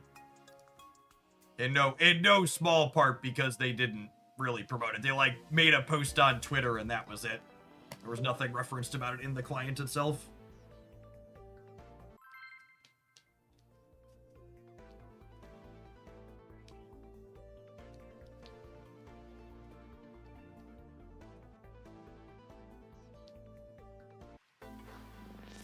Howdy, Monotune. We're going first. Can I get a baby? Can I get a baby? It's my honey pie, sugar baby. Punch the lady, punch the lady, slappy knuckle, sugar baby. Uh-oh, uh-oh. My baby's in danger. My baby's in danger. A couple of folks were asking during the deck building portion why we were playing Cape instead of the metal apron, and this is why. Getting your babies protected is important.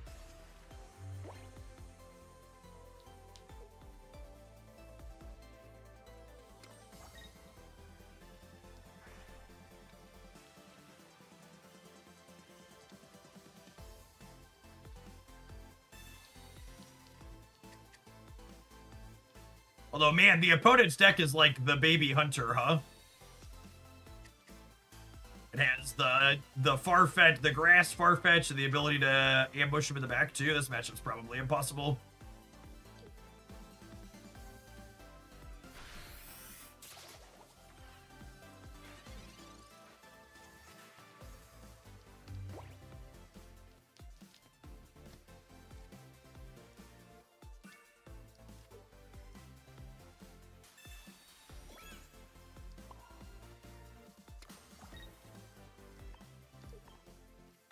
And I think I Geo here, so that way, if they attack me, they die to the poison.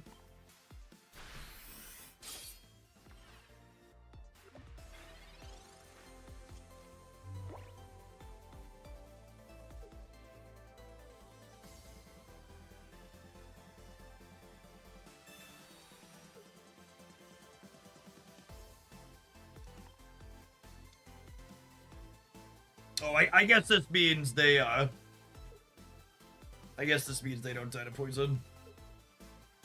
Fair.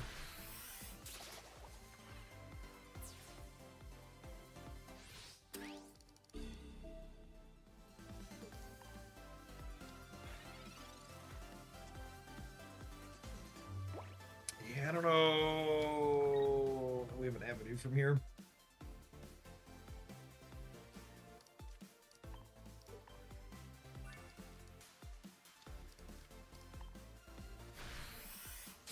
Our first point. I guess there's a world where they don't have Lucamine and then they're not getting a freebie this turn.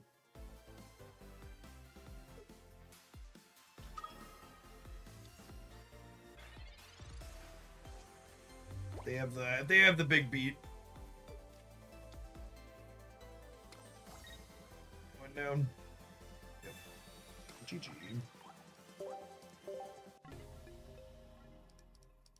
On paper, that seems atrocious for us. Yo, what else seems atrocious, chat? Not being subscribed on Twitch TV, meaning you have to watch these adverts. We'll see you in 120 seconds. We're going to incinerate some more rank points with Scizor when we return. Thanks for hanging out. Don't go anywhere. If you're watching on the YouTube side, consider tapping the like button. It doesn't cost you anything. It helps the content reach some more people. Appreciate the almost 300 folks that have done that already today. I bet we can cross 300 before we're done.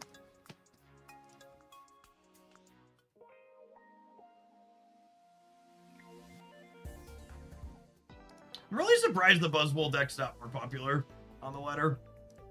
It's really good position in the metagame based on its matchup tables from the tournaments.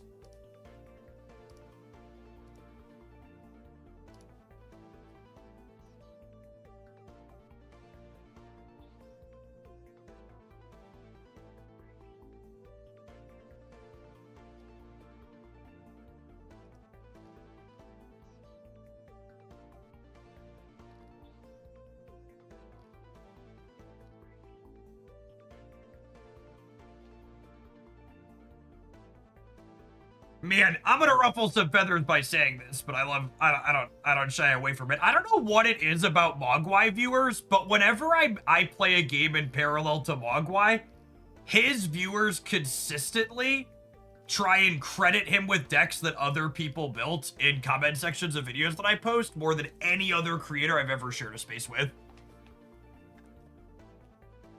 Just anytime you post a video with a card that Mogwai posted a video with in the last week, people are like, oh, this is Mogwai's deck. It's like my dearest gamer in Christ. There are 20 deck slots in this game, 20 cards in a deck slot in this game. So funny.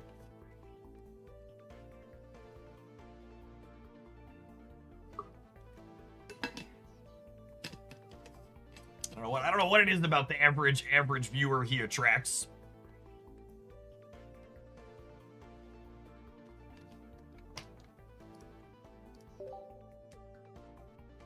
Yes, I also live streamed it before his video went up, but you know, people posting things about deck ownership aren't bright enough to understand things like that or figure it out.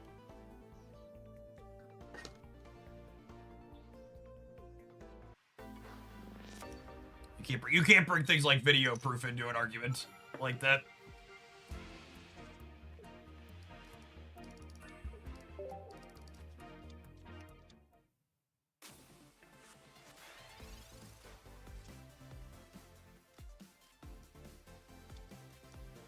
Giovanni looking lovely here.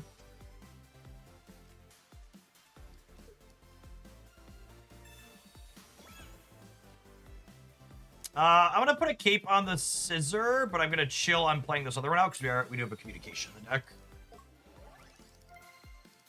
Want to get my hand down to 3 cards, though, to make a red card less appealing and Mars. Yeah, that's true. Pokemon Pocket decks aren't even 18 cards. They are, they're really like 17 cards. Silver's pretty good here. Silver is significantly better than red card and Mars. We're still 2 and 13 to clear the EV, but it's much different than a guarantee. Unlucky.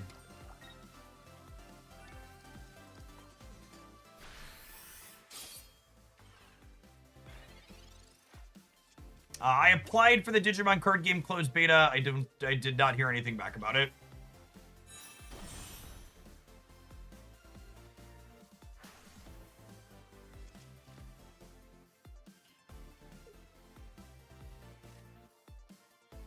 I think that game's another mobile only to start though, right? There's no PC client.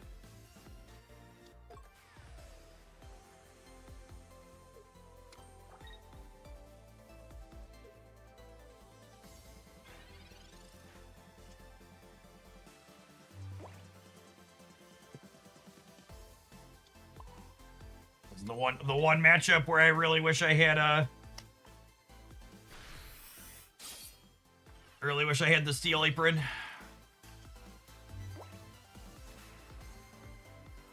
At least the Digimon mobile client is played landscape, so on PC it won't be as awkward.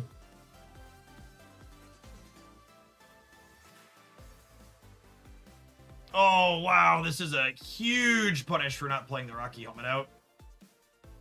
Yikes. Have to give up. I shouldn't even give up the Tyrogue here. Man, I'm so annoyed with myself. Their Sabrina just doesn't do anything if I play my equipment out.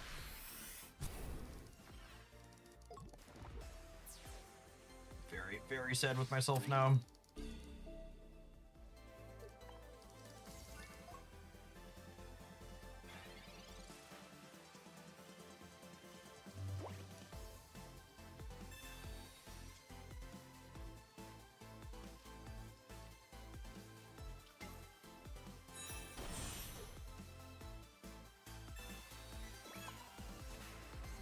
I take the knockout with Scizor here.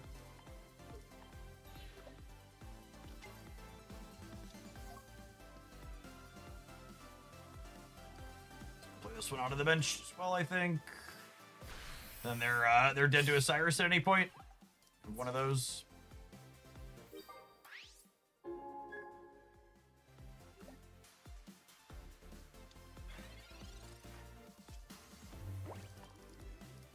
Down to 6 cards in their deck.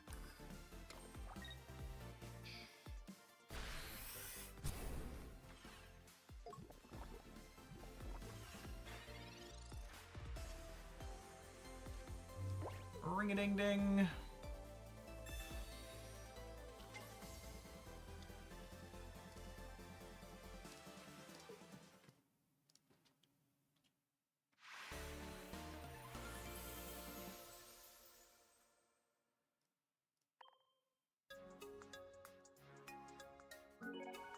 I saw Raven playing Digimon today, and it looked really good. Are they allowed to stream it? Look, I saw a couple people talking about it online, and it sounded like the closed beta had an NDA.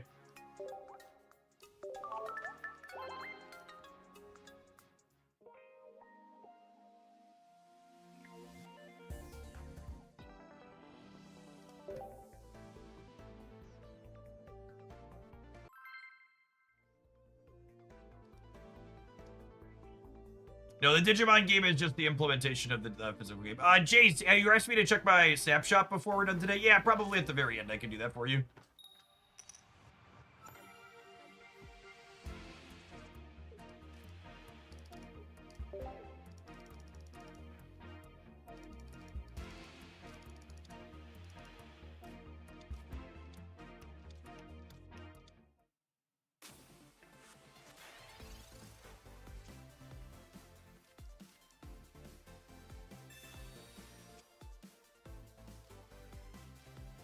Nice. I'm not going to play the second Scyther out. I kind of want room for another Tyrogue. We might swap this with the communication yet.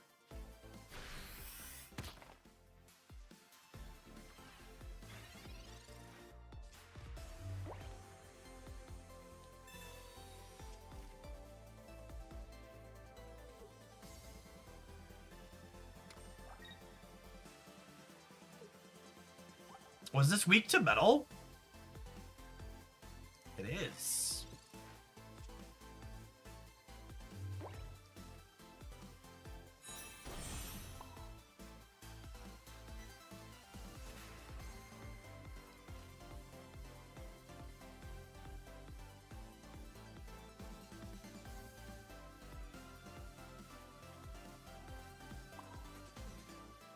I think I just take the knockout with Geo.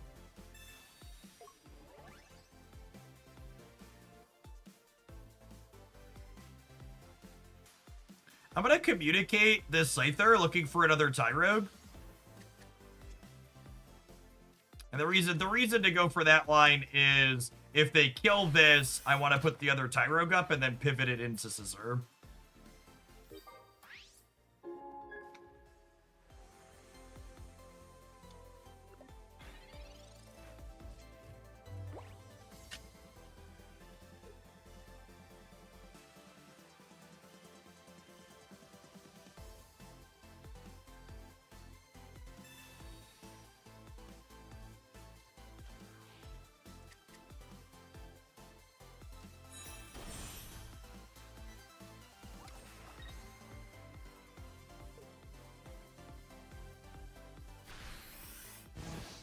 So that was their first sweets relay, yeah? So this thing is... I really can't emphasize enough, because I've been saying it. The... Silver is less bad than red carded Mars, but it's still... I still am not playing it. I still don't think it's likely good.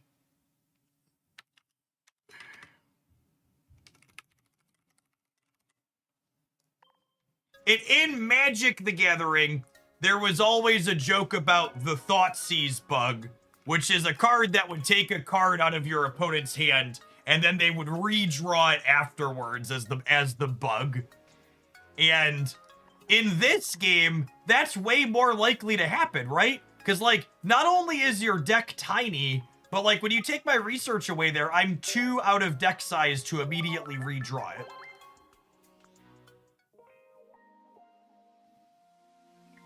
I don't know, all of your utility slots are just so valuable in this game. I just can't imagine choosing to play cards that just, like, frequently you play them and they do nothing.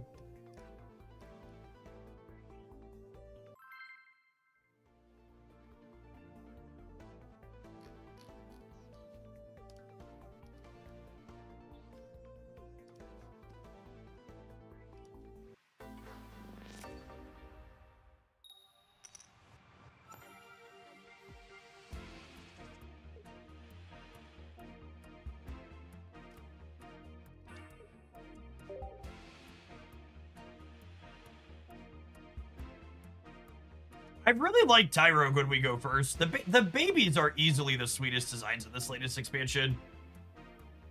I like them a lot. They've added so much depth to this game.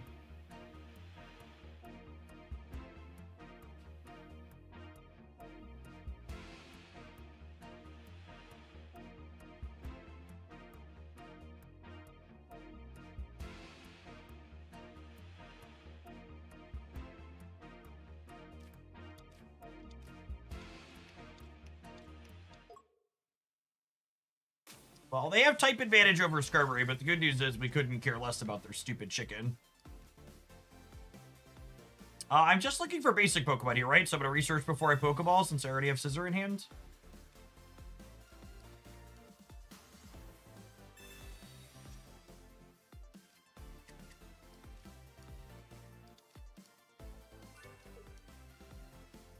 And I'm going to not make the mistake I made in an earlier game. I'm going to put the Rocky Helmet on this Skarmory, so that way when they have Sabrina, it doesn't matter.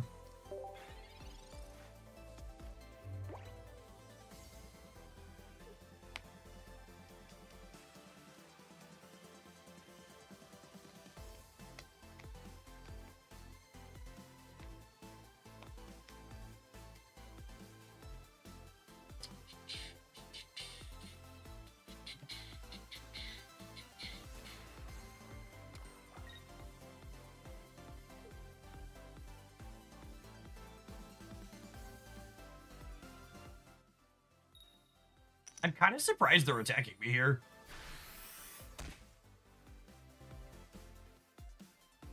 I guess with two heads, they can... I guess with two heads, they can, clear without needing... What's it called? Or I guess this lets them clear with their evolution without needing a, without needing a supporter. It's a real shame we didn't have a Giovanni. This is definitely a 2x Giovanni deck.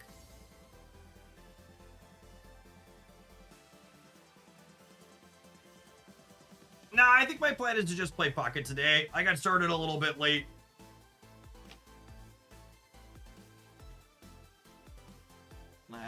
We had a lot of viewer decks for Pocket, so I'm having a good time. We'll do some more Snap tomorrow. Tyrogue is kind of like Geo's son. Yeah, I mean, when you're going first, Tyrogue's like a kicker 20 damage, which is real solid. He's been real impressive so far.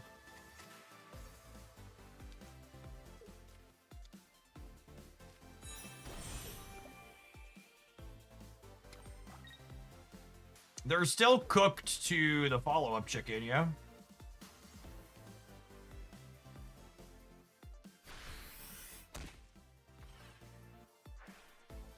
You should always move Tyrogue to the active spot here because it has a free retreat cost. That means I can kind of draw my card for the turn before I decide which of these I actually want in the active.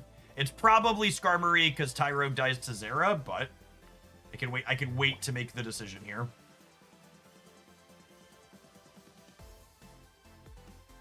Yes, all of the babies attack for 0 energy. They're a really sweet design that makes going first a lot less bad. I'm going to put a hat on Tyrogue to play around Sabrina a little bit. I'm going to go ahead and take the knockout with this. A little sad that we don't have Scyther. If I'd have drawn Scyther, I might have just cleared with the Tyrogue so I could build the Scizor.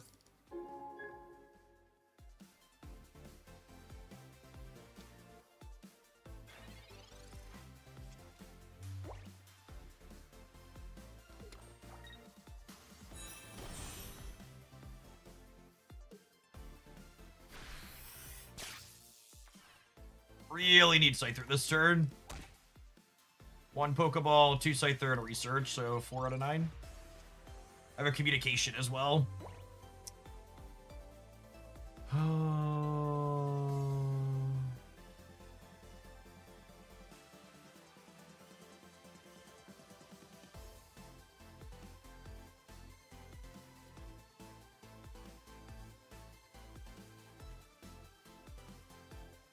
Man.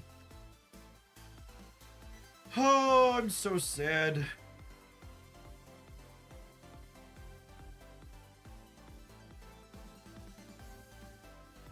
I don't see any Lion's Wave work on the Scyther.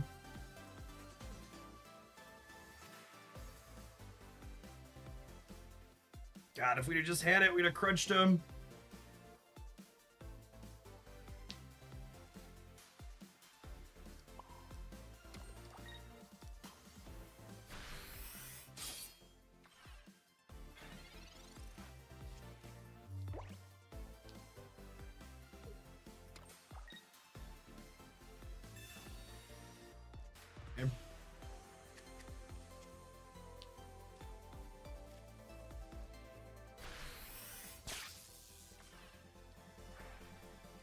Just did Silvally plus the supporter.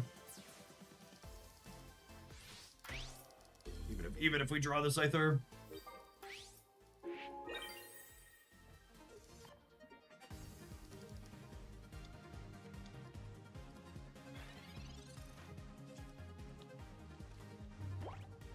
Close.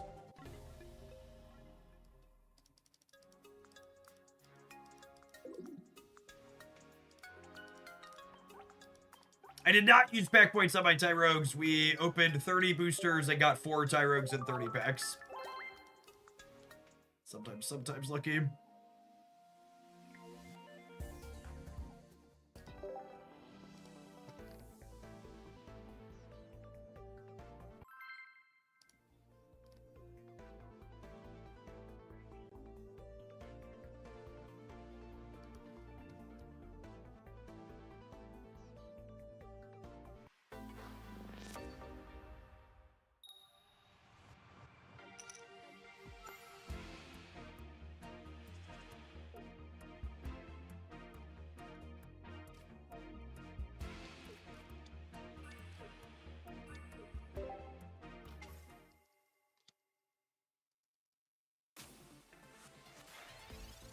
Leading on Tyrogue here is free because we can retreat it later. Just like takes up a bench slot, but we're gonna want one on the bench regardless.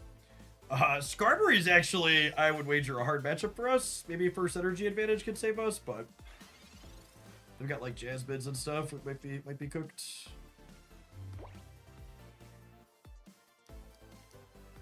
Definitely want to get my hits in early.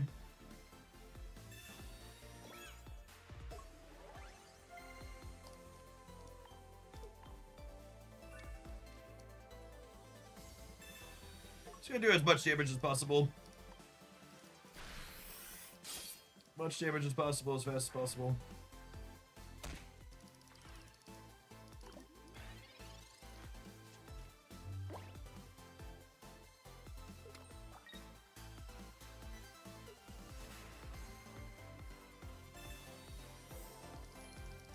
Yeah, I bet they're 18 trainer scrubber.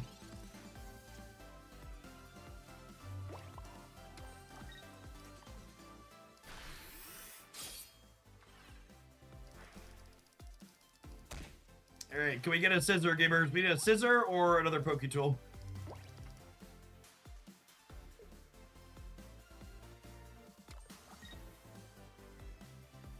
Tyrogue feels like Farfetch and X-Speed all in one. That's such a good way to put it.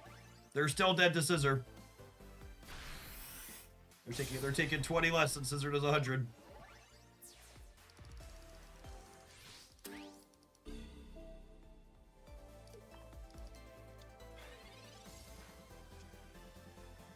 That'll do, pig.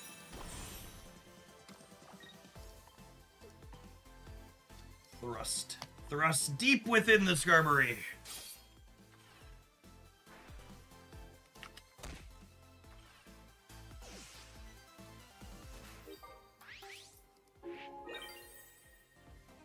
Ciao. All right, I know it hasn't been that long since our last ad break, but I need to run to the restroom really quick, so I'll throw the deck list up on the screen, and we're definitely going to play more of this when we get back. To set a low bar, I think I can stamp exceeds expectations on this one.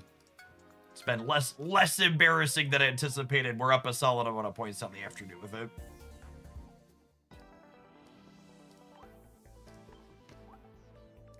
Here we go.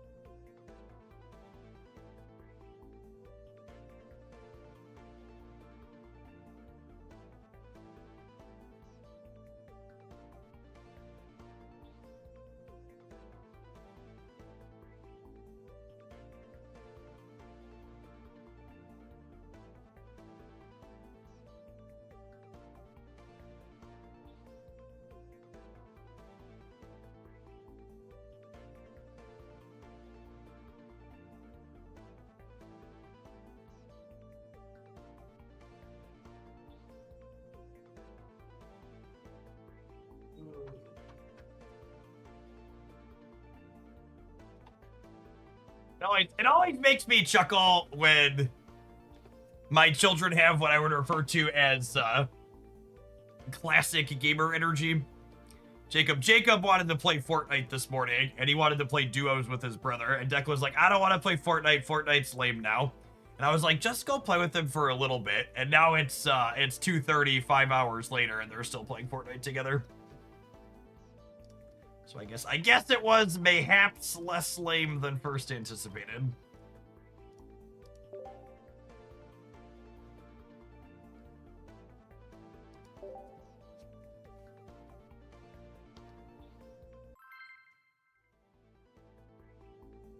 Is there a new season or something? That would explain why Jacob picked it up. I assume they're having fun if they're still playing.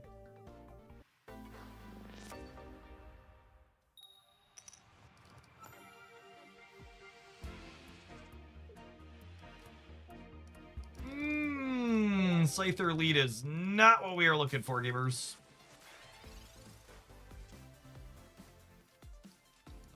Not the droid we want.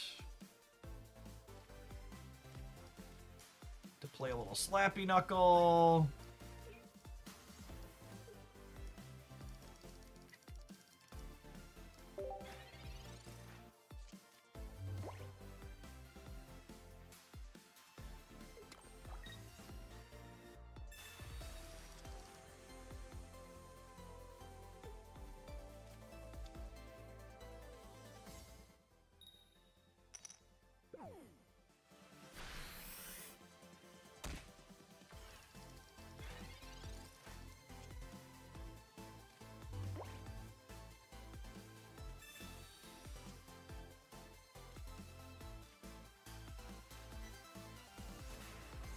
I don't want another Tyrogue.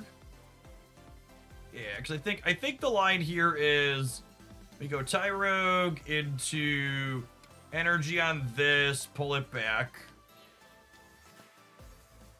And then I'm going to go ahead and hit this for 40. And then we have Skarmory next turn.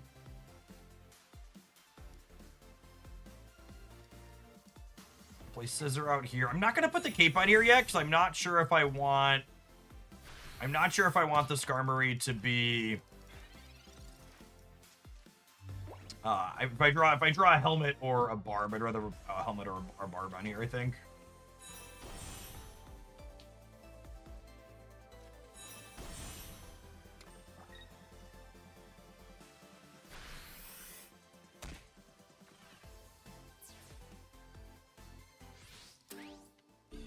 feels like we're gonna lose this because they had first energy advantage and we let on Scyther.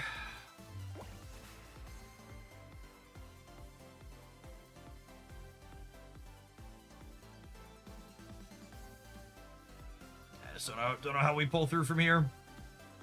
I guess there's a world where they don't have a supporter, but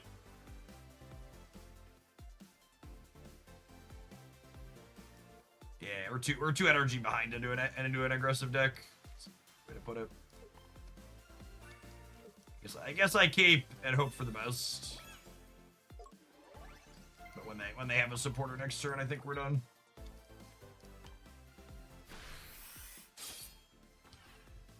Yeah, if we would have had a Tyrogue League, they would have been absolutely run out of the game.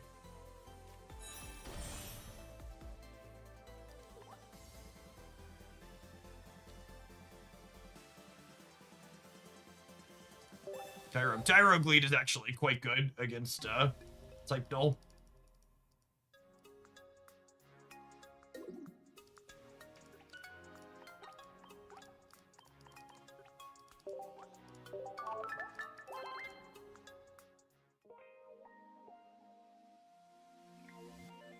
Part of me wants to swap the one copy of Communication for an X speed, but it's just consistency in a different way.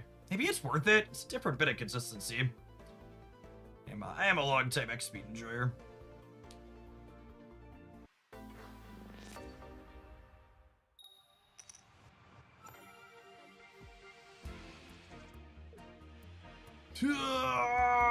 It's happening again. Do it. I'm gonna make the swap.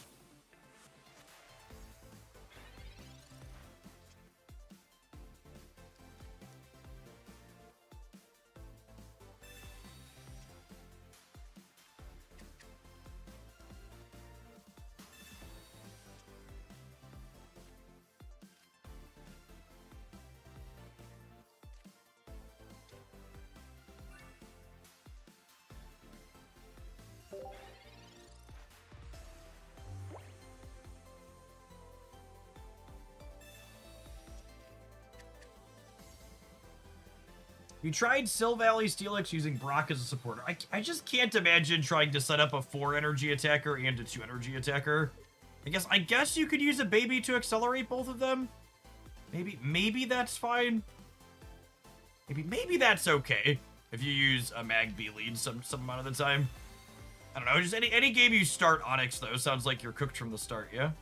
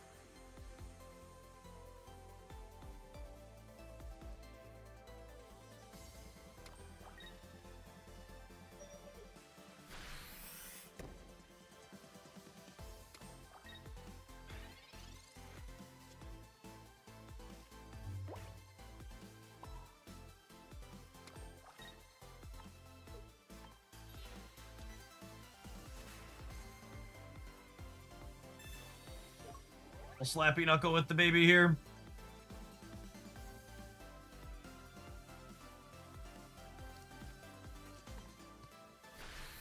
I should evolve the Scizor.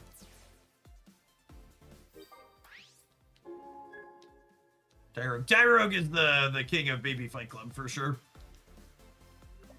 You don't screw around.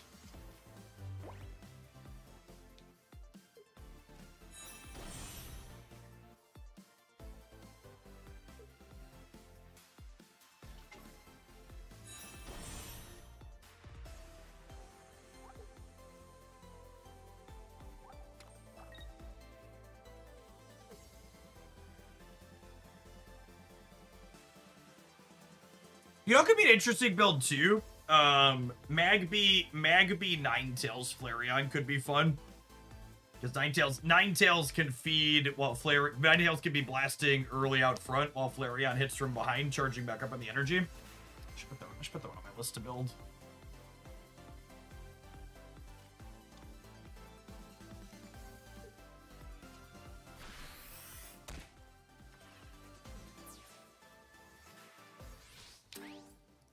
And I think this is just a similar spot to the last one. Like, these Silvally decks are so aggressive. I'm just in a tempo black hole. I don't even have an equipment for this one this time around. And then even if I find a way to deal with this, the Flareon is charged up in the back.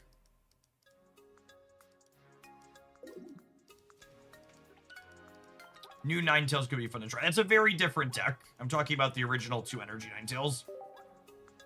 2 energy Ninetales with Magby works the same as like the Pikachu deck we were playing earlier, the Pikachu deck, right? Where you like start attacking for 90 on the second turn consistently. Sounds pretty appealing.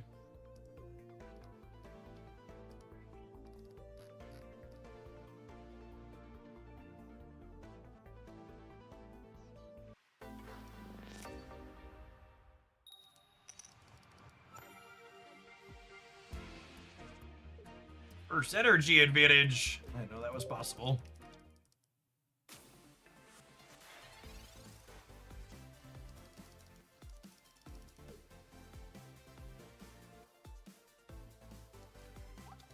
Time to play some Slappy Knuckle.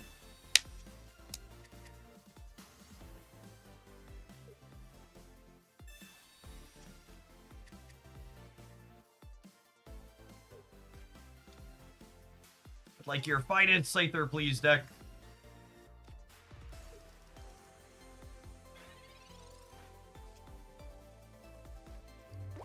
Alright, so everything in my deck dies in 1 to, Solgaleo.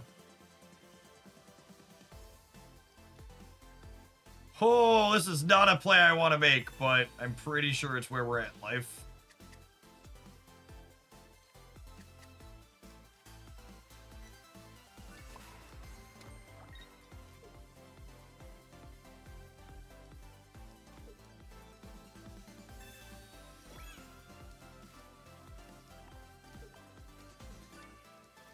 Just kill them before they Solgaleo. Unfortunately, I can't Geo Money this turn.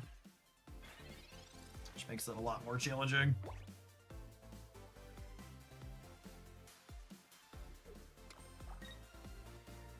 If I get Scissors building up, it's possible. I really need a Scyther this turn, though. Okay, well, we need Scizor next turn.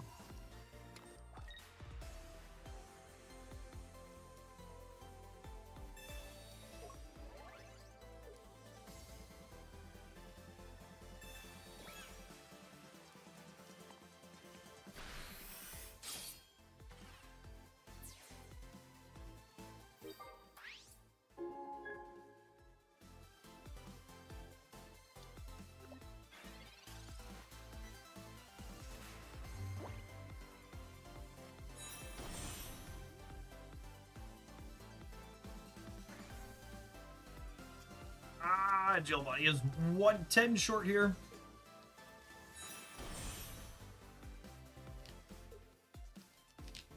Can I draw my Cyrus? Drawing Cyrus is probably game winning.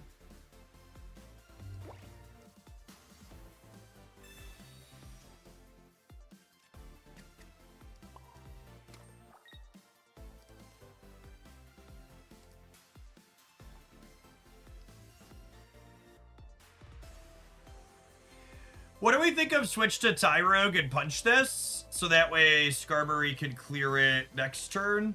Or if they want to put up Solgaleo, they have to attack into the baby instead. I'm not hurting for energy.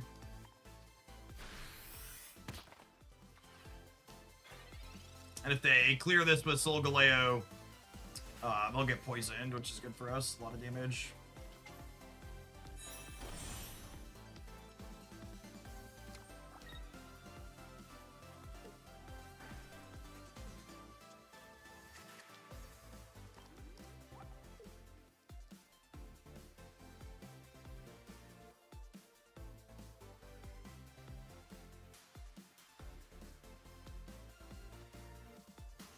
I mean, I'm not supposed to play this out. Playing this one out means if I draw second Scyther, I can't build another one. Yeah, if they have Steel Apron, that would be real bad for us. It prevents the poison. Which, honestly, wouldn't be surprised if they have it here. Scizor is lethal with the Giovanni and the poison. Oh, I don't even... Wait! Scizor is lethal even without the Giovanni. Because of the self-damage. Come on! Oh, I'm so sad.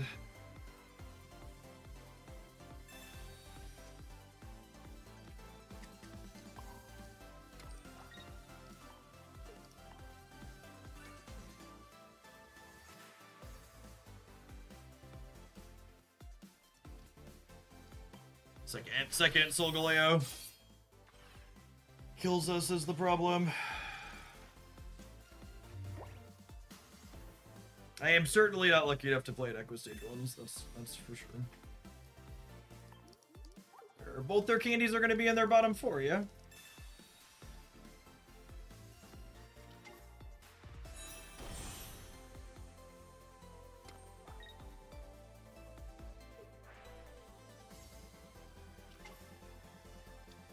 I don't have a way to deal 50, so Cyrus is not an out. God, I can't believe we had draws to win this game after how terrible our opener was. That's so crazy. Our start was so bad.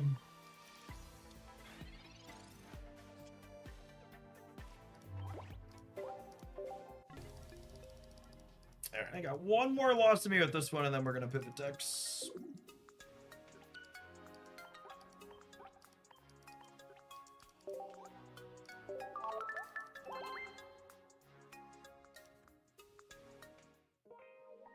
Yeah, I just got started so late, Travis, and my audience falls off a bit after 3 o'clock anyways, so if we switch to Snap, I likely wouldn't even gain viewers at this point, so I'd rather save the Snap hours for a higher viewer density section of the stream.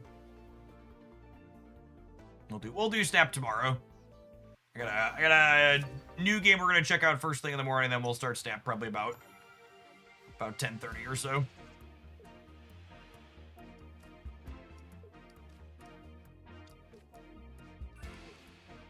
I want to play both the Skarmories out here.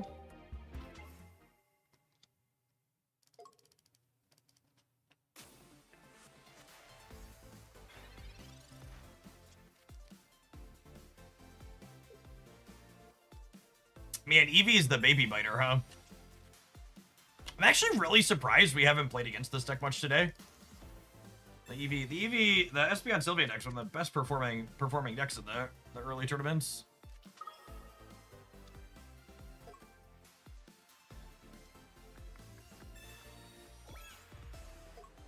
Alright, let's see one of our 4 pieces of gear in 3 draws here. In 2 draws?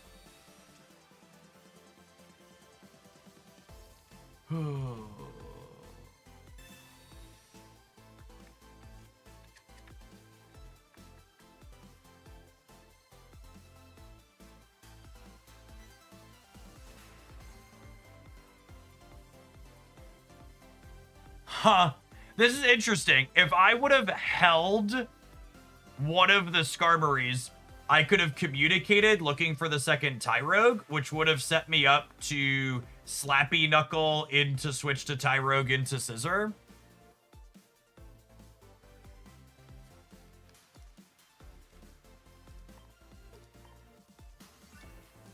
So playing out both my Skarmories was a mistake here.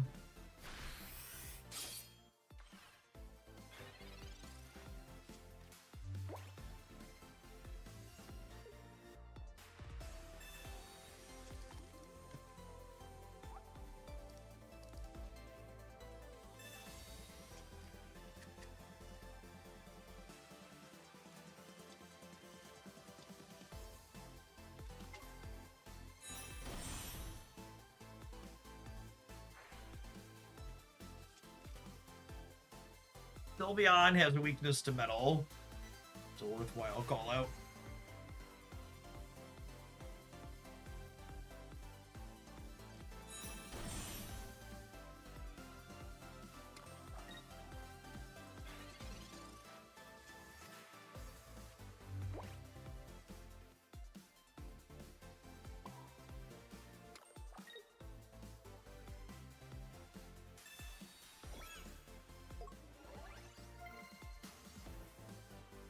Sure, they have to have another evolution here. I'm just gonna play this out so I can't get taken away.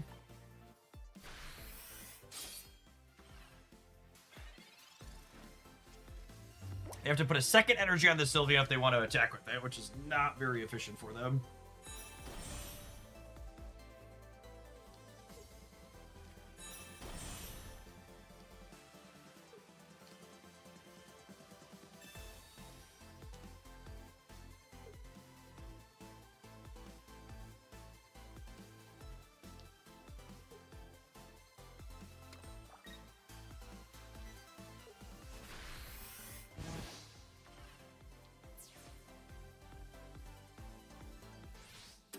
Oops, no supporters. Yeah, exactly.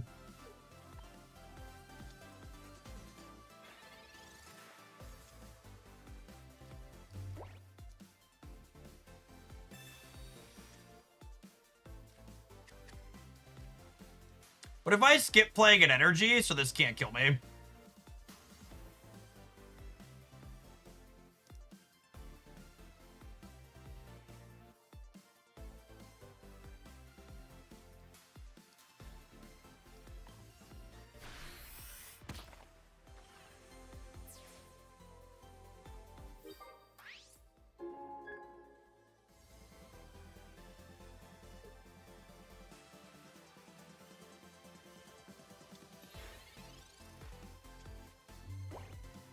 They can kill with EV Bag. Yeah, but I feel like getting EV Bag used up on knocking out a Tyrogue is a win for me, yeah?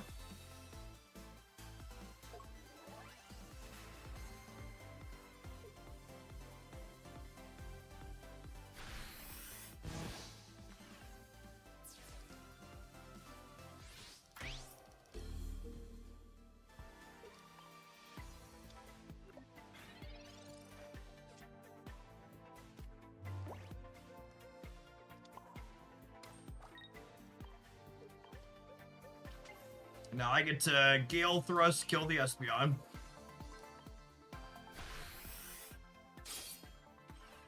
And they're not attacking with either of their things this turn.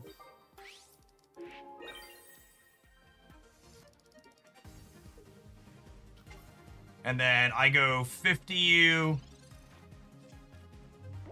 energy. I need one of our tools. Need a hat of some sort.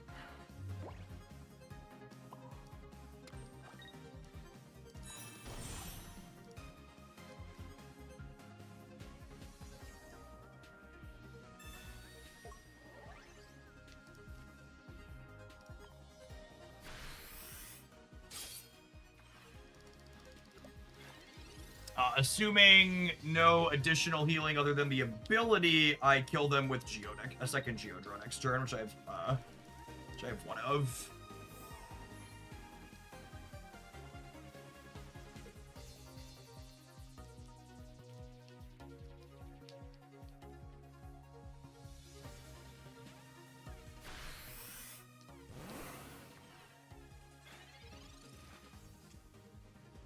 You're late!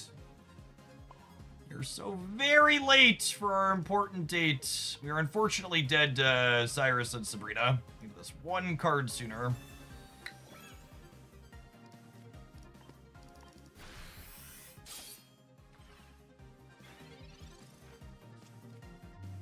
Assuredly, they have one of those two in their deck, right?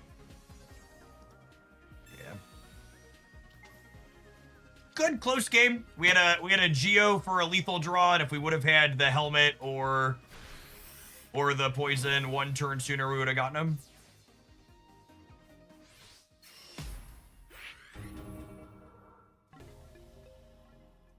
Could you put the Rocky helmet on the damage scissor for the draw? No, they can heal 30 gamers with the Pokemon ability. There was no draw there.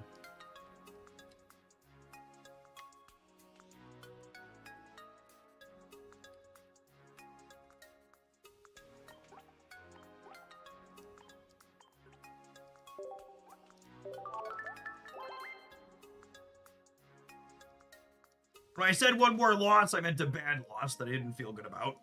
I want to play one more here. Scizor. Scizor is my favorite Pokemon. One of them. One of the tops. Tops Gen 2.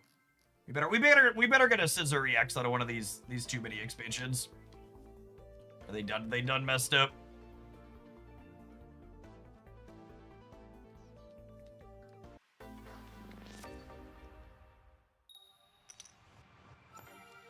Tyrogue! To me, Tyrogue! Look at this. Look at this, gamers. Oh, wow. Okay, we need to draw a tool. If we draw a tool, we have Slappy Knuckle into 50.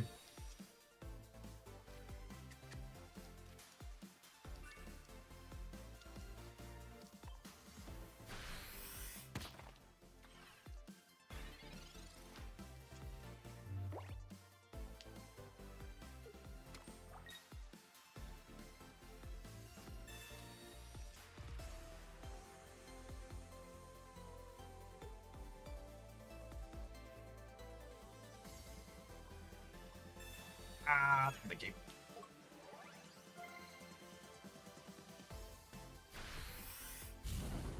It's cool. I just need Scizor to not die.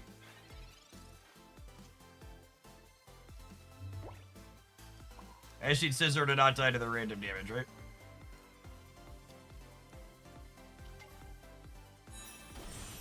I guess I need Scizor to not die, and I need both Tyrogues to not die.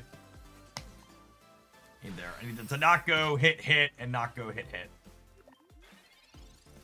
The old escargot.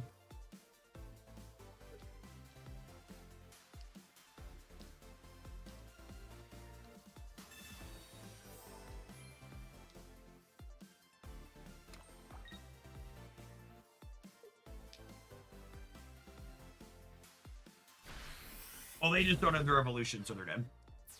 Got it.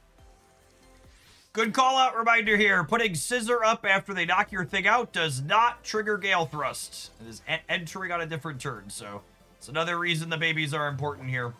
You put the Tyrogue up, you pull the Tyrogue out, you Gale Thrust in, and you shake it all about.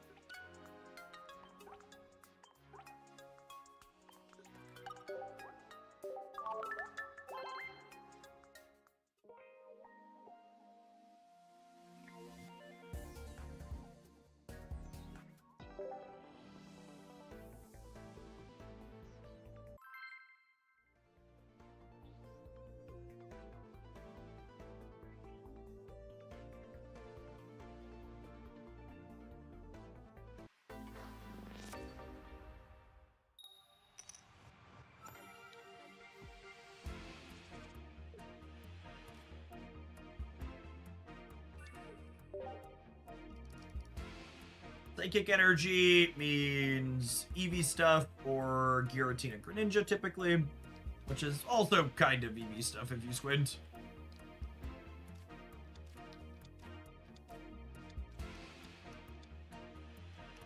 Ooh, spicy.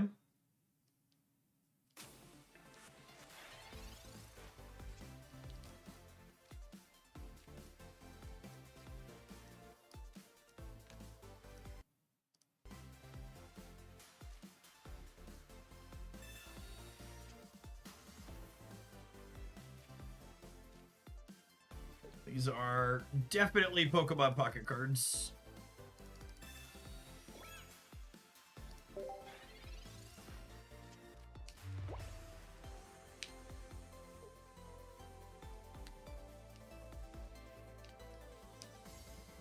Dash attack only hits my bench.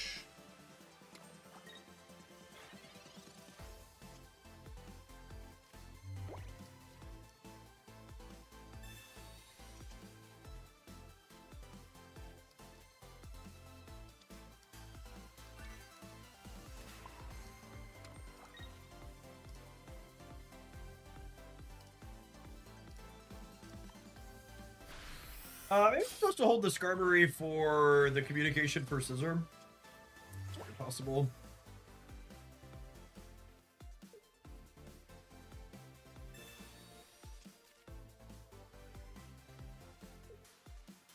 So they're gonna get to start attacking with Tina next turn. Could have also played the equipment out once we had what's it called?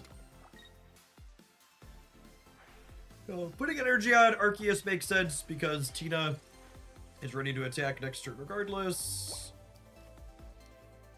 One Scyther in my deck to draw with this still.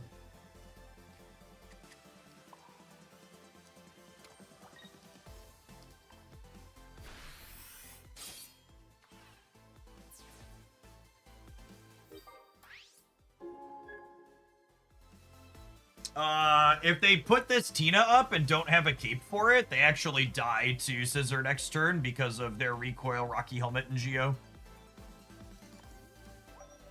And we have 2 Scizors and a Communication in the deck, and Communication's guaranteed to find Scizor. It's the only Pokemon that's left.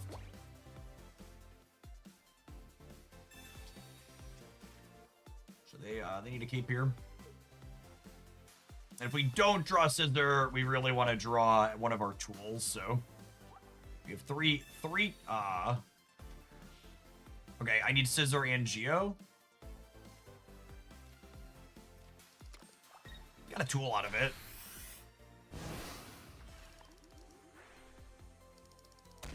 Still 1 in 3 to win the game on the spot here. Oh, I guess the communication is only 66%, so a little less than 1 in 3. It would be 1 in 9 and then 2 in 3.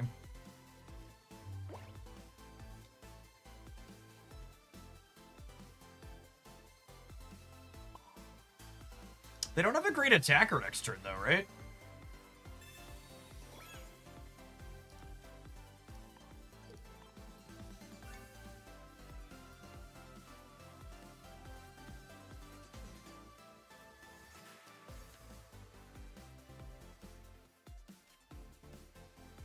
I play Tyrogout to make Mars and Red card a little bit worse against me.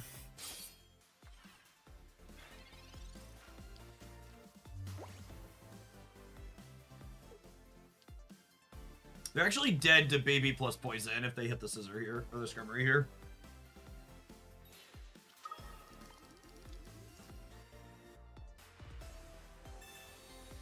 Oh, wow. Alright, that's the type of loss we'll end on. Let's build something else. That's such a brutal set.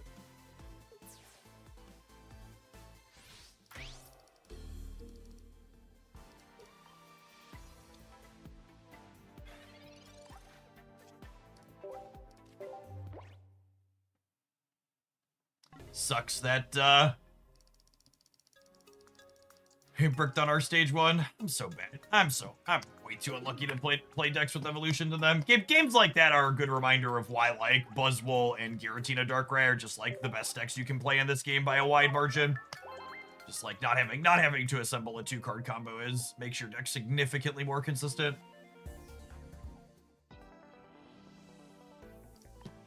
Alright, I'll leave Scizor in the deck editor. We ended up a small amount of points with it. It's one of my favorite characters.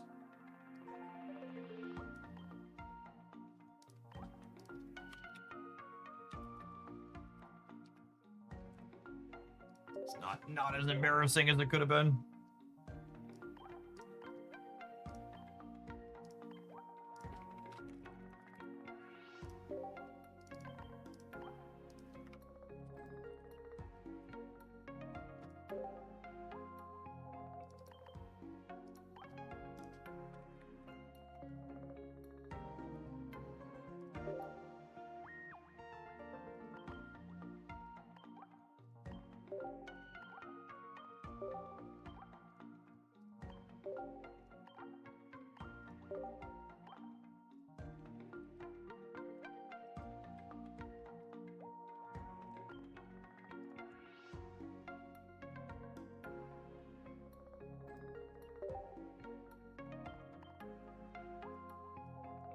What about new Ninetales? New Ninetales doesn't attack for 90 on turn 2 when you go first with Magby.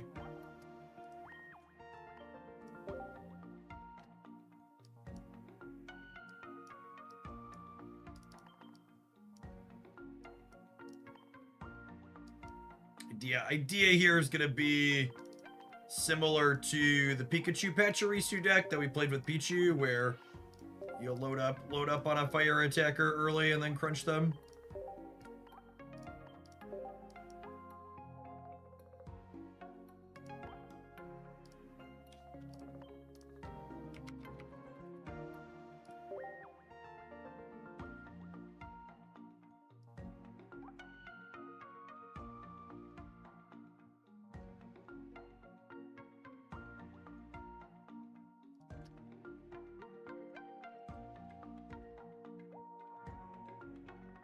Blaze and Lusamine.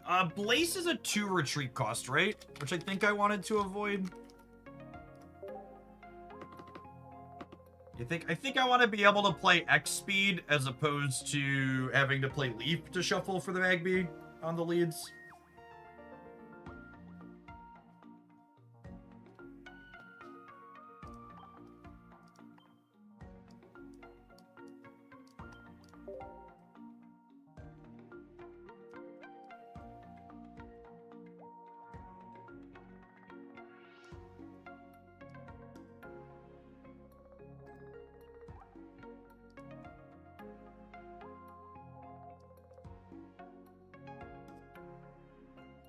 Wants to try Typhlosion.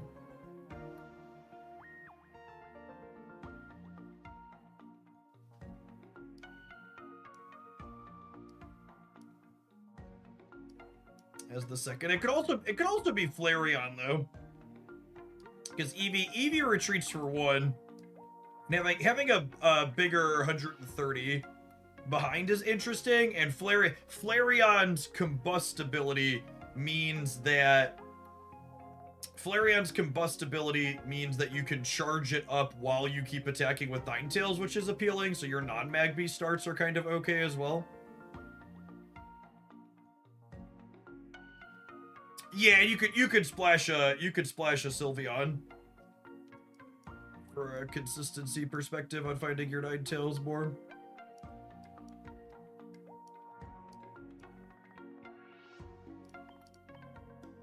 I played with bipolar and Flareon. Let's try this.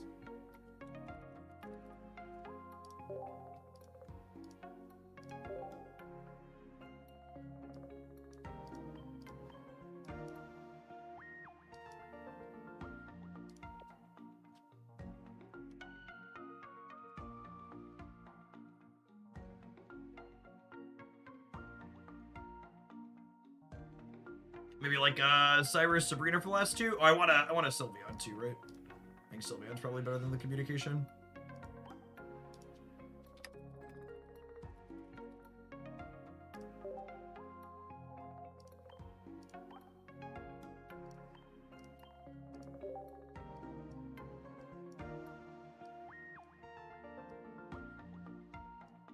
Is there a reason you prefer draw a card versus draw a Pokemon EV? Yeah, sometimes you want to draw non-Pokemon cards. How often are you playing a game and you're like, okay, I need to draw this supporter to win the game? Pretty often in a game of Pokemon Pocket, yeah.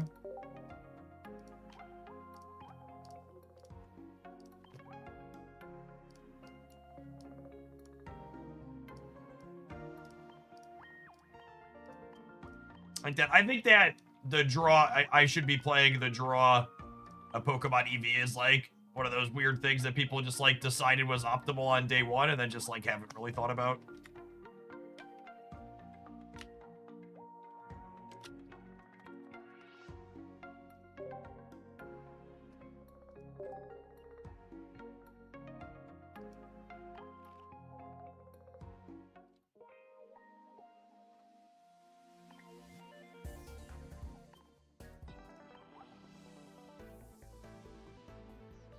Oh, you know, we didn't record an intro for the Scizor Skirmary deck. We had enough coverage with that one to throw it up on the YouTube channel later this week. How's it going, traders? Scizor is one of my favorite Gen 2 Pokemon, so today we've got a deck leveraging that we ended up point positive with while grinding through Ultra on our way back to Masters. The basic idea here is relatively straightforward. We are an incredibly aggressively slanted deck with Tyrogue dishing out damage early when we're going first, and Skarmory hitting hard and fast when we go second, using Scizor as a bigger burst damage finisher.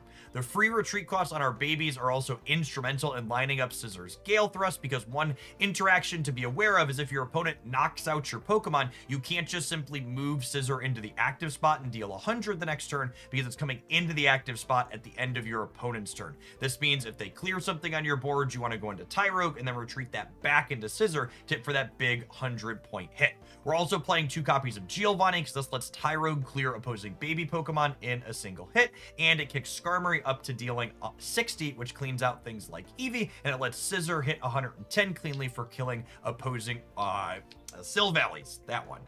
If you enjoy seeing off-meta decks like this one in Pokemon Pocket, make sure you're subscribed to the channel so you don't miss any of the upcoming things we'll be highlighting here. If you enjoy this one, smash the like button for the rest of the day. Have fun. We stumbled on that one a little bit, but we got through it. Couldn't remember Silvalley's name to save my life.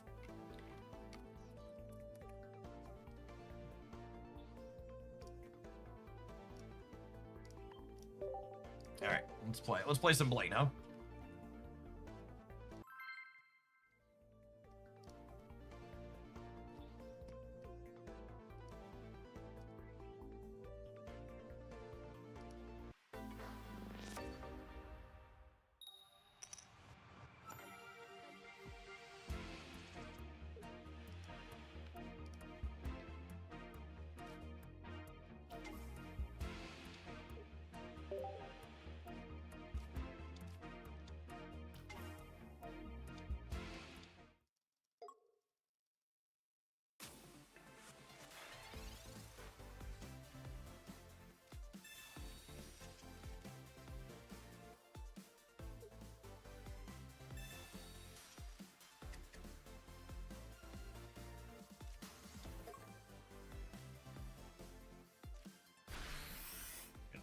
Gonna need a yellow chicken answer.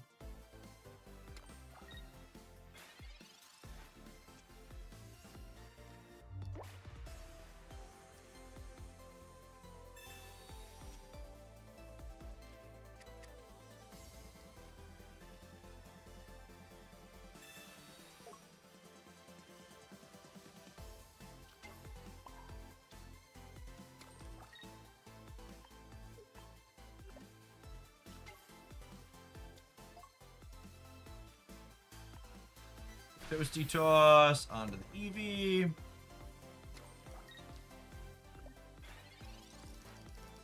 $130 is not quite enough to clear their Arceus at one.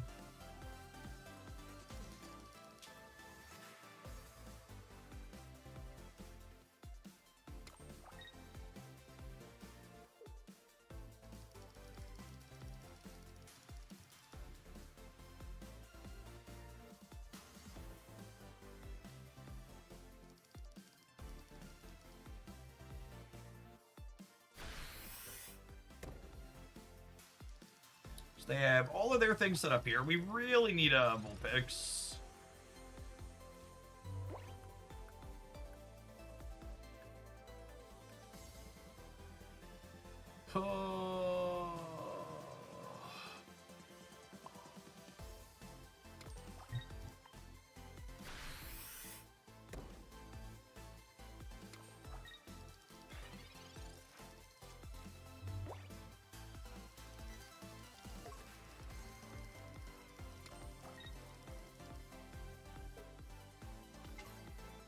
Dead to Sabrina here. Okay. Cool. Good chat. The card games change, but card gamers waiting to play their lethal card to the last possible second remains eternally the same. Yeah, stage 1 decks have not been our friend today.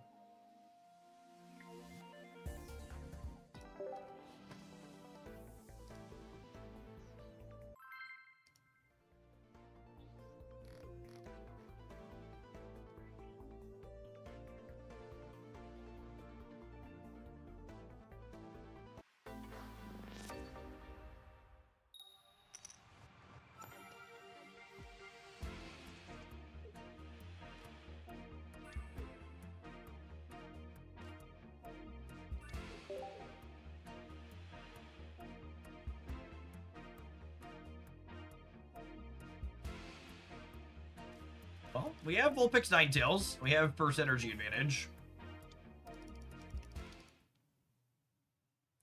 I am ready to cook that chicken up nice and quick. This finds Magby. We'll get to attach 2 energies right away.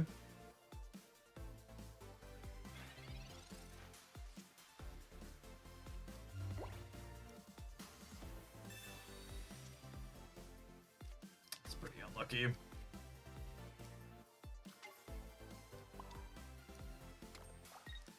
Save everybody a coin flip and end the turn here.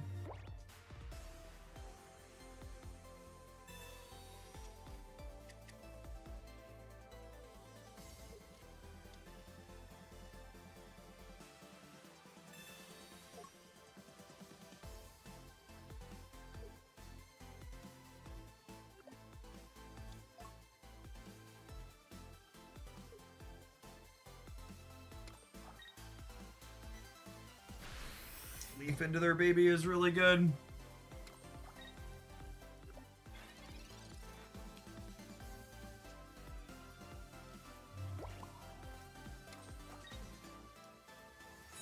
Second Ninetales is okay here, but I don't have time to set it up, right?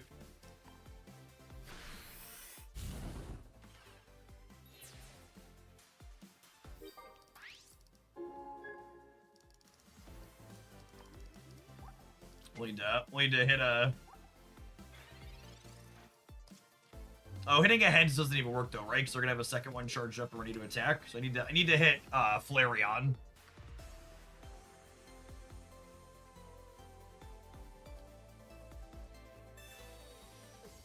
Wait, what? Honey.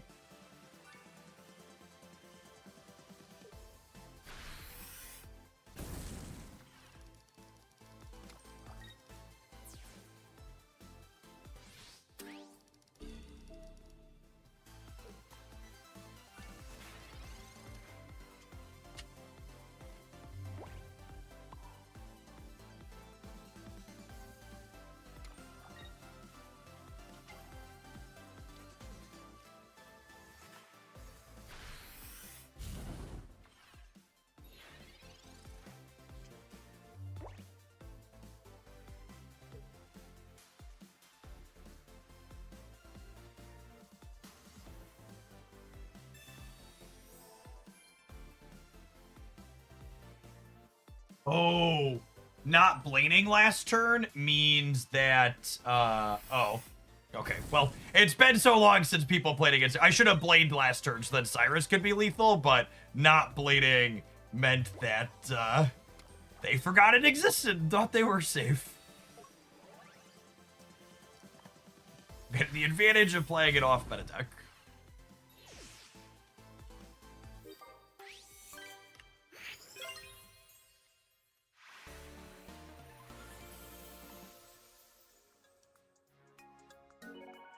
Oh, thanks for the half a year. Appreciate that. Afternoon. Your Thursday's going well.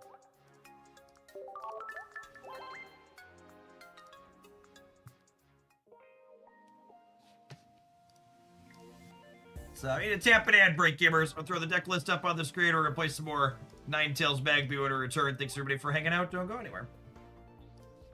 Watch it on the YouTube side. You're enjoying the pocket content. Tap the like button. It doesn't cost you anything. It helps the videos reach more people.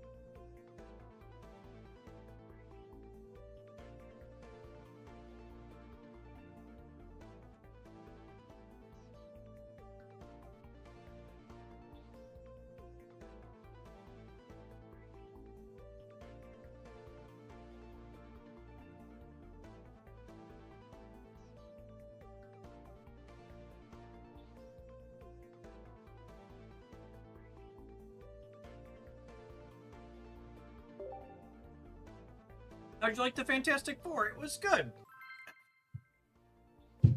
Return to good storytelling, good standalone film for the MCU.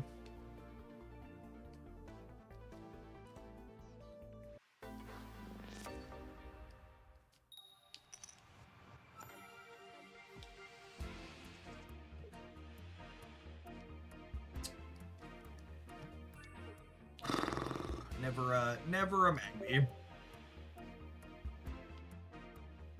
Depending on what they're doing, this might be a let the lead Vulpix die, build up the back one angle.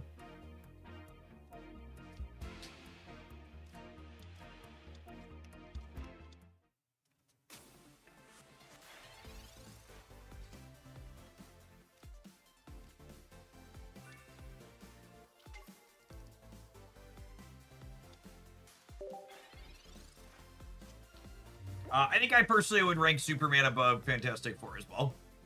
I think Fantastic Four is a fine film, but I enjoyed Superman more. I think is an accurate statement.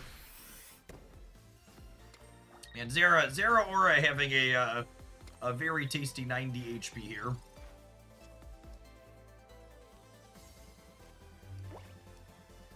I'm gonna play out the Flareon to make it look a little bit less appealing to attack my hand, but I'm gonna conceal the Ninetales so they don't know that it's coming necessarily.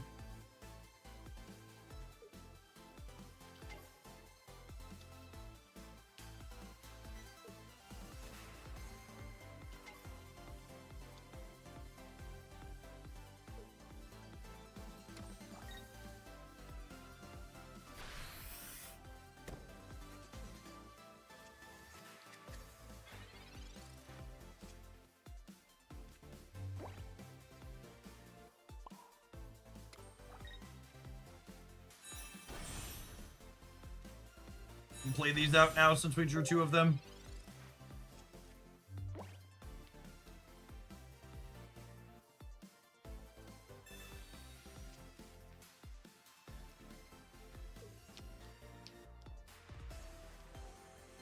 And then one of Ninetales' typical drawbacks is that you have to keep feeding energy into her, meaning you can't afford to build another Pokemon behind her. But Flareon lets you pull energies out of your discard pile, which is quite good. So kind of the Flareon ability mitigates one of the downsides Ninetales previously had. And then obviously we still have Blaine here to crack our 90 up to 120 on occasion. Right through this cape.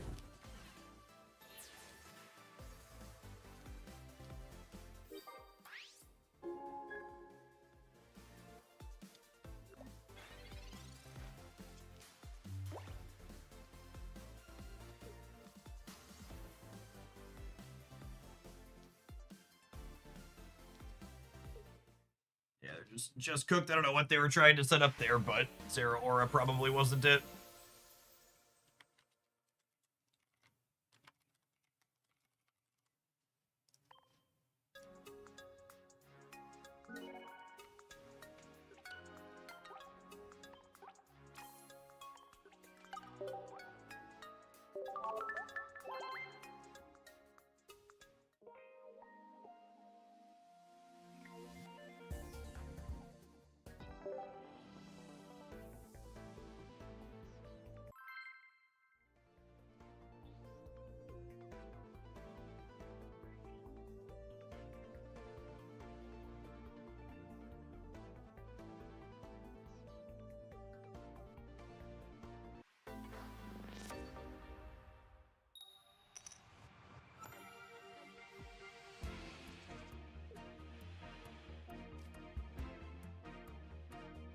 Going first every single game and just literally never having the Magby. That's right. We're gonna draw X speed and then we're gonna Pokeball into the Magby, right? It's gonna be great.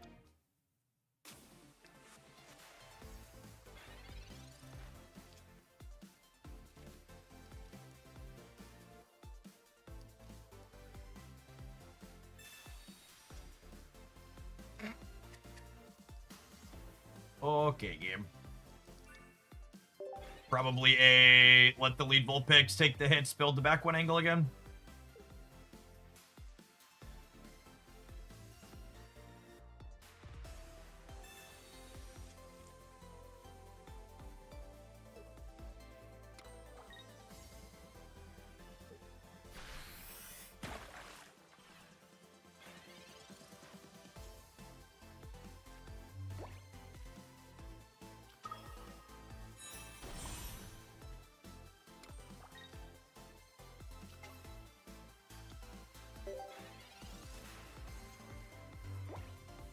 We'll play out the other Eevee here, so that way if we top deck Sylveon, we can Sylveon into.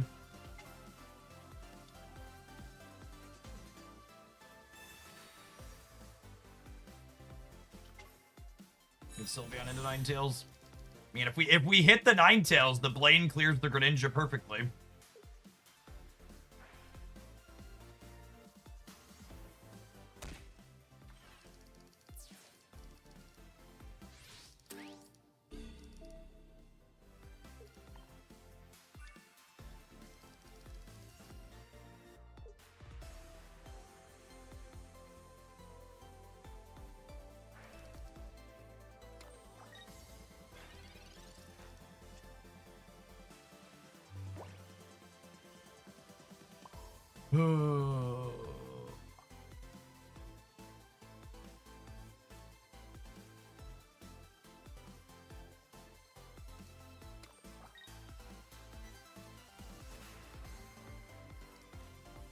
They don't have a water energies, so it doesn't matter, but...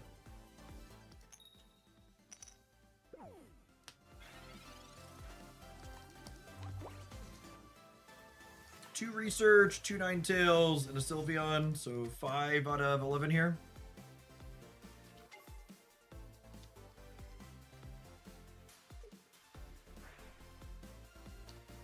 Shoot the Flareon to make red card more appealing to the opponent. I mean, I really don't want to be red carded. I want my Blaine with my Ninetales so I can kill.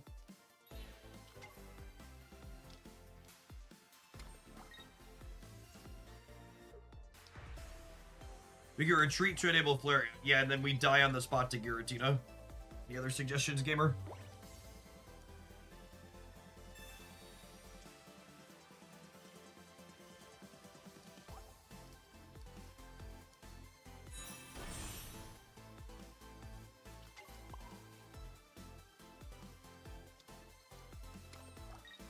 We get to pick our first point up here. And then they need a cape to be able to... They need a cape to clear the flare, to not die to the Flareon on the backswing. However, we don't have a cape, so Cyrus means they get to pull the Flareon up. And they win the game on the spot. We bricked a little too long. We needed the Ninetales with the Blaine the previous turn.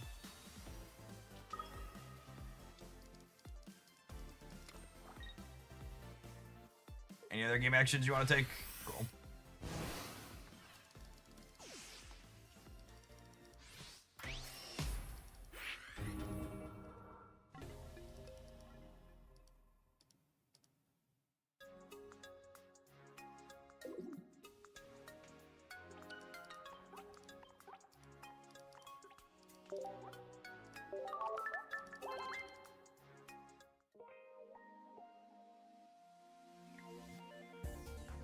He did. Hey, one more thing to break our way that game. Either the Ninetales sooner or a Magby to start when we don't get to go first.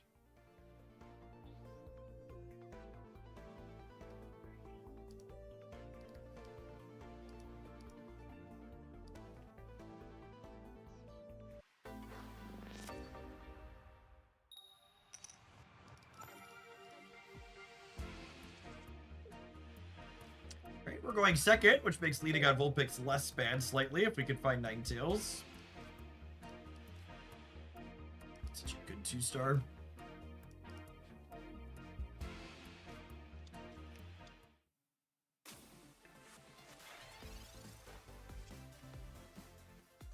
Oh, evolving clears Tail Whip.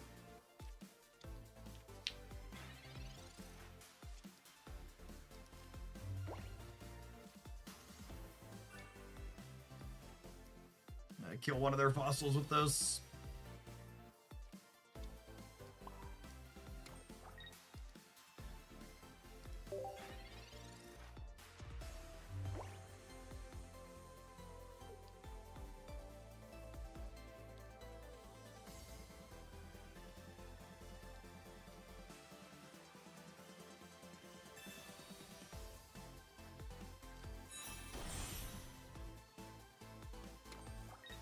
Yeah, I guess that's fair.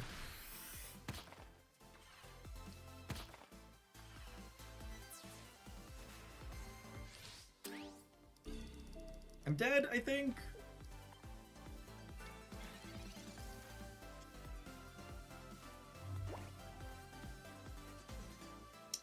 I guess the line is tail whip and then hope to top deck a blade. Eevee could also work.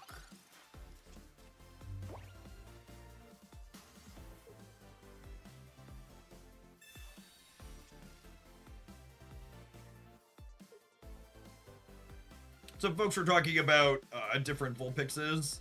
Really think this one's probably the one I want. The 60 HP on the other one is nice, I guess. I guess. Still not out of the woods, but we played Tour out and we hit it, which is nice. If we can find an Eevee, we might be in it to win it. Watch him just have second Rampardo, second rare candy. If we hit Eevee next turn, we go Eevee Energy, and then we finish on Flareon after hitting this Fanfy.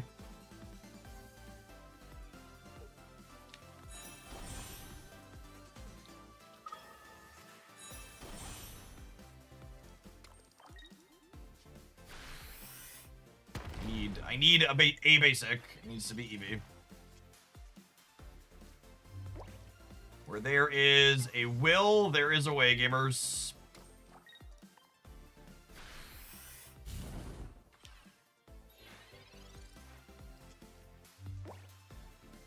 Don't call it a comeback.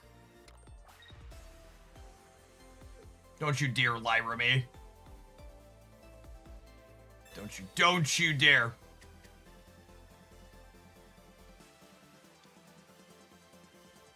Hit me. Oh my goodness! Oh, that is not real life. Oh, I have Cyrus. It's cool. Nobody panic. It's cool. Nobody panic. We played 2 hour outs and everything came together. I wasn't panicking. You're panicking.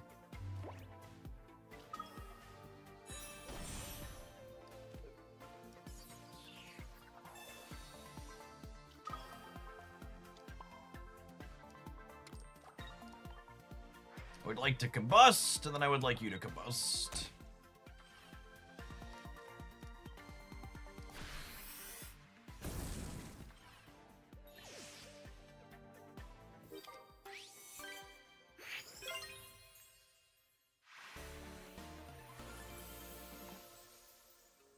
I really like the Pichu aggro deck. Yeah, it's solid. This deck is built on a very similar line of thought, where we're looking to use the Magby to get Ninetales attacking sooner. Our Magbys have been incredibly shy. At some point, we're gonna get to do the Magby thing. Ninetales is a card that's always been so close to being top tier. The numbers on it are so good.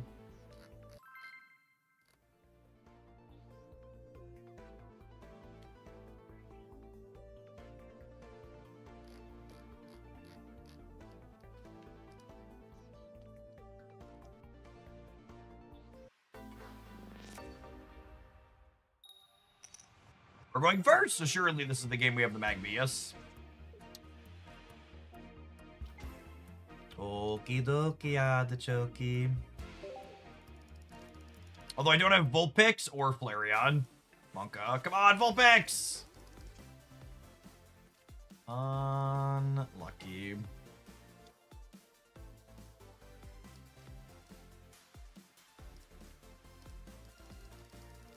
The Magby lead is less useful if I need to evolve this into Sylveon instead of Flareon.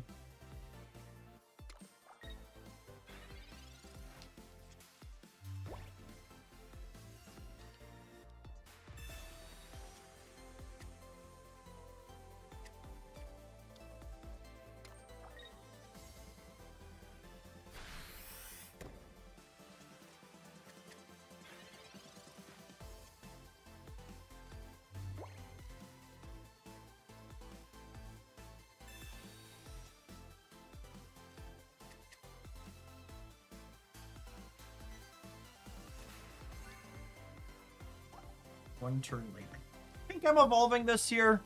It's close, though.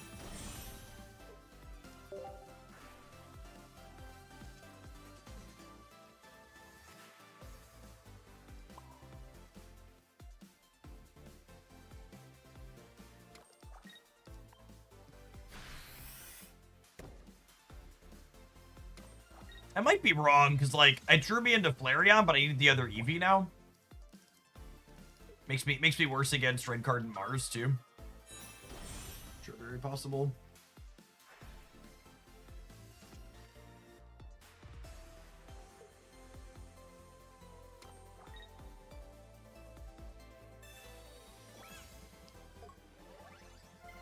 One cape and one bag does not save them from taking 120.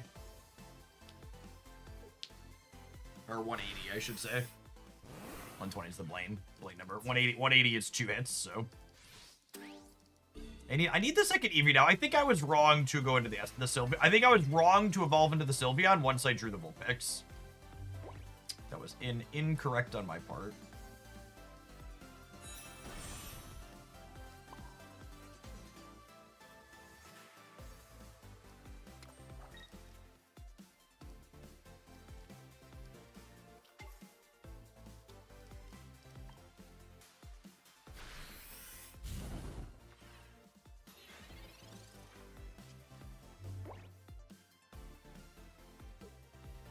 Double Eevee bag lets them survive.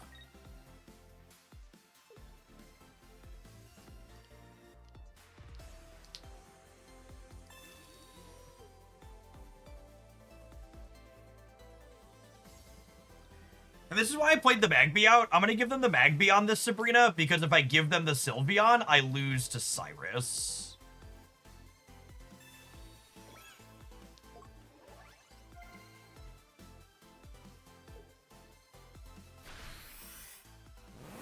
I want to avoid that. Although I might be dead to Cyrus either way. Yeah. They're gonna hit the Ninetales. Then I'm gonna retreat.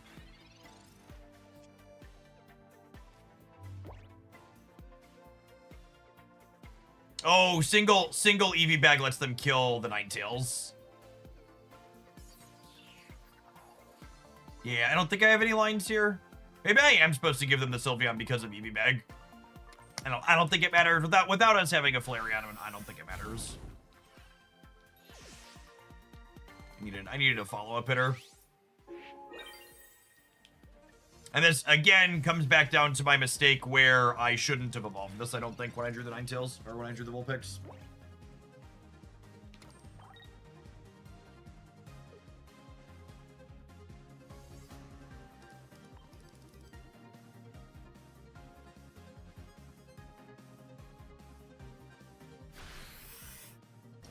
Not dead yet. Eevee! This could be second Vulpix still, yeah.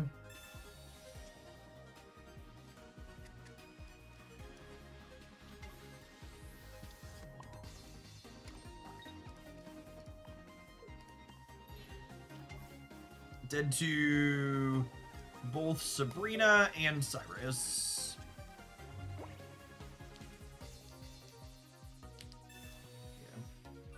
GG. Like I said, I think their Sabrina earlier implied that they had the Cyrus in hand.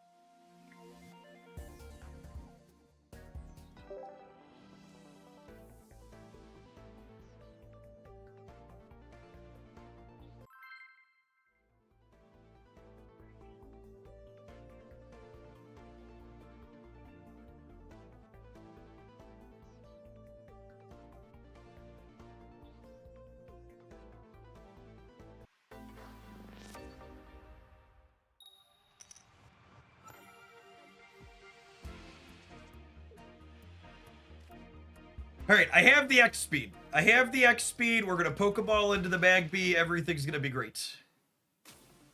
We're gonna Pokeball into the Magby. We're gonna draw the Ninetales. All right, step 1. Step 2. 40% of the time it works every time. He can't keep getting away with it, gamers. We're gonna cook this Zubat before it knows what hit him.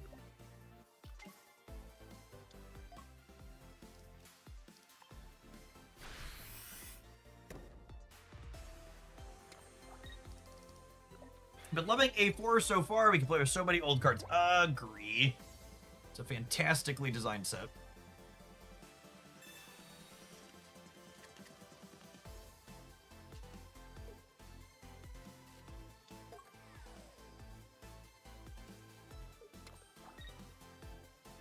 This lets them kill my baby. But Ninetales is going to light the rest of the board on fire.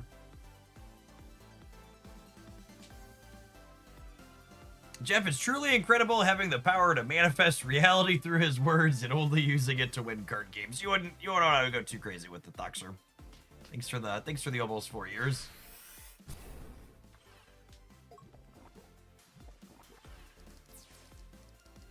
When you silver your opponent and you're staring down the barrel of a Ninetales. That was new Ninetales. I think new Ninetales is probably worse than the old one. Old Ninetales is a really solid Pokemon pocket card.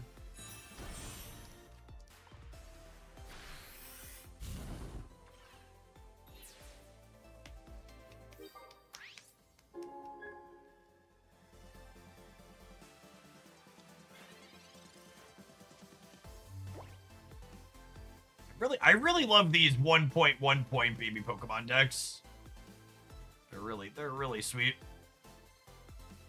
They've been my favorite thing to play, I think.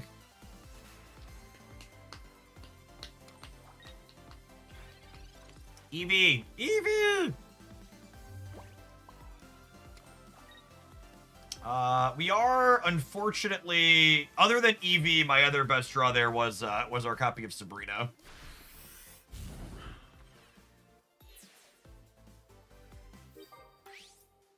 We're dead to Umbreon Eevee bag.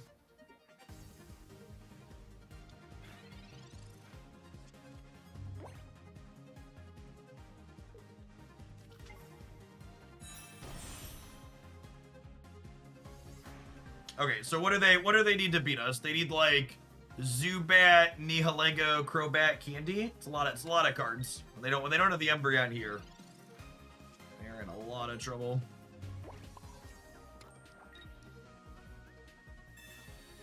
Burn, Blaney, burn. Ninetales Inferno. Do, do, do, do.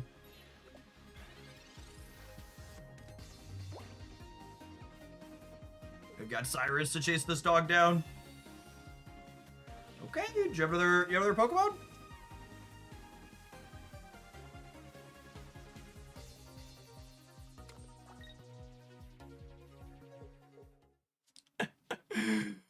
Oh, man.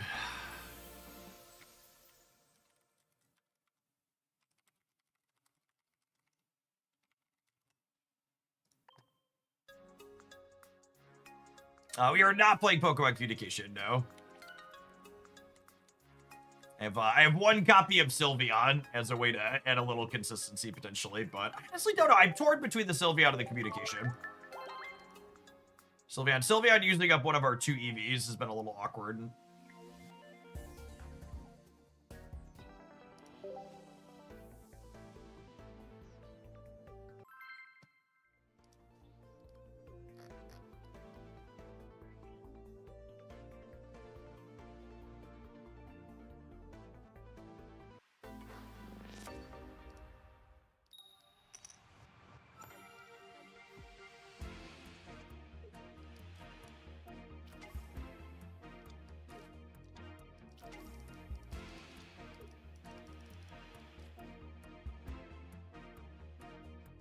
I'm torn if I want to play the second Magby. I think I do to play around Sabrina.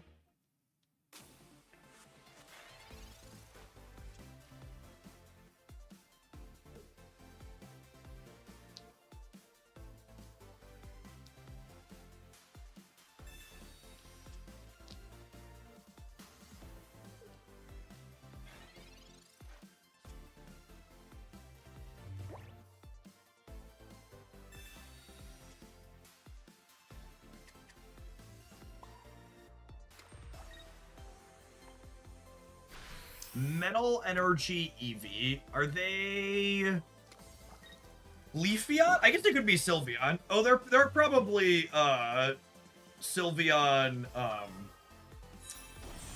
Sylveon Solgaleo, yeah.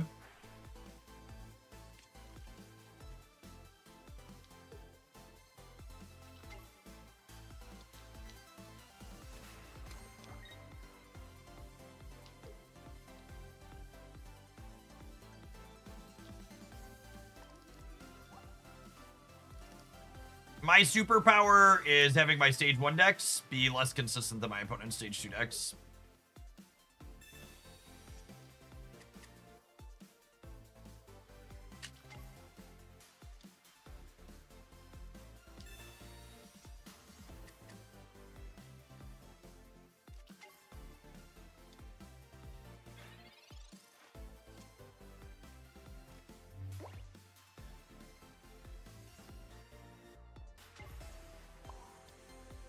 How many cards are in their deck? 5. Not a lot.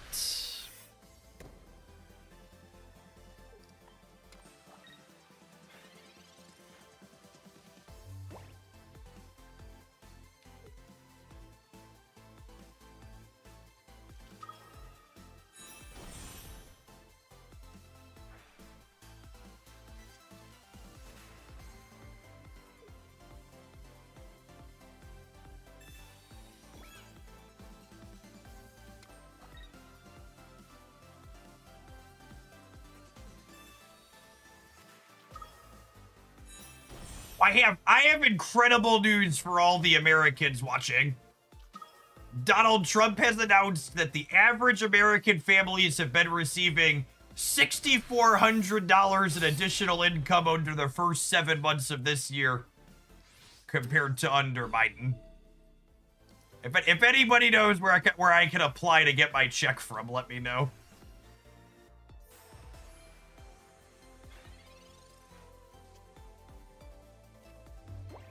I feel so fortunate.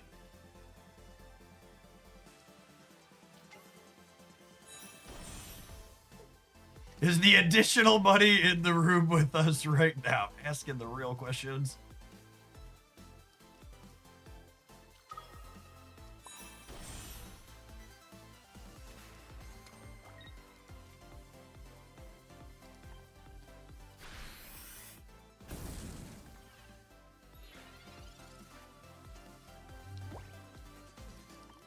Unfortunately, they just have their entire deck in their hand, right? So we're just cooked to the second Solgaleo.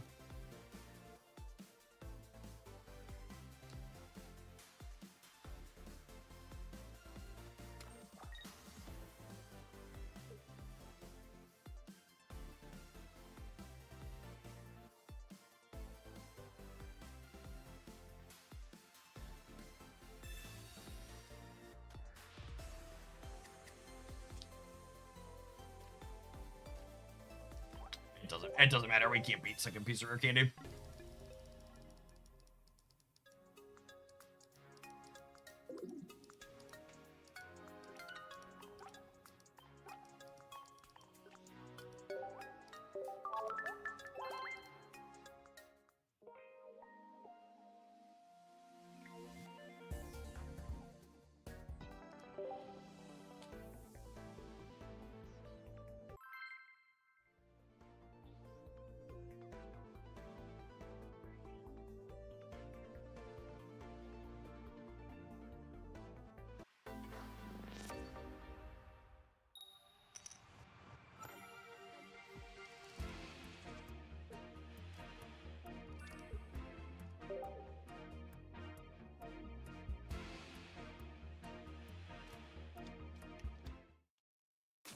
I think one of the realest posts I saw recently, there was a viral one that came across one of my feeds.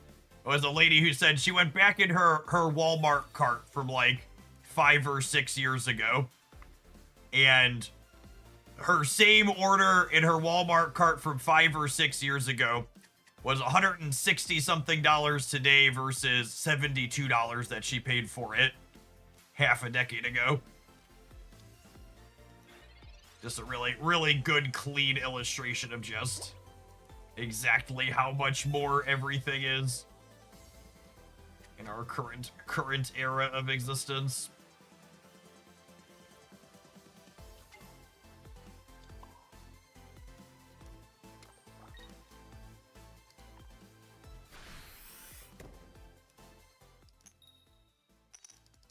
Yeah, that doesn't even measure the fact that a lot of the companies, the products are smaller or less of it.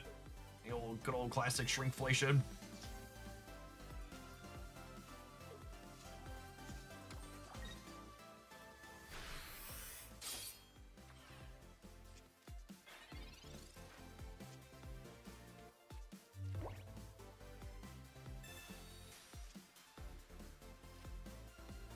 There's my flamethrower.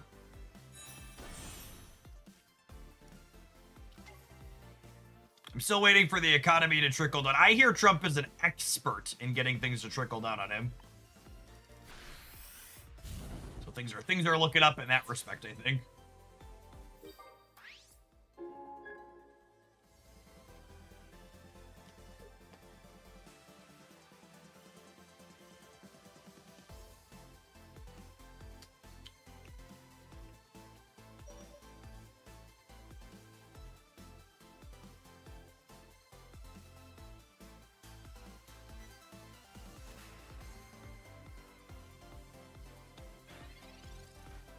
Hitting Ninetales here gives them no breathing room.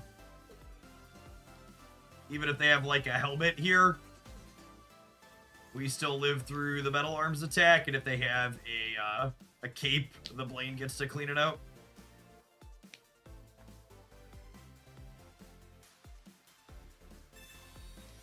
Okay, Adamant plus a cape could get us.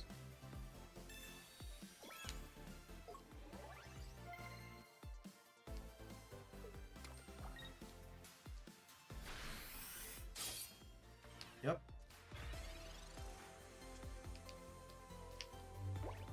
Alright, and then Flareon is a stellar draw here.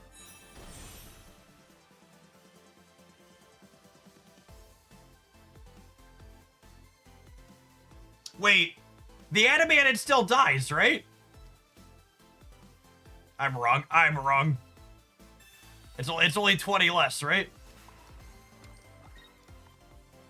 Silly me. I haven't done blade math in so long. Thankfully the Skarmory took my stapler and burned it to the ground.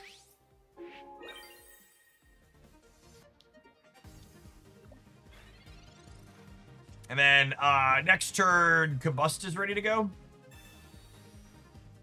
That's a piece of candy.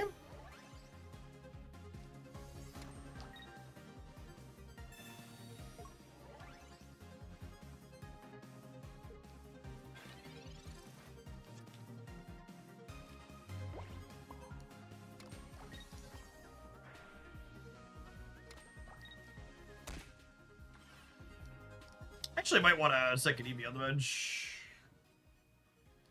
Flip the coin. And they add a man, so if they hit heads here, they take nothing. Normally, they'd take 10 with weakness. Forgetting they have a coin to flip. Opponent. They're still 2 energies off of attacking with their thing, though. They have no points, so we've got some time.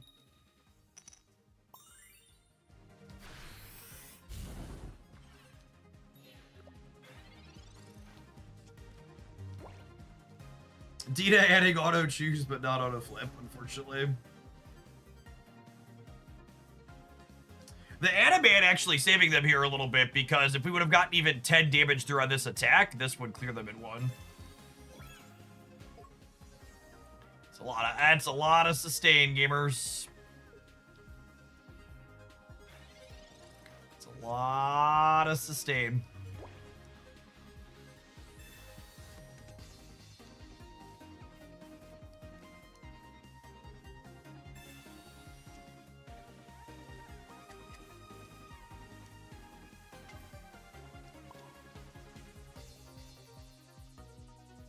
Woo!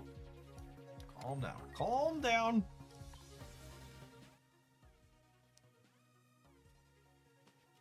How many coin flips can the hero win? Not that one, apparently.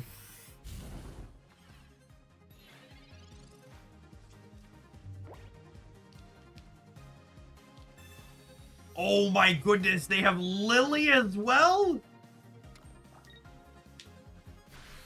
Me oh my, me oh my.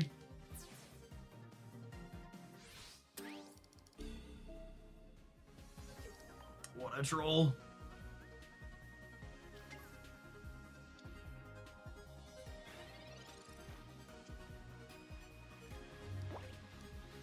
Am I supposed to just take the flip here? I think I'm not, right? I think I'm supposed to build... I think I'm supposed to build second Flareon, so that way if I miss... I can have a redo ready on one that won't die right away.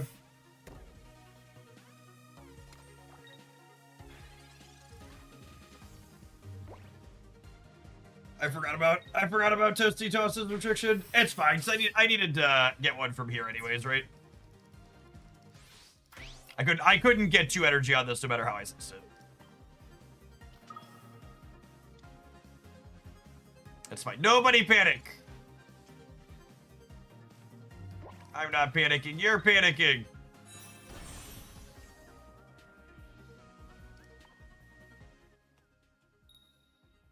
Alright, cool. Never doubted you for a minute, Flareon.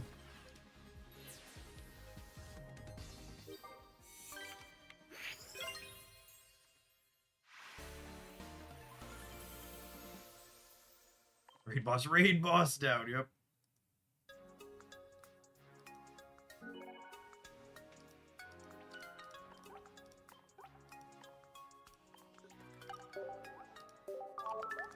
We've almost recovered all of the points that Blissey spewed today. Almost back to where we started. Scizor and Ninetales, dragging us back up.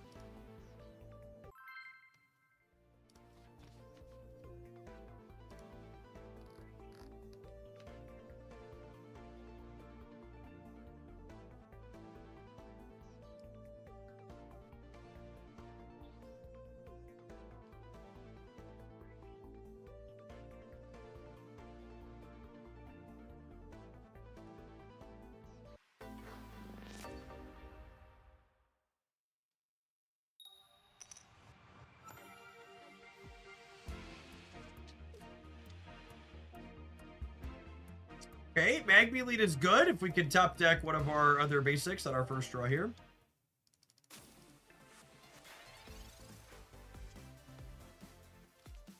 We're dead? Oh, that's good. Good game, chat. Good game. Good game, good game. Good game, gamers. GG, GG. Do you think Oricorio is seeing more play? Absolutely not. My anecdotes are I barely see it.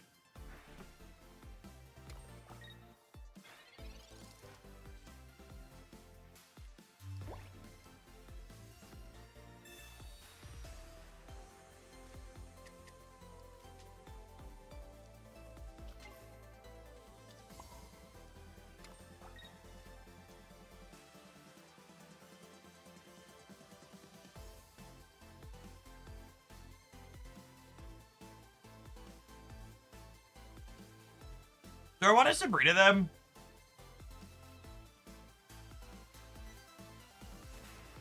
How about a Sabrina them?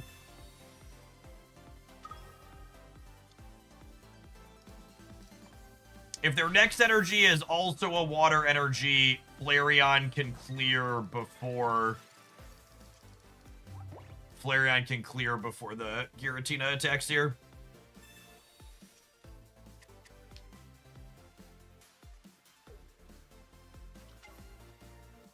These decks don't usually play Leaf, so getting the Giratina front and center here is ideal, I think.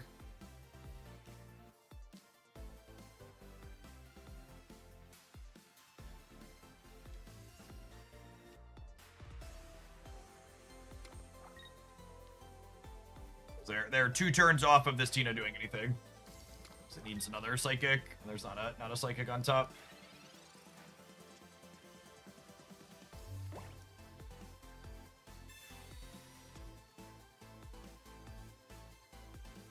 Oh, good. We drew the prettier Flareon.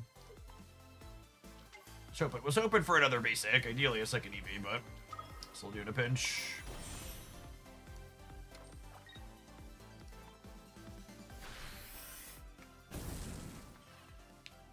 And if they retreat this out, we have the Cyrus to chase it down.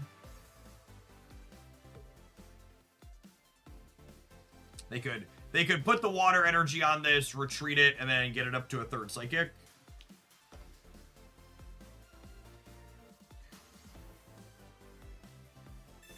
Okay, that means we're not getting Silvered or Mars, but we could get red carded.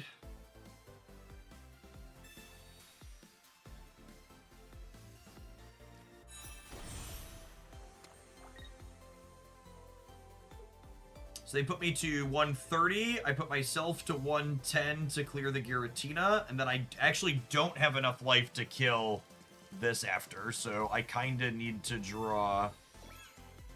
Oh gosh, and that survives too. I think we might actually be cooked.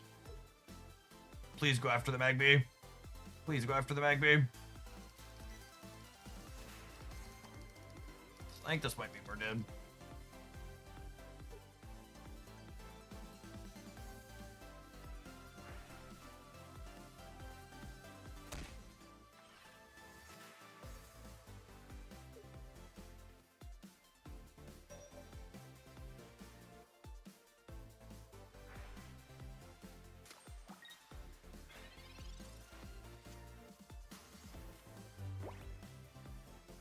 Oh.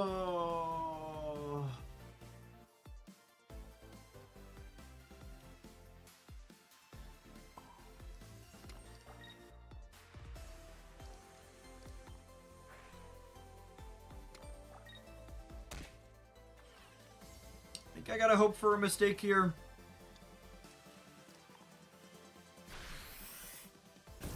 If they put the Greninja up and hit me for 100.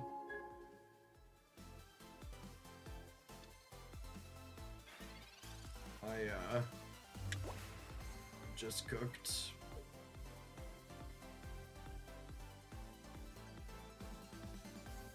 The Sylveon's really been kind of awkward. Kind of want to just like replace it with a cape. Would have been useful in a lot of these games.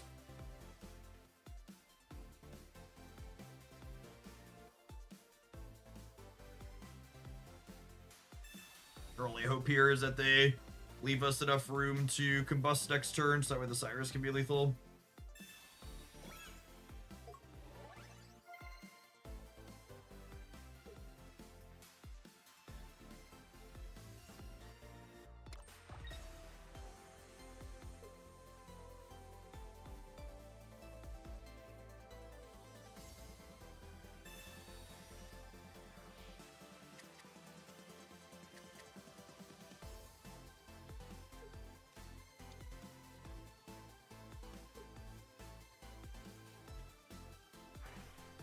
What's my line to win here?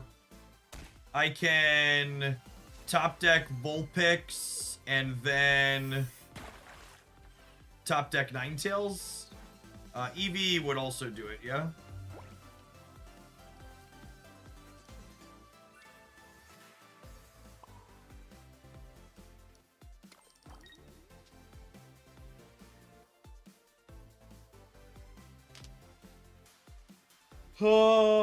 Cyrus on their side of the board would get us. We'll let them kill the Vulpix.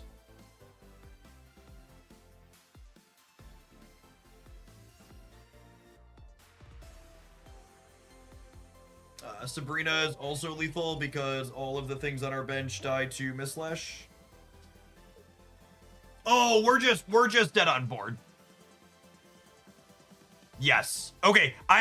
So I messed up here. So what I needed to do was, okay. So what I needed to do was I needed to use the X speed to put the Vulpix up and flip a coin.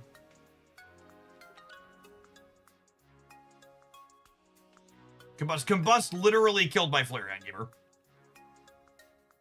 So the line there to give me an out was X speed out the Flareon, Vulpix hit the heads, and then we're 2 and 7 to draw the what's it called? To draw the Ninetales with our Cyrus. Okay.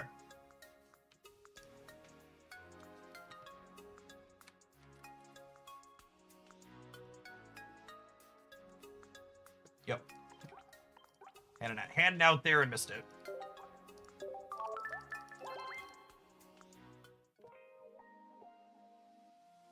No, I think you cut the Sylveon before you cut the 30, before you added 30V. You don't really have slots. Again, like your 2 stage 1s is so many slot schemers.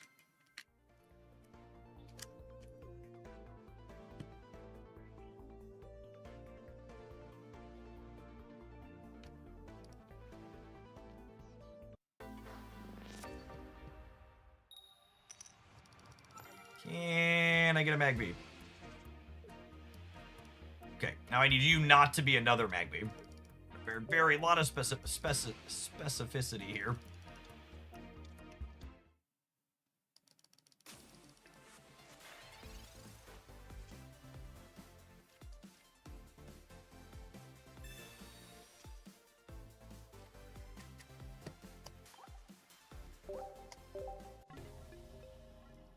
I got one more brutal loss in me.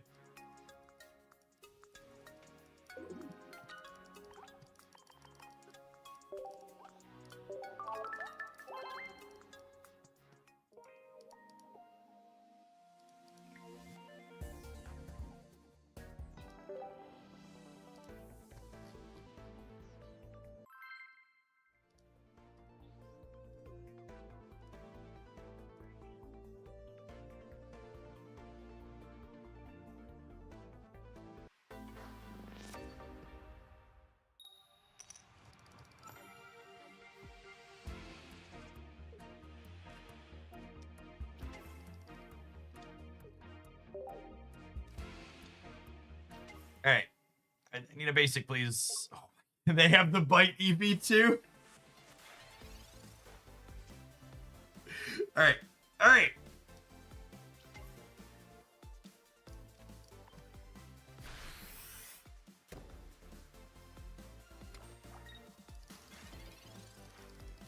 Everything's gonna be alright. Do, do, do, do, do. You know what's funny too? I talked about cutting the Sylveon for a cape. If this was a cape here, we'd be in a pretty decent spot, right?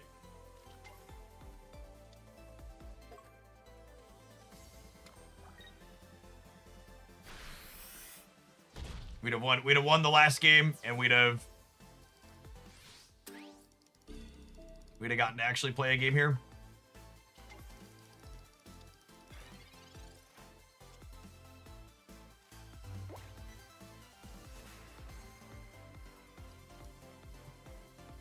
Alright, Tempo Sabrina, so I can draw a card.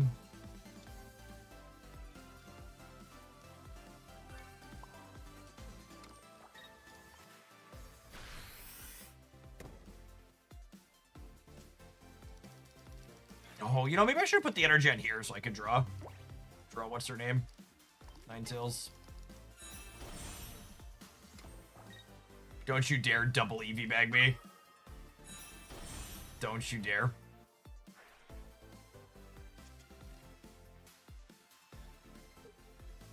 Why not Flareon attack? There's no fire energy in my discard pile.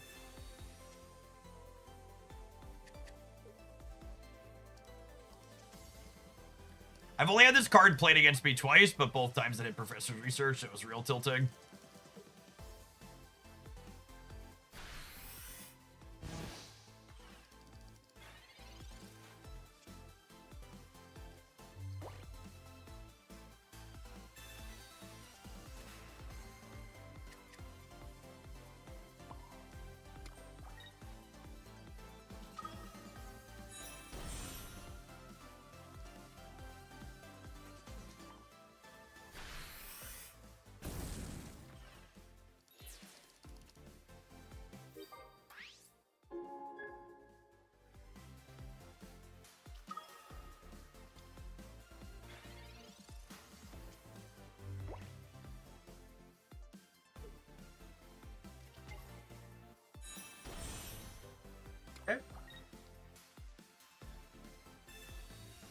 A lot of healing. Don't you dare have double EV bag.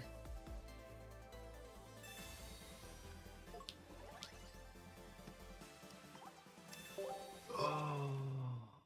I'm cutting the Sylveon for a cape, and then we're going to play a real game. I think all baby decks need a cape. I think that's pretty reductionist, but I think this baby deck definitely does.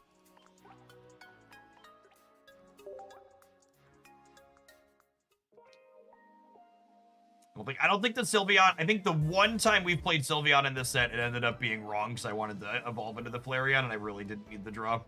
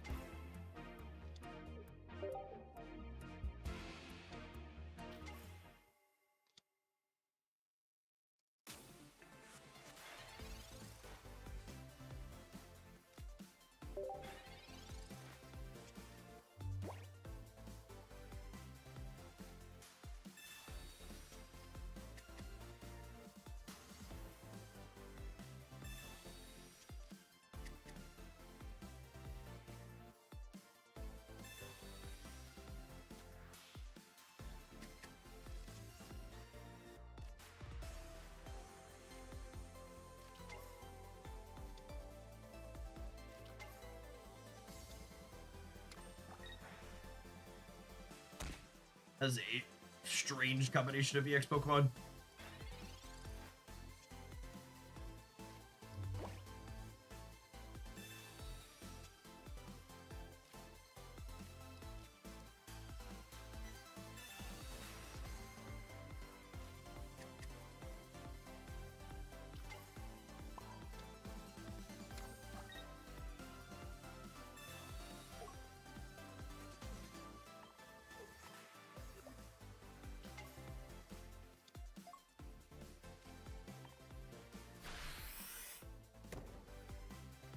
This person not run into many chickens. The entire Pokemon Pocket community needs a brain drain about their obsession with Oricorio.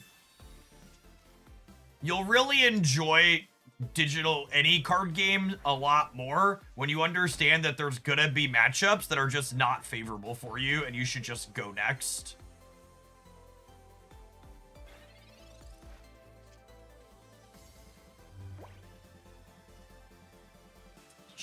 Truly an obsession with the Oricorio. We've played 6 hours of Pokemon Pocket today, and I think I can count on one hand the number of Oricorios we ran into. It is not free to add an answer to Oricorio to your Pokemon Pocket deck. It costs you the opportunity cost of drawing that card that's probably worse than every other matchup in the other 95% of the games that you play.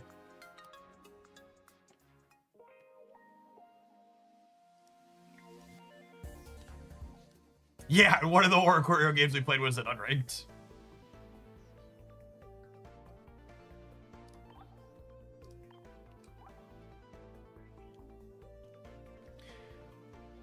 So this deck idea is continuing exploring the design space of we lead on one of the baby Pokemon, we move into another one knockout point Pokemon, and then we eventually close on an EX. And I think Ninetales is a great Pokemon to follow up Magby with, similar to the Pikachu Pachirisu deck that we showcase. Hitting for 90 on turn 2 when you're going first is so much damage. It clears out a ton of things before they even have a chance to evolve. And Flareon EX is an excellent pairing to run behind the Ninetales, because one of Ninetales' typical drawbacks is that you have to keep attaching the energy to it every turn, so you can't build up a secondary attacker after Ninetales goes down.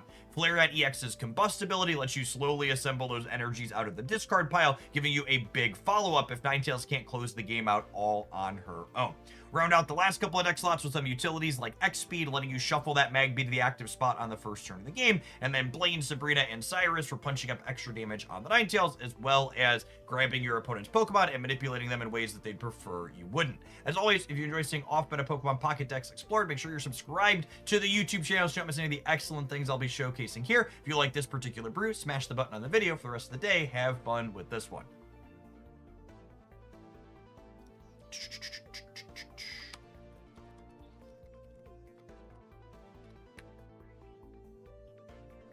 I don't really care about Ori on the ladder, but in tournaments, I feel like I need to have an answer of some kind. I mean, my logic applies to tournaments as well, right? Like, if you look at the recent largest tournaments, the Oricorio percentage was like 10%, and you could lose 10% of your matches and still win the tournament, right? Or still top 8 or top cut the tournament or whatever.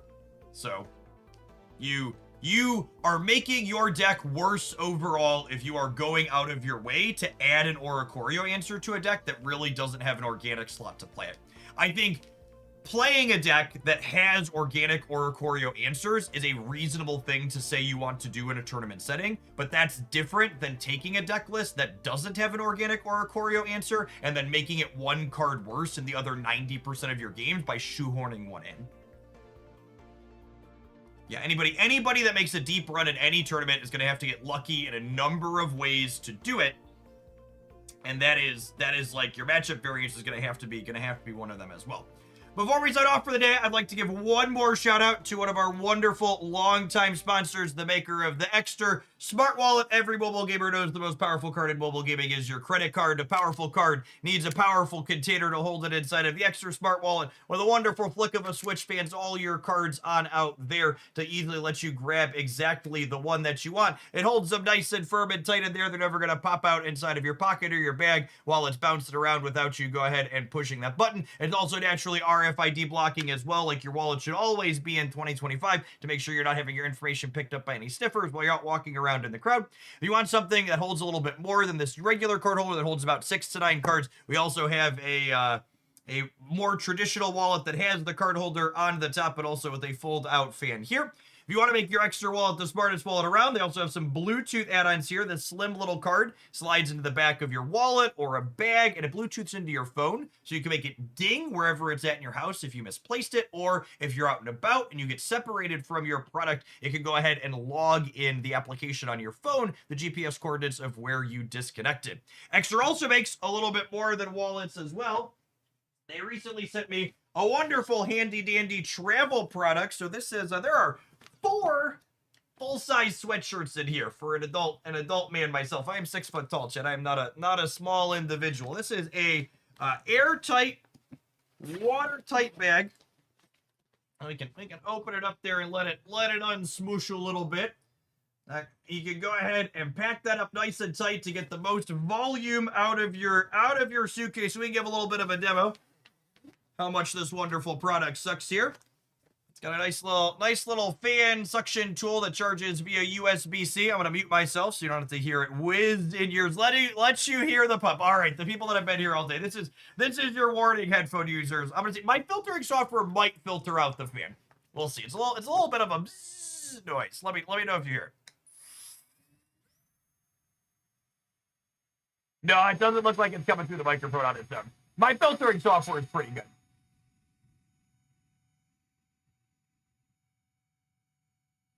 Heard the startup and then it got it. But yeah, I think that makes it down nice and tight. Yeah, don't waste space in your suitcase, especially if you're flying or have lots of children like myself. You ever pack up for an entire family of people and you look at how much stuff is in the back of the car? Like, even once you get out of the pack and play age, children have so much stuff. If you want an easy way to support my content while checking out some of these wonderful products, you can use code JEFFH2025 on Extra's website there. The wallets come in all sorts of phenomenal colors. I love my bright blue one personally, but they've also got yellows and golds and blacks and browns and greens and reds. Woo! If I could mouse over things here on my center screen. Look at all those. Look at all those wonderful ones. Ooh, that's a very nice one. I haven't seen the lilac one before. They had colors. They had colors all the time.